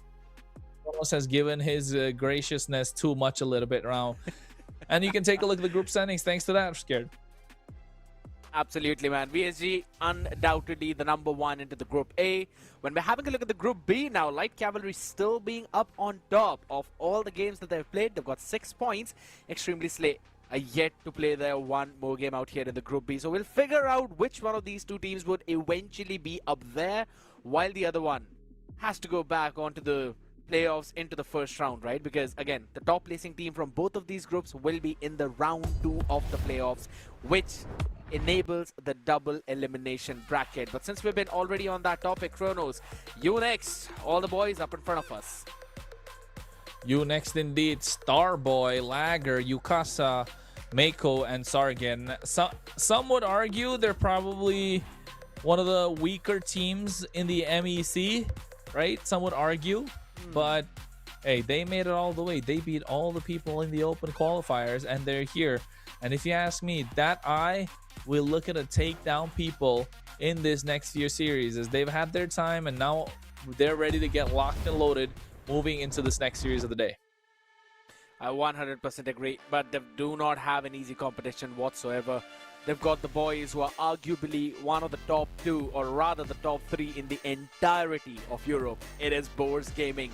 The boys from Ukraine out here, Pelmetronio, Leave Me, God Believer, Rise and Boborusek.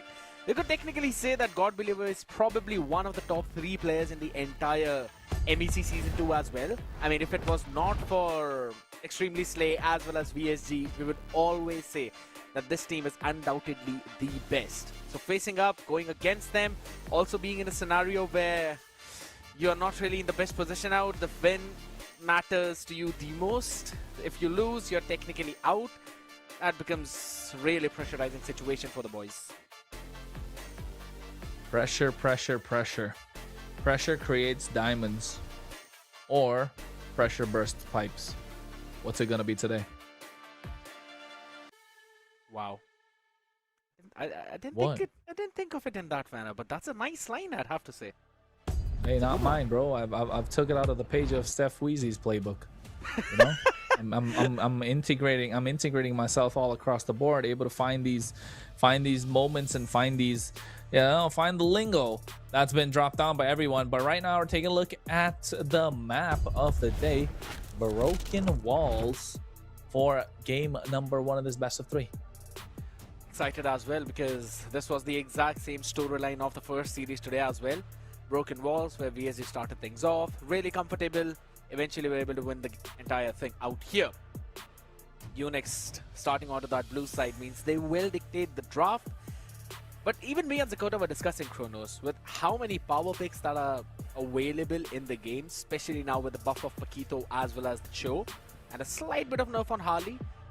10 ban doesn't seem enough. It seems like you need somewhere around 12, 14 bans. Well, Harley was nerfed, but it's not enough, man. He's too strong. It's not still. enough, yeah. It's definitely not enough. You know what? I need to make a meme about that. Yes, Harley banned out on the blue side. You next on the red side. Boars Gaming. Oh, you need to give me these ideas, Scared. You need to send me these ideas. You know, you can make something work. But of course, this time you next banning out Eve. Send me the idea. We'll talk about it later. Boars Gaming though. Jushin's gonna go off here, right? Okay. Maybe Marcel as well, depending on the scenario. The ban of the Jushin. Again, now if Unix want to ban the Phobias, they can try and prioritize at least the Harith, which will put Boars Gaming into that confusing spot. If they should ban the Marcel or maybe the Harith, or leave both of them open for a 1-for-1 trade. But if not that, maybe a Baxia. I mean, Leave Me has shown he likes to play that. True. I think Unix can pick it up for themselves too. So maybe ban out the Valentina and then they ban out the Marcel on the other side. Could be possible. And or they ban out the Marcel themselves. A lot of questions, right? But mostly teams eventually go for the Baxia ban on the blue side, just because they don't want to deal with that. But you called out for a Valentina, it will be the same. Now Harley. that does mean that you should maybe ban Basha. Marcel. Yeah, Marcel, Basha. sorry, yes. No, I think Marcel's gonna be the choice. Because what? How do you confuse a Paxley with the person from the Cadia Riverlin? I don't know, bro. Phovius, look at that. He's just banned out. What's on Phovius's forehead? Have you seen that? Yeah, he's got the U. That's the U that's from the you mark. next. That's the U from you next. Where are you cooking these stuff up from, man? I don't know. That's It's just decent off the one, top though, of my head, bro. We got the big dome is shining right now. Phovius. I've been on a roll with drafts off late. Not gonna lie, like every place at least able to get like 7 out of 10 most of the time.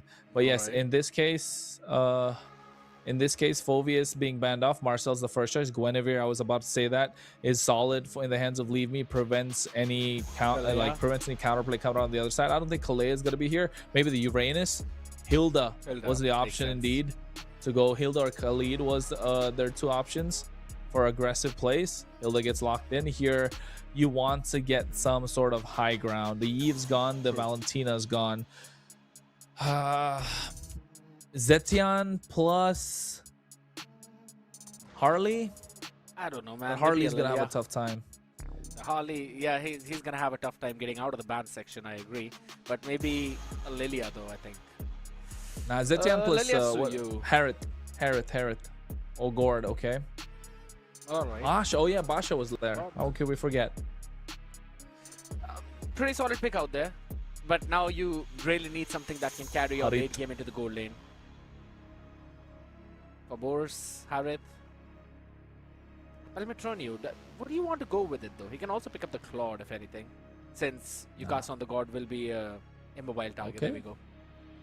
I mean, That yeah, makes you get the BMI Blazing Duet onto you know, onto the Gord, so you Yeah. get the shred with the tankiness that they have on the other side. A solid option. They ban out the Moskov. That's another great option. They're gonna ban out the Harith. Or actually, they can even leave the Harith open because they've got so much magic damage on the other side. It could be something that they're looking to play into. If you are you next though, you ban out EXP lane options. Sora is a great choice to ban out here. Yeah, true, because again, Yukasa being immobile would be a susceptible target to that. Maybe even an Arlet. JM was playing it in the first series, and my goodness, dude. I'd never want to face his Arlet against me. It's just so Filipino, bro. unpredictable. Exactly. MPL R-Lot, MPL level R-Lot. Of course you don't want to play against that. And it's going to be the ban. Alright. Now, what on the side of Boris Gaming? Harith through. I still think, yeah, even though there's a surge of magic damage onto the side of Unix, I feel Harith just hits a bit too tough. Or also you can ban out the carry. Considering you've got a Hilda, Guinevere, carry with the Purify. Especially with the front to back that's on the side of Unix, that could be tough to deal with. Yeah. It is a carry. Because they could force them on the Harith, right? At this point. Yeah. R-Lot, what other EXP play? Yu Zhong? Or Lapu? Sora? I think Alice Sora maybe. is a good... Alice. Yeah, Alice is a good shout too, right? Alice or Sora. Throne Alice of or Ruin. Sora. Yeah, Alice or Sora could be the options here. Alice could be wonderful, but Sora definitely can make plays. And you know for a fact they're going to go for the Zetian too, so... It's a Kimi. though. Alright. Yeah, to push down Boxia to add more shred to their, you know, to their kit. But yeah, Yu Zhong taken away by them now. I was just about to say that regardless of what you target, Bobo Rusik can still go with the Yu Zhong. This is one of signature picks. And God Believer has a ton of hero food in the mid lane. If anything, maybe he can pick up the Lilia right now.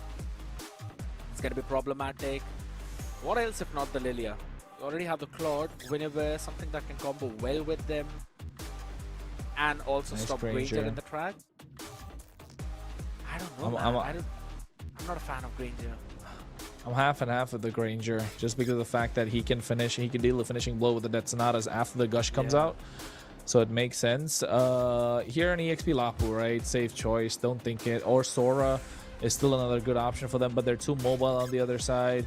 So Alice could be another option too. Terizla, keep them in place with that penalty zone. Lilia, not so much of a God Believer hero, if you ask me. He needs more control, something that says, this is my mid lane. And this is he's the one sitting on that throne. No Jushin, no Valentina, no Zetian. Eve. Barca, Zetian is the only option I think that could be possible here. Zetian just works wonders for them. Zetian or Lilia, one of those two. Oh, Valir. Valir. Alright. Okay. Bro brings out something new every single time. It's different, a different flavor from God Believer. I want to see how he performs on this Valir. My eyes is definitely going to be on him, and Boris Gaming looking to impress again as usual, but you next want to pull off an upset. It's an important upset, if anything. And with the draft that they really have, you've got to try and get that early to mid game snowball. You have to control early game with the invade by Lager, while Yukasa makes sure that he doesn't die and goes in for the utility so that Starboy can pick up the kills with the early Sky Piercer. On the other side, you simply have the Blazing Duet for the late game. Early game presence will be from Rise and God Believer, so they will pressure you into your own jungle. It will be a very chaotic battle. It is going to be a chaotic battle indeed, Scared, but for that, it has to start. And we're talking about game number 1 in this best of 3. How long is this game going to go? Who's going to be able to get first blood? Who is going to get bragging rights in this series? Boris Gaming looking for a sweep, but you next hang it on for dear life. That by just a slight thread. It is going to be a do or die for them in every single game from now on. And look at the early pressure from God Believer. It's not even allowing Miko to move forward. This is one of the most passive Marcel stars that I have seen yet. Yep, and it's all thanks to the early aggression through this Hilda. That's why the Hilda is such a great pick against the Marcel, right? Marcel wants to play aggressive fight for river control along with the Valier as well. Mako not allowed to go, and it took so much for him just to walk into that brush. You can see those burst fireballs are coming through, making it difficult. Exactly. It's not. There's just nothing happening there. Having a look at the talent predictions, my goodness, every single one of us have gone in for a Boars Gaming. You next, you've got to pull up your socks, man. You've got to prove every single one of us wrong. And also, it's been powered by Runestone, ladies and gentlemen. So make sure you do check them out. As we have a look at all of these spells. And oh, Sargent. Oh, Sargent's gone. He's gone. He's cooked. First blood on the top side. Boba Rushik. No surprises. Been the EXP standard for a very long time in Europe. And now proving why he was so. Exactly, as the first blood was powered by Runestone, the fight continues in mid. Oh, Searing Torrent to push them back. You can see the burst fireballs dishing out a lot of damage. No flicker in the hands of God Believer. Going to be susceptible to a lot of damage in this turtle fight. Leave me. Look at the spatial migration on top to Sargan, who doesn't have the flicker. Gets it. Violet Requiem comes through as well. Mako goes down first, and now to follow. Black Dragon, Petrify. Sargan's going to be down and out for another basic attack. Super low. He falls indeed. Bober finds double. Looking at a triple onto Lagger. Taking too much damage from the tower along with a cannon minion as Lagger's able to get the massive shutdown. But the job is done. Boars Gaming have the advantage that they were looking for. And look at Rise. He's going to be in the face of you next. Miko cannot do anything right now. Yes, Yukasa will be there, but the God only gets activated after what? A couple of items. It's the level spike that God requires. Not entirely the item power spike. That's one of the main framework of this hero. And if you're just not winning out of the EXP lane, you'll not get the turtle. You don't get the turtle, you don't get any control of the map at all. Boars Gaming having 1,000 goal lead in the 3 minutes of this game are clearly showcasing how quickly this can snowball out of control. Look at Bob. Spatial migration. Violet Requiem as well. Able to catch one member. Mako on this Marcel. Not having a good game. Penalty zone used up onto Boba Rushik. Slow him down after the Tortoise's Poissons. Bro couldn't move. He was in a slow motion video at that point. I'm glad that Yukasa wasn't there with the ice cream wand as well. It's like that's a time freeze. Might as well call Nathan to bring you back into that time journey out here though. Having a look at the early items. Alright, Fury Hammer. I kind of wanted to see Starboy rush into the Sky Piercer just so he could be a part of those fights early on. But it's fine. It is the standard build. He's not doing anything against what normally happens. But I want to see if he goes in for either the Hunter Strike or the Sky Piercer. You'd really need the stacks with this Granger right now, which was nerfed up. And he has had tough time in the gold lane. Definitely has had a tough time. You can see Lagger now making his way. Spatial migration walks in. Violet Requiem coming in as well. Boba Rushik trying to chop the damage. But Sargan swinging a hammer.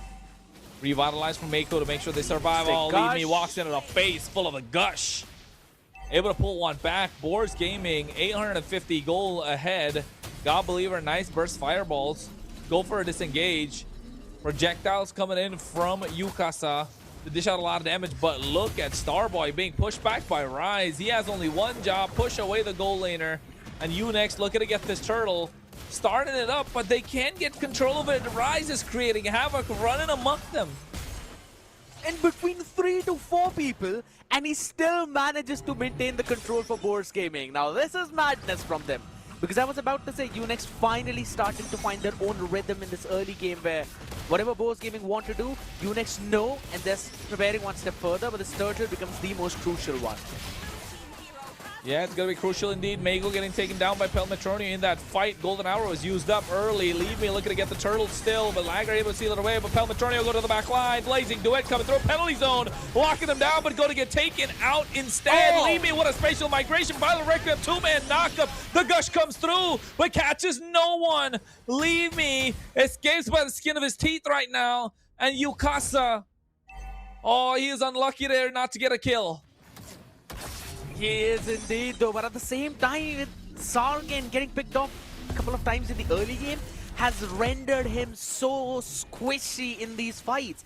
Just look at him. He is ready with the penalty zone, right? He wants to go in. But look at the Blazing Duet, zoning out Starboy. He goes in and he's down to last bar of HP. This is a Terizla that we are talking about. The Hammer Man is not hammering anymore. The Rizzler. That's what he is. He can't riz nobody in this game. Getting out-rizzed at this point. Boris Gaming. Projectile from Yukasa catching them in place. BMI. Helmetronia able to get out of harm's way. Bobaruchik makes it in this fight. They have faster rotations. The one good thing that Unext have is good, decent wave clear. And you can take a look at the audience prediction as well. 80% in the hands of Boris Gaming. 20 on the side of Unext. Powered by Runestone. Oh, Boris Gaming 3K ahead already. Scary. And this lead is going to increase further. But if they keep on going in with so aggressive fights every now and then, Unext will keep on getting those opportunities. And I'd have to say, Boris Gaming, normally we see them play very disciplined. But this early 5 minute in this game has been, I don't know, man, just chaotic is what I'll say. First fight in the top lane against Sargon, they're just moving around into that fry bush. And then at the end of the day, giving a few kills away to Unext too. The only main fight which we actually saw was towards the second turtle, which can now basically move forward towards this third one, which will be coming in. If this is picked up by Boris Gaming, you can call this quits. Golden Hour coming in. Nice knock-up as well with the spatial migration. Mako able to survive. Penalty zone able to catch only one member. That's Bobaruchik. That's enough. But look at Rise getting on top of Starboy. He flickers for it as well. Gets caught now. Projectiles, a lot of stuns, but still able to walk out alive. That's illegal at this point. They get a knock-up with the Wild Requiem. Mako's the first one to fall. Pelmatrona comes in with the Blazing Duet. Starboy super low, but Sargon's going to be the target right now. Slowed down by the burst fireballs. God believer, give him whatever you can. He will still perform. And he can outscale anyone. Makes himself known as the Fire God. He's getting the triple kill on this Valir.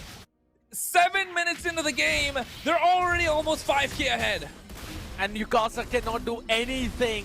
It doesn't have the damage, doesn't even have a mana at this point to try and clear out the wave. It is a Valir that we are talking about, who's been pushing every single one of them back. 4, 0, and 4, picking up the Ice Queen wand. And you'll have a look at the head-to-head between both of them. 73% teamfight participation. A ton of more damage there, Pelme. Oh, Pelme, Blazing Duet coming out as well. BMI makes it out of there, but Mako went down again. Penalty zone, catching 3 members. Rhapsody coming out as well with the Death Sonata. Liger taking out super low, but look at Bober coming in, locking somebody down. Burst Fireball. Liger can't survive as Bobaruchik able to get him from the skies. Leave me. Spatial migration for the disengage. Unext have no answers as Boris Gaming are running circles around them. That's the lore accurate Yuzhong running in with the Awakened Dragon form on top of Vasha. And that fight is yet to unfold in the lore, but it has been showing up many times now right here. And Bobaruchik is the one winning it all. The early start which he provided, getting the picks in up top, and then Boris Gaming taking the first turtle. It has been a constant snowball. And you can look at the timing of Pelmetronia hopping in with the Blazing Duet. I don't think so you can find a better timing. It's been clean, man. It's been clean from Boris Gaming. Like, no mistakes, really, if you ask me. Just overzealous aggression from Boris Gaming. 7k ahead, scared. We're 9 minutes 30 seconds into the game. Pelmetronio level 12, Laggers 10. He's already piercing through this Basha. They got the Lord coming in right now. 8,000 in their hands. Dare I say, they might as well make it 1,000 per minute after a while. I was about to say that as well. That now, since you've got the Trinity activated for Boris Gaming. Oh. Golden Hour. Catching 2 members. Here comes the penalty zone with the Gush. Able to dish out a lot of damage, but look at the back line. Goes to the Blazing Duet. Catching 1 star, but it's going to be next to the chop and block. Able to survive. Kites out. But difficult times for Unext. They lose 2 members and pay the price of 2 as well at the same time. Sargon going to get back. Lagger's going to be the target of choice after leaving Sargon alone. Rise gets a killing spree. Lord is still coming on the top side. They're looking to pop that Holy Shield. Detsunata trying to get the clear of this cannon in the mid lane, but the shield will pop early. And that's one of the big wins for Boars Gaming yet again. They've got a big chunky wave hopping in mid though, but they will still respect Unix. Not overextending this time, which we were seeing from them in the first 5 minutes now. They're learning as we move through this game. But Rise has been such a nuisance on this Hilda. The only reason Boars Gaming are able to do what they are doing is because of the opening provided by Rise. He allows God Believer to do his own thing because he constantly is giving the vision on Miko, and then Pelmetronio can hop in the fight at the right time because everything has been used to take down this dude. They're doing everything that they can. Violent Requiem coming out as well, but the Gush coming through. God Believer has to flicker our arms way. It could have been a massive shutdown that could have turned the tides of the fight, but Unext have to go back. The Black Dragon has been unleashed, but still not able to get a single inhibitor. A job well done by Unext as they get and mount a successful defense. Looking to go for a play, but Mako's on his own, only getting one member on this golden hour, but Leave Me has the spatial migration and dashes out of harm's way. That's the only thing about the golden hour. It helps you refresh the cooldowns as well, if in case it's a little bit low. Oh, they're not stopping. Frame movement. Chain CC trying to get on top of him with the help of the projectile. Starboy finds the snipe. Able to get the kill. Now on a killing spree. Bobarush trying to survive, but he gets the kill on Mako. The Shah Residue doing the Lord's work for him. 1-for-1 trade happening out there though, but at least Unix will be happy. You called out for it, right? Wave clear, pretty solid from the boys. And they were clearly showing that as well with keeping all the inhibitors standing up. Even though Boars Gaming forced out the Holy Shield early. But out here, 33 seconds for the slot right now. They're still 6,000 behind, but at least they're catching a few strays. Boars Gaming cannot disrespect Unix any longer than they have already done. They will have to consider about the burst that's coming in from Starboy. 3, 1, and 2. I think so. It's pretty. I'm pretty sure he's around 20 stacks into the Sky Piercer 30. already. I think it's 30. a 30 though. I think so. He was going 1-1. So. Yeah, 30. 30. Is he going for a Wind of Nature? All right. No, I mean, yeah, he doesn't have the flicker, right? He doesn't have the flicker. He does have the Purify, so I would say Wind of Nature would make sense because you got Rise chasing him, you got Bobarushik chasing him, Elementronio. Might as well get all the sustain that you might as well buy as much time that you would need, because Boars Gaming at the moment are running and gunning for you next. Starboy able to survive is the only saving grace that they have. Look at that again. Lagger can barely walk with his own buff. God Believer, the burst fireball connecting. Searing Torrent pushing the back as well. That's not coming in. Looking to cast them off guard. Lagger goes in, shield unity, but the golden hour able to zone out a lot of members. Petrify and the Purify making sure Starboy survives. There's the Wind of Nature that we were talking about. Yukas is the first one to fall down, but Bobarushik still survives. His Lagger's going to be traded back 2 for nothing as Boars Gaming have firm control of this game. And that's the Wind of Nature popped in as well. So Starboy will not have it ready for this next fight. And that could be problematic for Unix right now. They will have their players back up. Oh, Leave Me. Nice use of the Wild Requiem. Just doing the damage and then pushing them back and able to take the inhibitor in the mid lane. Sargin can barely walk out thanks to God Believer. And you were right, scared. Oh, nice golden hour catching 4 members. So Starboy doing all that he can, but this damage is getting split and Mako walks into a slaughter fest as Rise Immortality gets popped. Mystic Gush coming in forward, but Pelmetronio goes through the back line of the Blazing Duel, catches 2 members with the help of the Win the Crown, finds the shutdown, and they're looking for a wipe, and they will get it indeed. As Boars Gaming, 12,000 gold lead, dominating game, able to take the first blood in this series. Pelmetronio was looking so clean on that floor today, I'd have to say, man. If this is how this dude is going to play, you better pack up your things already. Because did you look at the flicker that he made in the last fight? Went in from the forward, flickered behind the crystal, just so Yukasa and Starboy cannot go back into their own fountain. That is his big brain play, sandwiching the people and then pressing the Winter Crown at the right moment, just so he does not die and end up the game. Massive performance coming in from Boars Gaming. But it was all built up right from the first minute, right? Rise and God Believer controlling the river.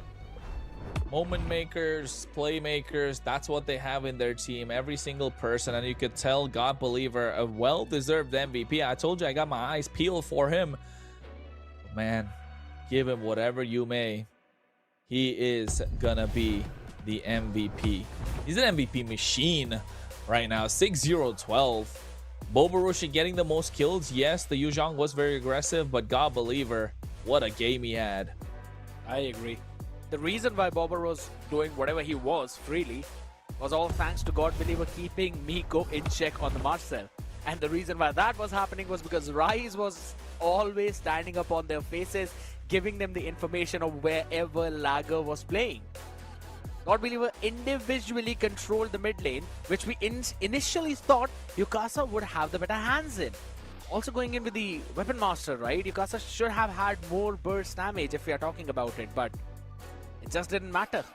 God Believer with 60,000 total being dealt.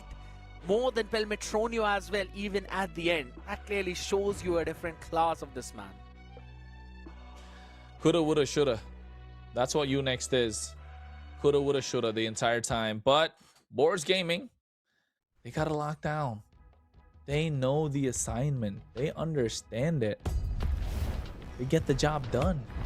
That's the big difference maker between good teams and the greats. That's what separates them. I believe the only competition for them out here would definitely be Extremely Slay and VSG. We did see them. And also, by the way, we had an interview with VSG today, right? They said that the only reason Boars Gaming won was because they threw the game. So yeah, I know. He said that in the previous interview as well. We asked him. Yeah. Remember? I was there with you.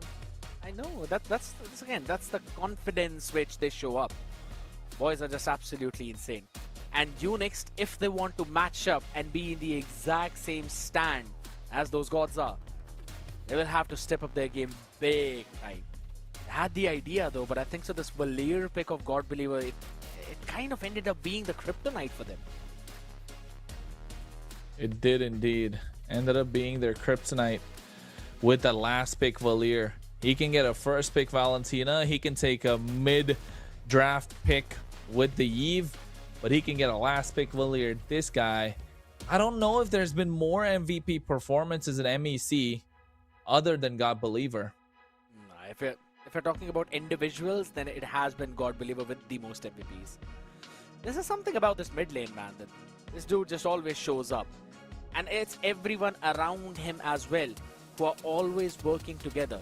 Look at that. That golden hour was dropped down by Miko, yes, but no one getting caught in it. God Believer flickering out of it, and then Bobarusek hopping up just so his team can isolate that one player on the other side, Lager.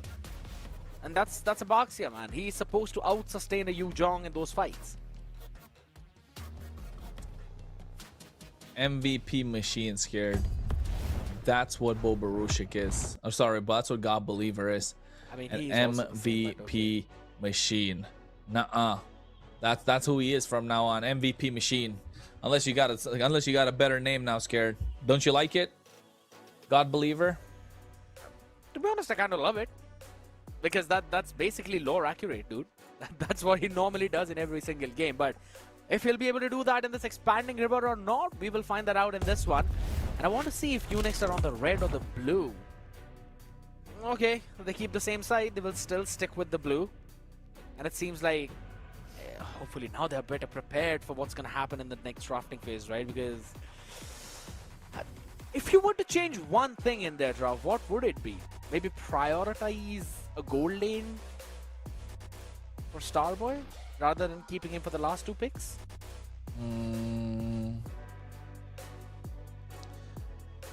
Nah, I think the Granger was decent there.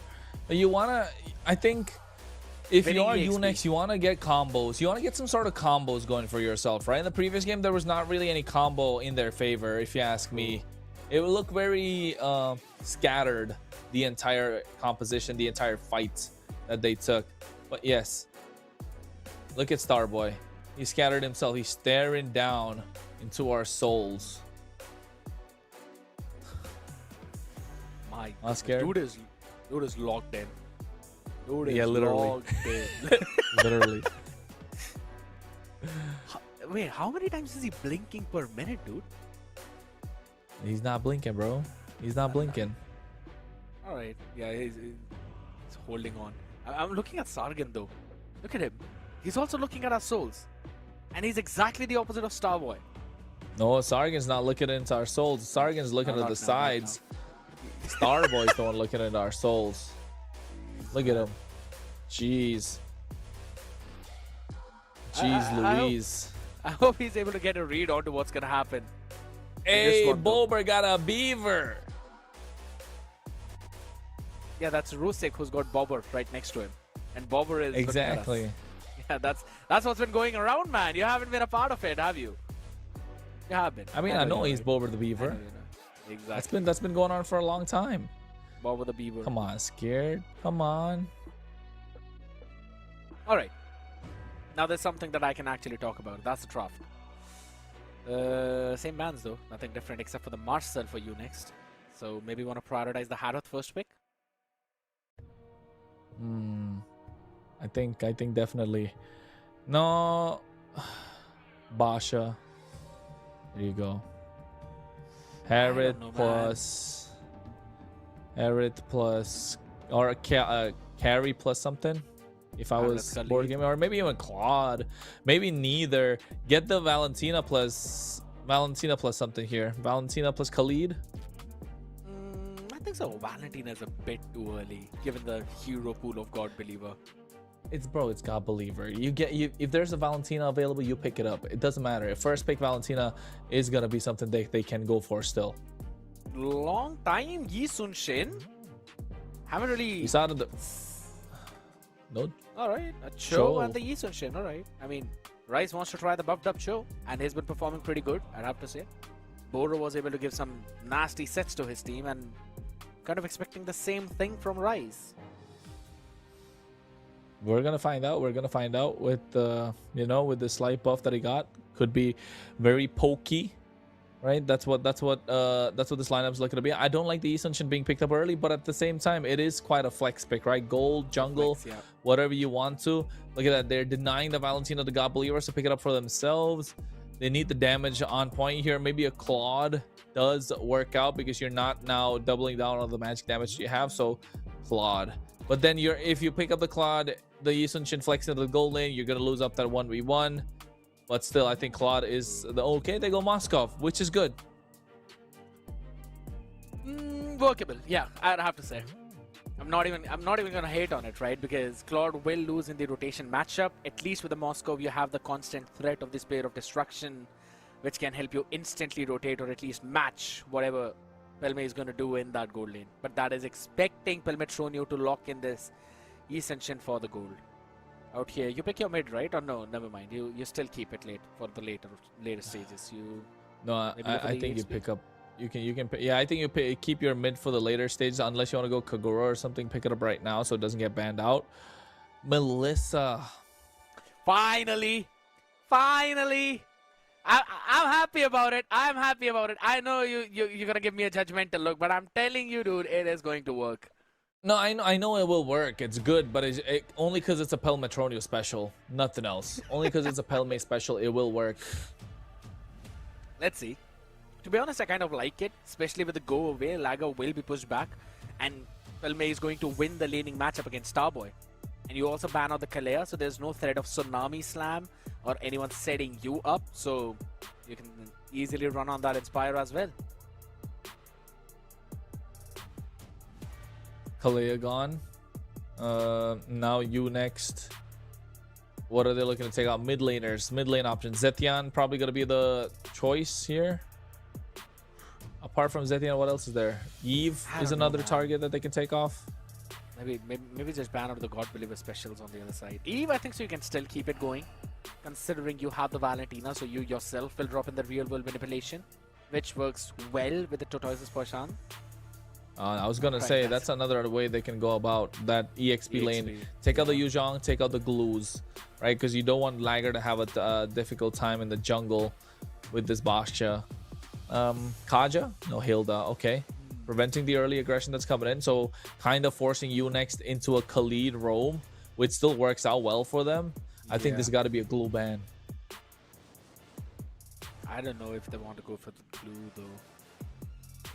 I'm looking at the mid and I can see Boars Gaming would want to go for something early, aggressive, and something that doesn't give value to the Valentino on the other side, so maybe ban a Valir. I know it might be a too much respect kind of scenario, but it's better to show that when you haven't been able to you got hard countered by the Valir solo in the mid lane. Just don't give it to God Believer again. But here's the thing, right? There's a Cho too as well, so maybe they want something that can pair up well with him. It's the all okay. Bobarustic. Glue, right? EXP glue. You need a front line. You need a beefy body. You're not gonna go Lapu here because you're not gonna go Lapu because you're gonna give it on top of you're gonna give that bravest fighter to the Valentina. Uranus is a good choice, but then not so great into the Baksha. I think glue just such a safe choice. It's good against the Baksha. You just get on top of it with a grab. You can pull them back and allow this Melissa the front line that she needs to scale. Yeah, that's a no-brainer for me. The glue. Glue or a Uranus. One of those two picks. Both would work. Uranus, no crowd control. That's the only reason. I think Ruby? Are we sure that's a pick? Is that a misclick? I don't know, man. I think so it is. Makes sense for me, at least in terms of what Boars Gaming want to do. You have Rice for the engage, and then you have Ruby for the disengage. They're trying something. They're cooking. Yes, I agree. And there is no tankiness in their composition. They don't mind. They like extended team fights. Boars Gaming for sure. The longer the team fight, you'd expect them to have the advantage with the skills that they have. But I think Unex can still hold their own. You know, Phoveus plus something here. Oh, sorry, Phoveus is banned out. They need. Lapu, Sora. Actually, Sora plus something would work out for them really well. Go Lapu, flex the Baxia in their own position, and go Burst jungle. Lapu plus Khalid, yeah, Khalid. Yeah, that's solid. At least you have the early game presence though, but I think so they could have flexed the Baxia in their own position, gone in for an assassin jungle, just because of how squishy Boars Gaming is. And I don't know if your composition would be fine because your win condition is late game, and there's two marksmen on the other side. You pick God Believer on the Xavier as well. I know you don't believe your eyes. Fun. It's fine. You're having awake. Fun. No, they're having fun. I agree. Boars Gaming playing with their food right now. You still think it's a 2-0? Yeah. I mean, it could be a 2-1 right now, or if whoever wins out, because I feel like Unex might as well take this game. But if they don't, Boars Gaming just showing levels to it. Boars Gaming are just trolling at the moment. But out here, there's one major win condition for Unex. That is the early game snowball yet again. This time you got Yukasa as well as Lager to have that early presence. Because if it goes too late, then Pelme on the Melissa and leave me on the Yi Sun-shin will definitely carry the entire thing, Kronos. They're definitely looking to take it all, Scared. They're definitely looking to take it all. Because right now, ladies and gentlemen, we're going into match point for Boars Gaming. But on the other side, Unex have a solid draft. Can they make this one theirs? Can they take us to a game number 3?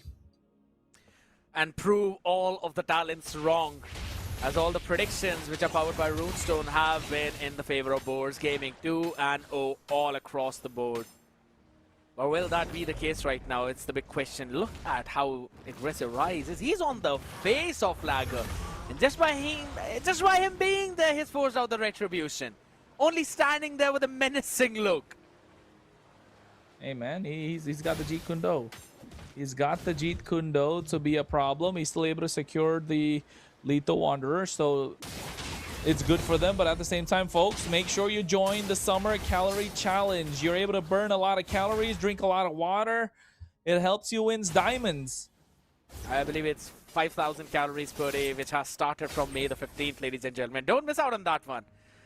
I know that this is something which might be tough, but if you are able to if you manage to cross through all of the hurdles, you would get a lot of rewards. Around there, since we're talking about the rewards, Pelme just having his own fun time, freezing the wave. Good thing Starber hasn't lost a lot of minions on the other side, so that's one thing. Meanwhile, we have, what is this? A Jujutsu Kaisen lineup? Gojo Satoru and Kugisaki Nobara? I think they were trying. They're just having their fun, man. They're having their fun. They might be having too much fun at this point. But look at that. It's still Starboy able to get that gold crab on the bot side. They're not allowing Unix to play as aggressive, even though they have such a passive lineup. They'll be able to get this clear early now. Oh, nice. You can see the Kirsten Scimitar coming out. God Believer should be able to get this and hit level 4. Laggard trying to stop him. Rise able to use the Shunpo. Leave me. Wants to contest the turtle, and they're looking for Bobarush to point now. Gets caught out. He does have the I'm offended. Mount Shocker used up by Yukasa to provide vision. And Unix get their hands on this turtle. Exactly, they cannot right now, and I want Unix to go this aggressive. And they can't, they have to. Unix have to play aggressive. There comes the Bravest Fighter from Sargin as well, believe me. Not able to get his orange buff. First blood in the hands of Mako, able to catch Rise, but now it's going to be traded back. Not just 1, but 2. Thanks to the overextension coming in from Unix. Boris Gaming are getting away with this. After the first blood onto Rise, which was powered by Runestone, Bobarusek was like, yeah, let me show you what I can do here. And that was such a nasty flicker, I'm offended. Catching 2 right in the tower. And guess what? It was all into the Gojo Satoru skill. That you can't really go out of that domain. Yeah, the domain. What's called domain? Domain. You know what's scared? It's got to the point where right now Boars Gaming, they're so confident that it doesn't matter. And not just that, Unext are so scared to take the approach to them. And look at that, the way of the dragon coming out. Mako forced to use the Raging Sandstorm and the flicker to get our harms. Yukasa even able to use the Mount Shocker.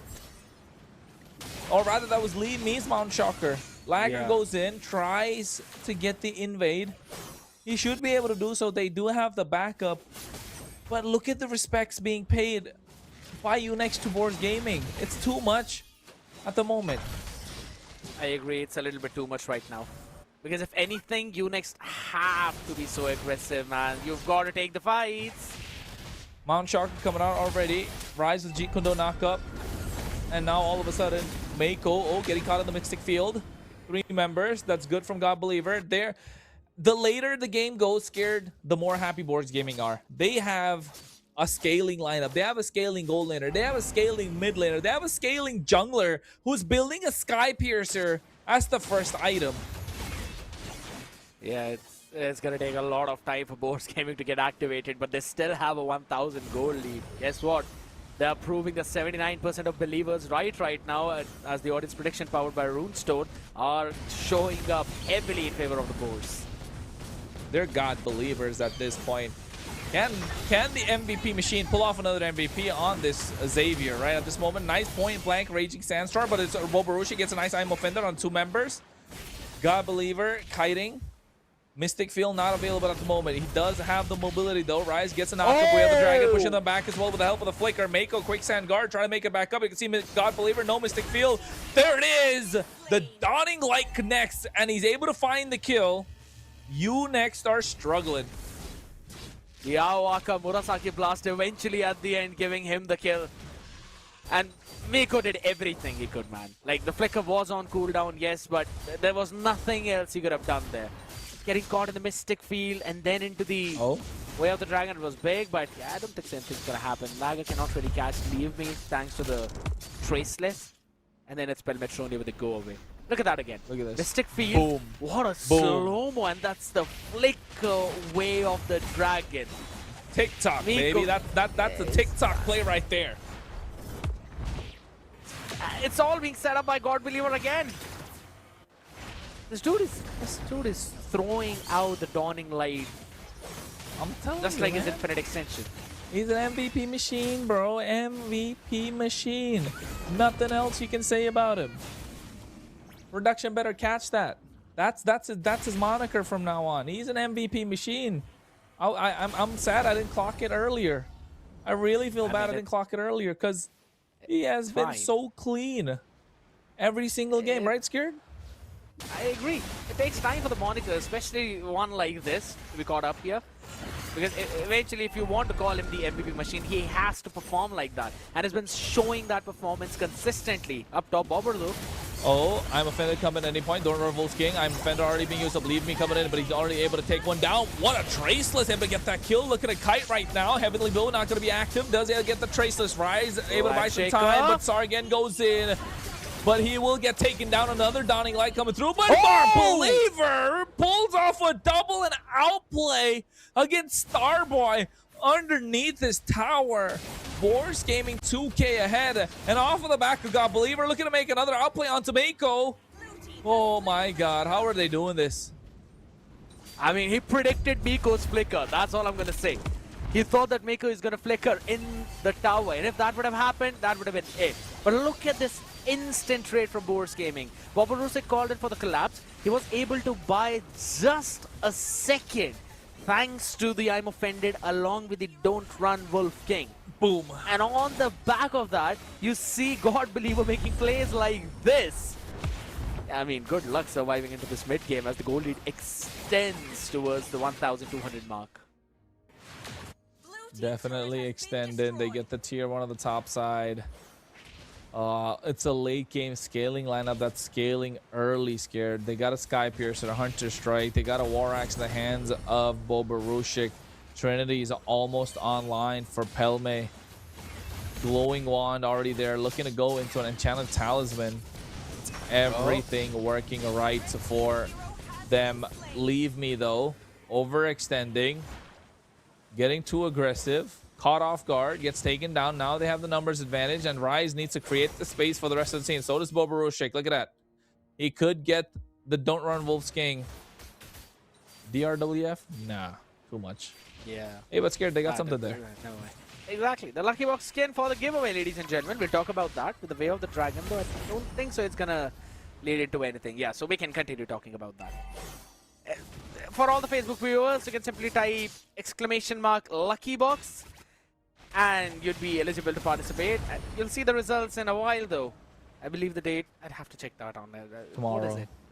Tomorrow, right? Yeah, tomorrow. Yeah, 17. The winner will be revealed. The winner will be revealed tomorrow. And where would it be? On the socials of Surge Europe. So make sure you follow all of us. Rice. Dude is just. Never mind. He's just doing those TikTok plays, walking into the bushes, shunpoing out of there. Seems like he knows exactly where the rest of the people are. Way of the Dragon with the help of the Flicker as well. Another TikTok play. Mako getting caught off guard one more time. Gets caught in the Dawning Light. Believe me, able to get the kill. It's a stack on the Sky Piercer. SOD connecting at the same time. Cuddles and Muddles combination. They go in, get on top of Pelme, but he has to go away. Use Sargon can get on the back line. Leave me trying to shove damage. He does have the Sky Piercer to try and get the last blow. But Sargon kiting and doing everything possible. Boborushik buying the time, but look at Pelme and Starboy going out at 1v1. I'm Offended misses, but God Believer flickers forward.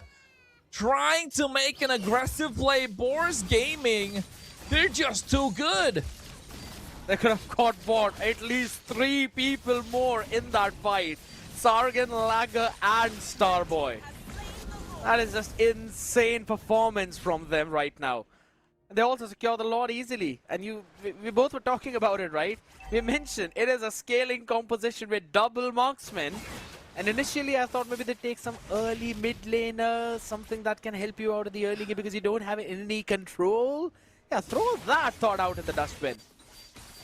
God Believer was like, I'll pick a scaling mate that hits like a truck in the late game and I'll make it work in the early game. Oh, SOD connecting. Go away being used by Pelme as well. But at the same time, you see Dawning Light coming out. Starboy is going to be the first one to fall, rather the second after Mako. Looking to get Yukasta. That's a triple kill in the hands of Leave Me. He is going in and out. The 1-2s are working out in their favor. 11-5 is the kill score. And 5,000 goal lead in the hands of Boars Gaming. The Lord is crashing on the top side. Holy Shield is there, so you next have some breathing room, but not for long, because there's a second set of waves that's coming crashing, and they need to be able to defend that. 11 minutes in, and Starboy still doesn't have the Trinity. Those 2 deaths are hurting him like a truck right now. Elmetroni already ready on the other side. Oh, Pelme cuddles the Mother's combination. Lager able to get the stun on top of him. Go away being used as well. Mako goes with the raging Sandstar. Boborushik gets pulled back, but at the same time, he's looking to get everything done. What a Dawning Light.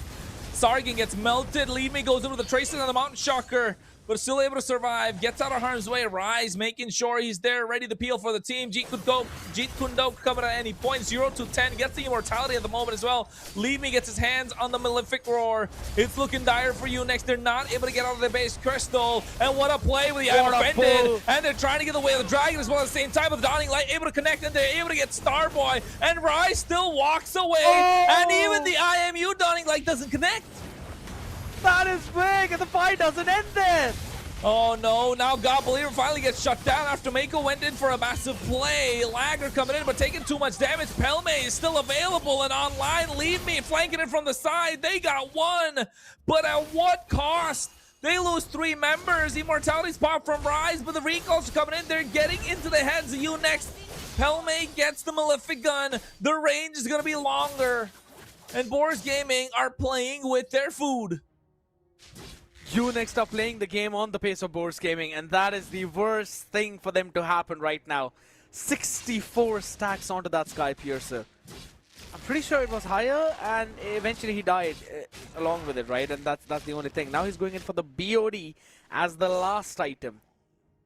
He's going to hit like a truck, man. I don't know how Starboy can eventually match any of that. He's still level 12 in a 13-minute game.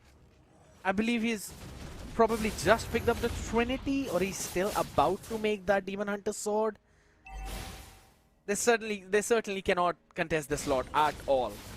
Just try and play 100%. Onto the other side of the map. Yeah, they're just pushing out that far lane, that's all. SOD, ooh, that was the only Nice saving try. grace they had. SOD could have connected and they could have got the Lord. He can actually go there, no? No, he doesn't want to. Oh, wait. Oh. Dawning Light missed. Starboy able to escape. Alright. He just had that slight edge at the bush to eventually hit the recall, while also dodging the Dawning Light in the same case. He's gone back though, but I don't know if they'd be able to defend, man. It's a 9,000 goal lead. Boars Gaming, phenomenal with the way that they've played. Cuddles, Muddles, just to pour them back. They have the Malefic Gun for the extra bit of range. Look at Lagger, taking out low. Looking to dish out the damage. Inspire's not popped yet, but at the same time, point blank Raging Sandstorm, but walks in a lot of damage from God Believer. Goal Wave being used, and at the same time, so was the Inspire. Look at the damage from Leave Me. As he comes in, Jikundo knock up Rise flickers out of harm's way. God Believer able to get that one as Leave Me finds a double. And folks, we're calling it a quick end as Leave Me finding a triple right now. Lagger's the only one left standing. He's going to watch his base crystal crumble down, but Boars Gaming looking for a wipeout. Don't get it, but they get 2-0 in this series. Dominating victory. Boars Gaming, Tusk strong. Hunting season has begun. They're going for the throne. Absolutely are. The only team up in front of them is VSG, and no one else is even close, is what this entire game says. It's a statement coming in from them. 3 heroes, all 3 late game, and they snowball in the mid game. I don't know how that even happens. Leave Me being super precise with everything that was being thrown at him. Tracelessing out of the harm's way. I wouldn't say it was a composition problem from you next. It was an execution problem. They just gave a lot of respect to Boars Gaming on the places where they were not supposed to. And I think so. You mentioned it in the mid game as well, that Boars Gaming are getting into the heads of you next. That is what happened.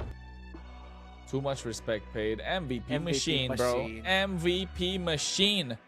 God Believer. Somebody got to give me a count of how many MVPs he's had in the past year. Jeez. He's always there. I've seen him grow. I've seen his hair sprout, man, from an MVP. He was bald before he's got hair now. It's crazy. I think so. After the bald buff, he's got the hair buff there. But, you know, there's one place where you can actually check all of those stats, and that is going to be mltv.gg. Want to check out how many MVPs God Believer's got? Hop onto that website, click on his profile. You'll see whatever he's been doing in the entirety of the Surge Europe season. Yes, I know, right? I know. I mean, change that. Not War Machine. Change that to MVP machine. Yeah, War Machine, whatever, bro. He's an MVP machine. MVP the way that he played, my goodness. Absolute monster. Full build. Wishing Lantern, Divine Glaive, just one item left, which I'm pretty sure could have been Blood Wings for the mobility, or maybe the Holy Crystal for whatever he was throwing on the other side. Yukasa was just confused as to what ultimate should he pick. I mean, there were a couple of good ones. The Way of the Dragon, even the I'm Offended from the Ruby. But none of it was working out. There was only one time where we saw Unext go for a proper combo, which was when Boars Gaming were trying to push on their end into the Crystal. That's when you saw Miko go in with the Raging Sandstorm, Sargon going with the Landshaker, and they were able to dish out something. But that was still not halfway of what God Believer was able to bring out. Indeed, indeed. And the stats are showing as well. 19-6. Goal lead definitely on the side of Boars Gaming. They got all the kills. They got all the marbles. Unext still scrambling, still looking for their big dub. I mean, how do you stop Boars like this? Because as we have a look at the highlights, we will just see 10 different ways how they were able to play around the composition of Unext. This first blood, good. Nice aggression. But then this I'm Offended from Bobber Rusik, right? As much as we doubted that pick, I think so this was that one final nail which was needed by Boars Gaming to fix this coffin well for Unext. Well, final nail in the coffin indeed. And Boars Gaming showing levels to this game, showing levels in the MEC. That's the difference, right, Scared? The top half and the bottom half of this entire MEC. It shows how much work they're putting in. Boars Gaming, the amount of practice that they've had, the lineup sticking together through thick and thin. Unext having a tough time against them, even though they had a better draft, right? At this point, Xavier, you know Xavier is basically a marksman, right? It's a triple marksman lineup that they have. And they're still able to get away with it. It's insane what has happened here. Out of the mind is how they all played. It was just picture perfect. Leave Me was also able to do so good in this game. Hopping in, getting those final finishes as well. Sky Piercer was procking up like anything. Bobber Rusik was going in for the engages like out of his mind, and I don't know how Rai survived there. Like, he should not. He should not. But guess what? He's a Cho. He's Bruce Lee. Definitely is the way that it went about. Ooh. Unfortunate for Unext, man. What can we say? What can we really say at this point? Just the fact that if Boars Gaming is on the other side, make sure that you target God Believer. Because that man always controls everything. And you know what, folks? As we're looking forward to it, we are going into an interview with Pelmetronio, the winning team's gold laner. Pelme, nice to see you here again. Nice to see you. All right. Oh wait, Melissa in the second game with the Yi Sun Shin.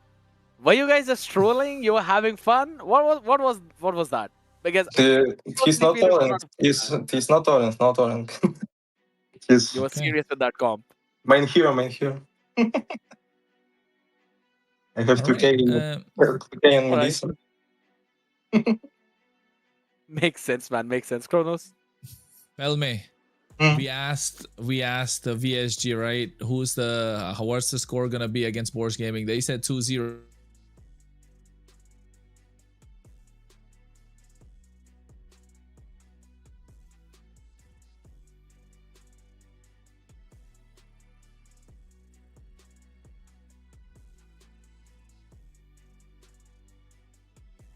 Размялись, не проснулись. Не были достаточно, видимо, в действиях. Много ошибались тоже. So he's saying they just didn't wake up. They needed more warm-up before games. That's why they made a lot of mistakes. But I guess it means next time they're gonna wake up better. Okay. All right. You're ending in the top 2 right now in your entire group, probably, right? So not the first one. Which is one team that you would want to face in the playoffs again? Would it be Extremely Slave from Group B because they won in one of the previous events, or would it be VSG first from your own group? Кого б хотіли в плей-оффах побачити проти себе? VSG, чи може Extremely Slay, чи може когось, не знаю. Без разницы, отыграть против всех. Okay, he's saying it doesn't matter who, they want everyone. That's All the right, makes mentality, sense. bro. That's the Boars gaming mentality. That's a Pelme mentality. And I'm glad that's coming through, right? Pelme, tell me, at the end of the season, can we see you getting the big victory? Are you aiming for #1? Do you want to go EWC, bro? That's the big question. Because I know you guys can make it, right? We've had this discussion before. We've seen you so many times. Enough times that now you don't need a translator for between you and me at this point. But are you locked in? Will you be able to get the big victory? Will you go EWC? That's the big question. Can you take down VSG when you face them? Can you take down Extremely Slay? Are you #1 team still? Or are you doubting? You still need time. Ну, чи ви топ-1 команда, чи ви будете, ну, чи ти впевнений, що ви виграєте і поїдете на EWC, чи ви все ще сумніваєтеся і думаєте, вам треба більше підготовки? Ну, коротше. Несомненно, мы будем готовиться, но у нас в уставе только победа. Типа мы хотим именно только победить. So he's saying, anyways, they need to prepare, of course, but in their plans, there's only victory. All right. And since we are already on this topic, Pelmetronio, right? Out of the two teams, VSG and Extremely Slay, which one is more difficult to prepare against, and which one do you think is stronger amongst the two, and why? Ну, хто сильніший, до кого тяжче підготуватися, VSG чи Extremely Slay, і чому? Они обе команды хорошие, и ну, будем готовиться к ним одинаково, и к тем, и к тем. И к тем оденемся серьезно, и тем серьезно отнесемся, просто будем готовиться одинаково. Потому что это хорошие соперники на этом турнире. А чого вони сильні, на вашу думку? Инсты в команде, скорее всего, это как макро. Нет, не микро. Да, микро кнопки. А у ВСГ это больше макро. Они больше по макро играют. So he's saying that they will prepare for both teams the same, like to the same extent hard, but he's saying that Kingsta team Extremely Slay is better in micro skills like pressing buttons, while VSG is better at macro like rotating, decision making. So they're kind of different, but both strong, so they both need a hard preparation for them. Okay, all right, that makes sense. Kronos, any last question?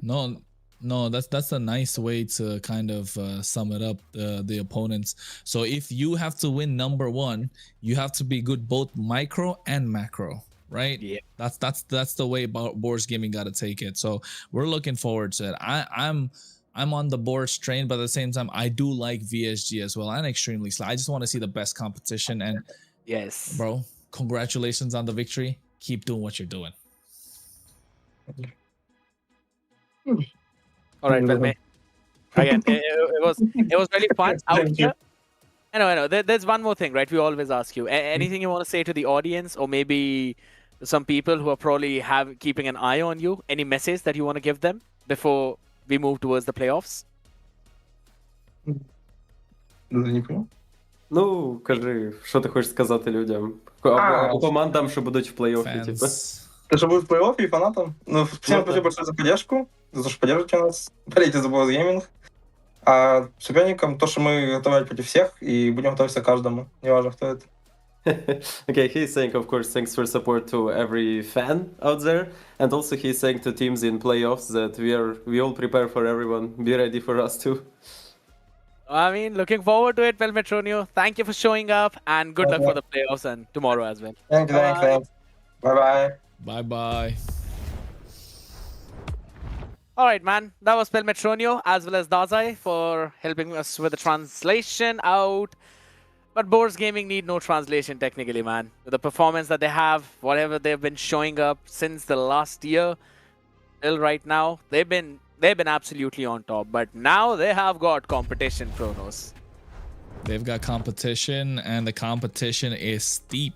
VSG able to be the leaders of the entire group. 9 points. They move on to the next stage. Boars Gaming is 6. Now, it's the same story on the other side. Light Cavalry, 6 points. Extremely Slay, 6 points, right? Now it begs the question, Ball Force, Vision, White Army, you next. Who's gonna go through? Because don't forget, the last place from both groups will be out of the competition, will not be able to move on into the playoffs. Only the top 3 will. Is it going to be White Army or Unix? Is it going to be Ball Force or Vision? That's the thing we get to see tomorrow. That's going to be the tough one, right? You have to win your games out here.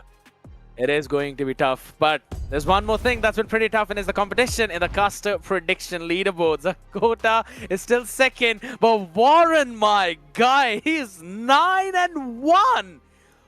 9-1. Hey man, what is he the doing? bigger they are, the harder they fall. What is he doing? 9-1 is something else, dude. We were expecting Elise to be there, but he's still on the struggling end right now. Still 4-6. All 3 of us are on the struggling end, all right? I'm not going to put him up in the dirt there. It's Zakota and Warren who've been having a fun time with more than 50% plus prediction rate. Warren has 90%. Zakota 60. Yumi and Elise are less. We are exactly at the 40% mark right now. But all fine, all good. The winner will eventually get a decent amount of euros as well. So I know everyone's been eyeing out for that, Kronos. We've only got one more day for the prediction, at least for the group stage. Yeah, it's the day number 4, right? Everyone's left that empty for tomorrow. And this is the matchups that we're going to get to see. Ball Force versus Extremely Slate. That's the first match of the day. White Army, you next. That's a tough one. That's open for interpretation. And the last series of the day, Ball Force versus Vision. And that too is going to be a tough one if you ask me. So, ooh, we're going to find out how is it going to go. Yep, it is going to be tough out there, especially for Ball Force. They've got a couple of games out on the same day, right? So, Extremely Slay, already a strong opponent. Then from White Army and Unix, the winner moves to playoffs. The loser eventually has to go back home. And their dreams of the wild card, at least for this year, they will take a halt.